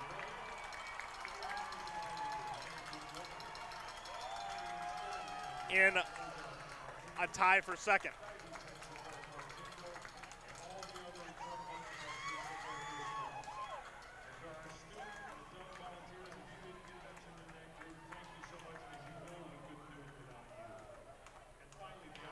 As we go east, 98 fourth, St. Charles North 97 fifth.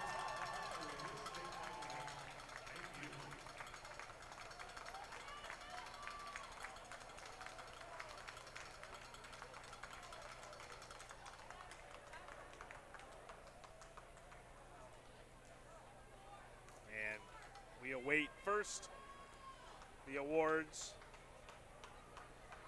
for that last relay, and then the trophy presentations.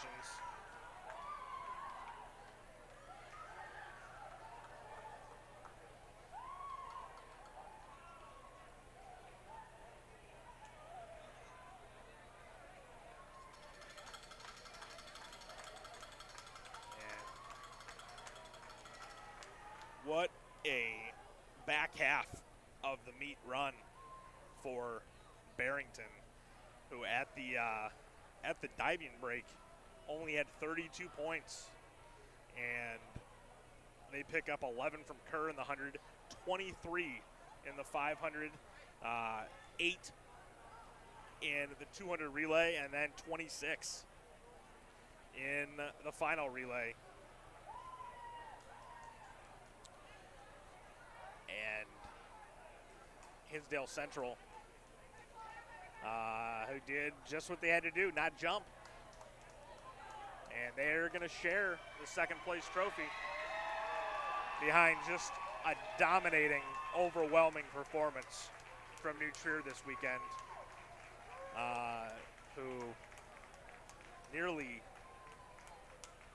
doubles the second place total. So now Barrington and Hinsdale get to flip a coin for who gets the second place medals and who gets the second place trophy. And the other team gets the third place variety until duplicates can be made of the second place medals and the second place trophy.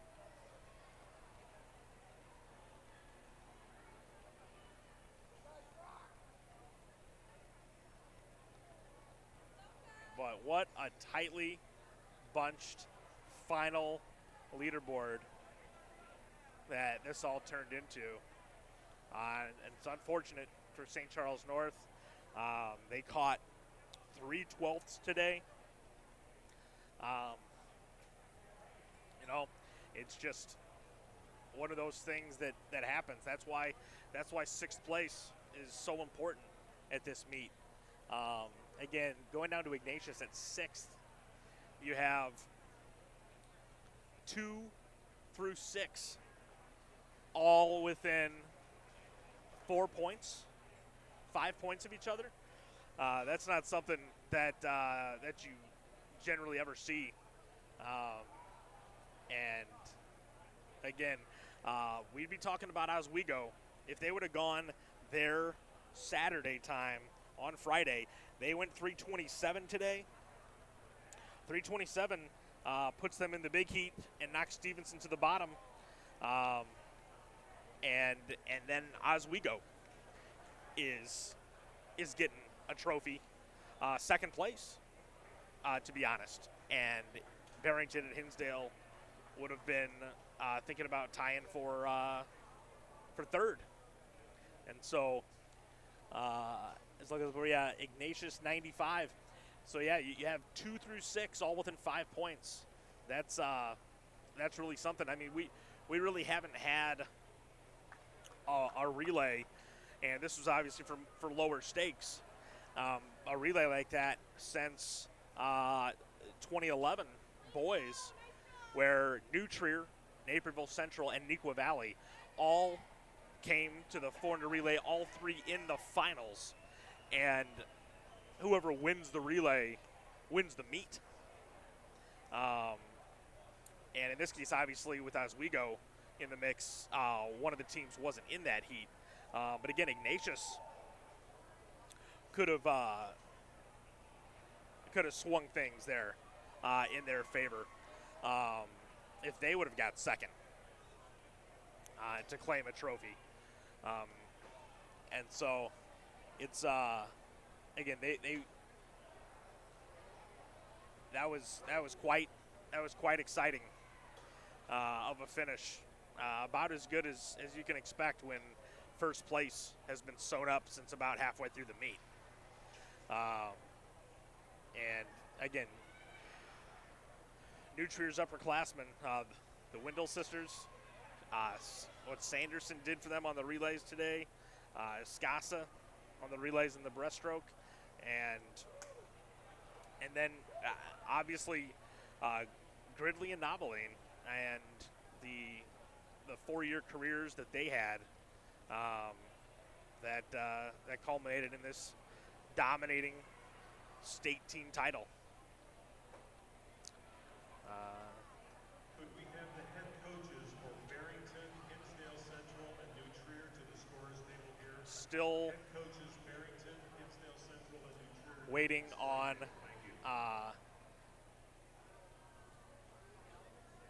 the 400 relay awards here.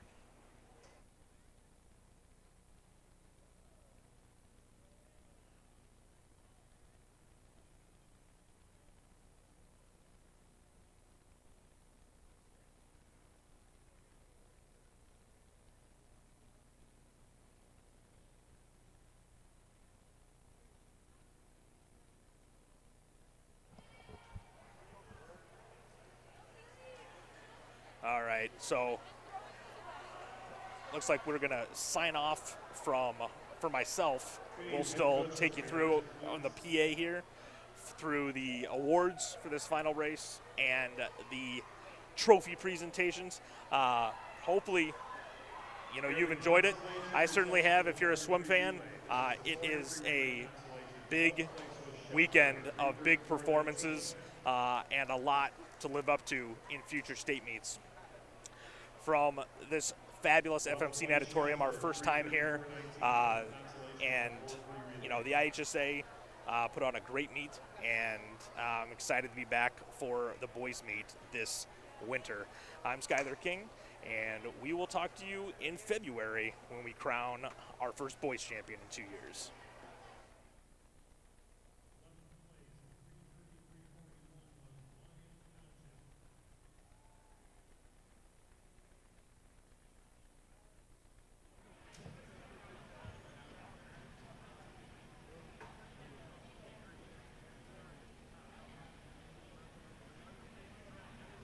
In 10th place, at 3:29.97, Naperville North.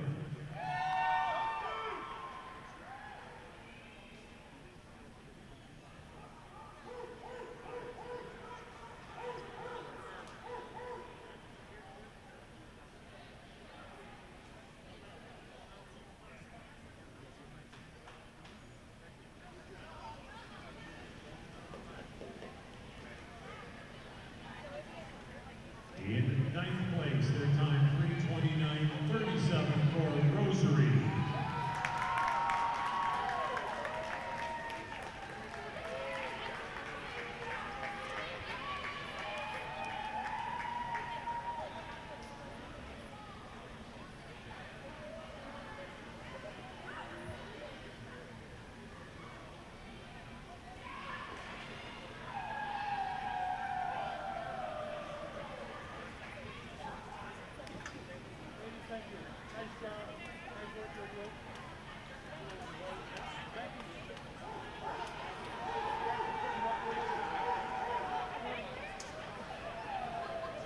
In 8th place, their final time 3:29.31 for Naperville Central.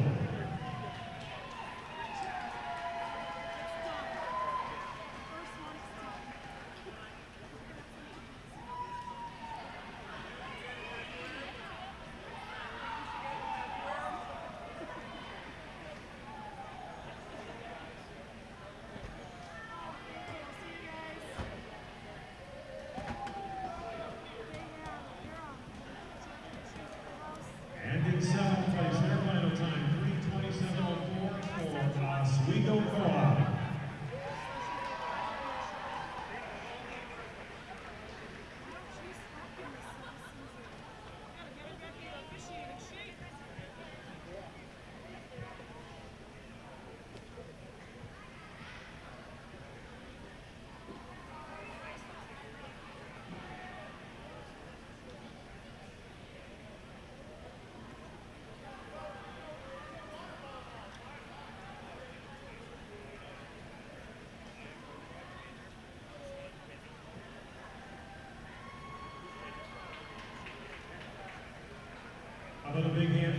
consolation final teams in the 4 free relay.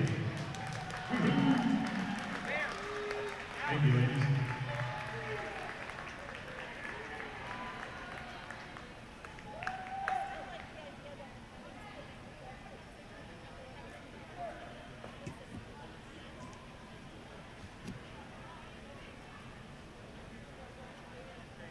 For the championship of the 400 free relay, in 6th place at 3:29.42, Hinsdale Central.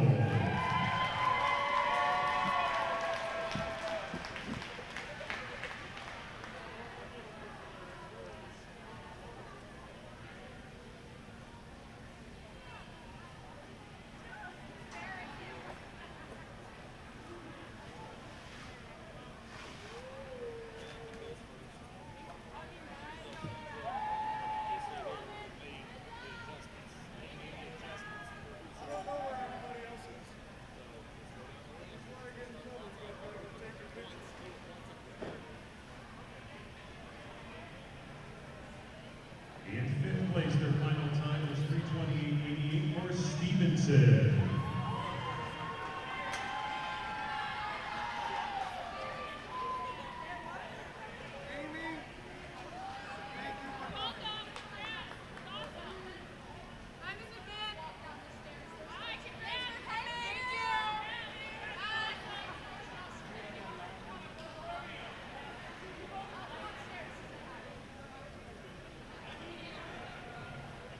In 4th place, their final time was 3:26.06 for St. Charles North.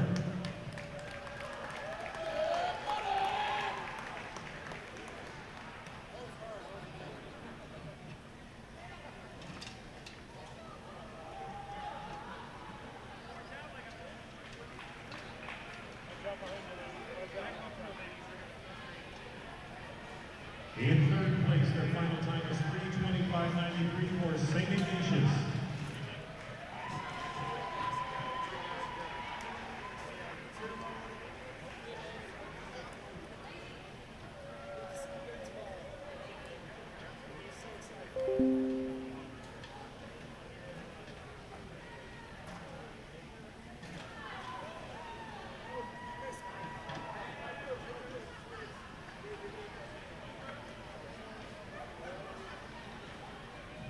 In 2nd place, their time is 3:25.32 for Barrington.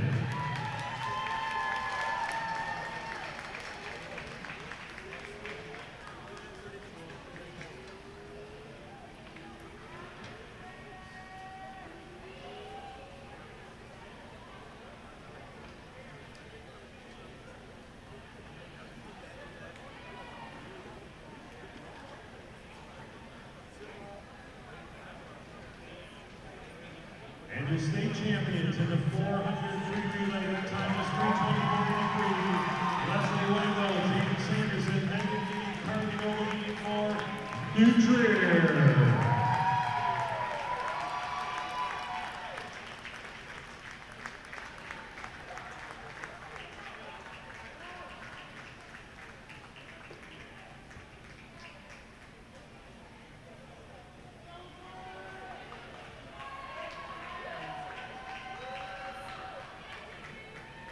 How about a hand for our championship relay teams in the 4 free relay? Yeah. Thank you, ladies.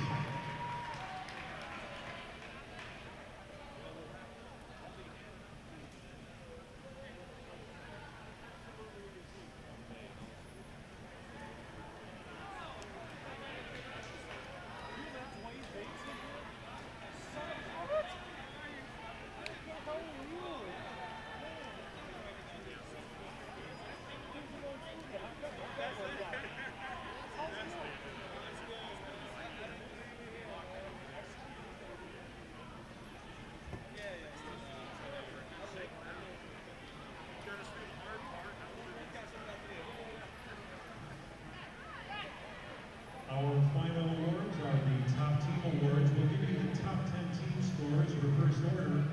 What a heck of a meet for the first one here at FMC. Lots of punching together. In 10th place at 46 points, that was Deerfield. In 9th place at 50 was Hersey. In 8th place at 51, Stevenson. In 7th place at 52, Rosary. In 6th place at 35, St. Ignatius. In 5th place at 97, St. Charles North. And in 4th place at 98, Oswego Co-op.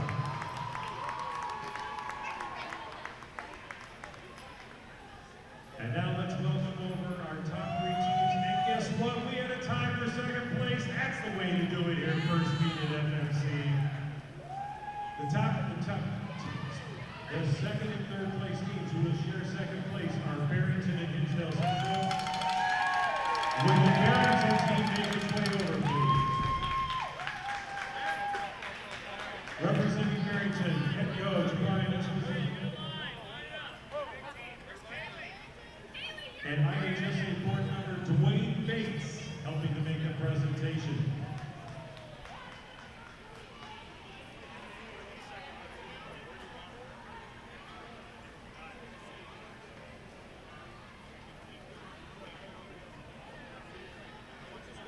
Again, Barrington finished 2nd place by 100 points.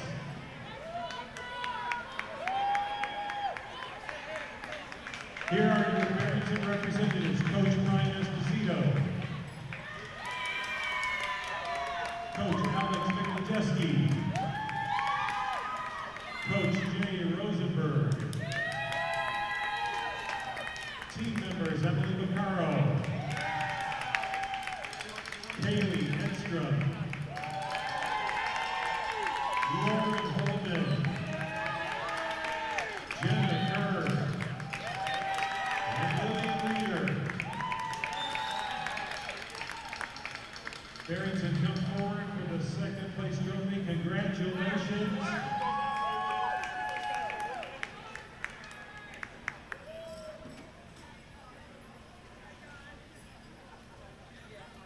Congratulations, Barrington. 100 on 2nd place high. Woo!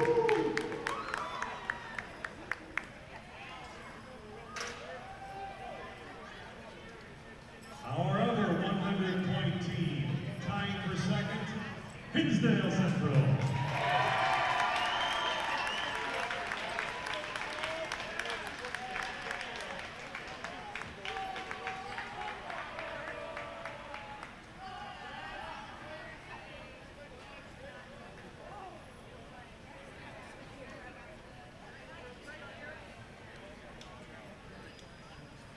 Again, Hinsdale Central tying 2nd at 100 points.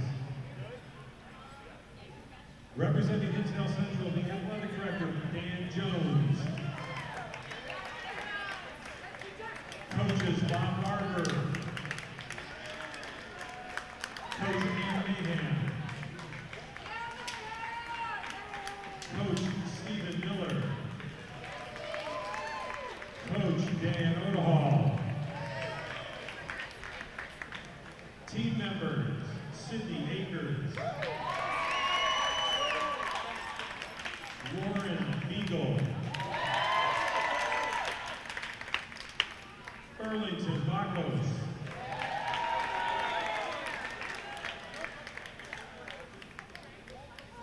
Haley Dennis, Carolyn Kramer, Megan Martell, Phoebe Harlberg, Lauren Priest,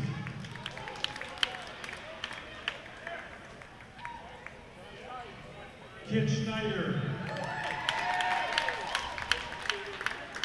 Olivia Saliga, and Kayla Teicher. And our Hinsdale Central come forward, 2nd place, 100 points. Congratulations.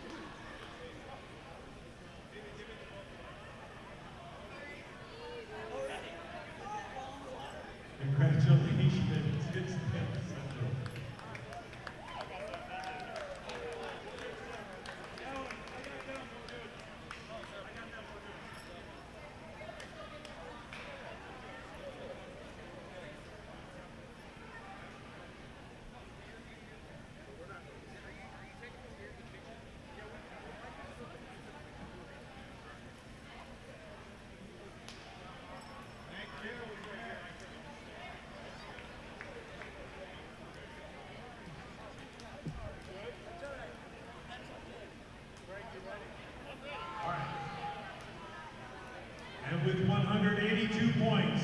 Starting the new tradition here at FMC, please welcome over state champions, New Trier. Come on down, come on down.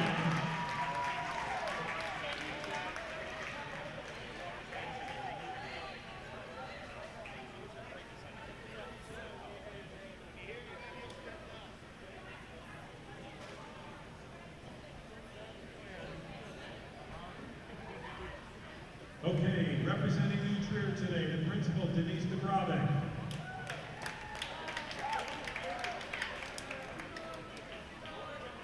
Head coach, Robert Guy.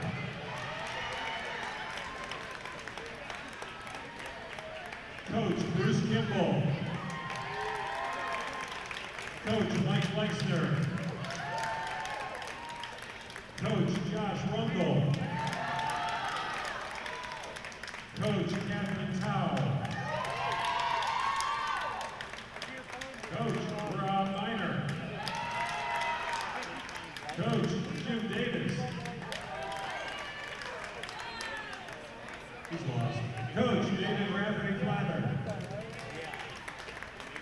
And the following team members, Charlize Escaza.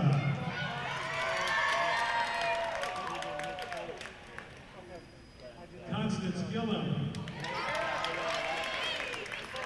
Kaylin Gridley. There's Kaylin. Man, coach is giving the highlights. Amelia Heverod. Cindy Holder. Megan Lee. Carly Nobley. Madeline Orr. Olivia Safrakova. Jane Sanderson. Alexis Wendell. And Leslie Wendell. And now New Trier come forward to claim the state championship trophy. Sorry, I had to think about it. Congratulations, New Trier 182, first champions in the FMC pool for state.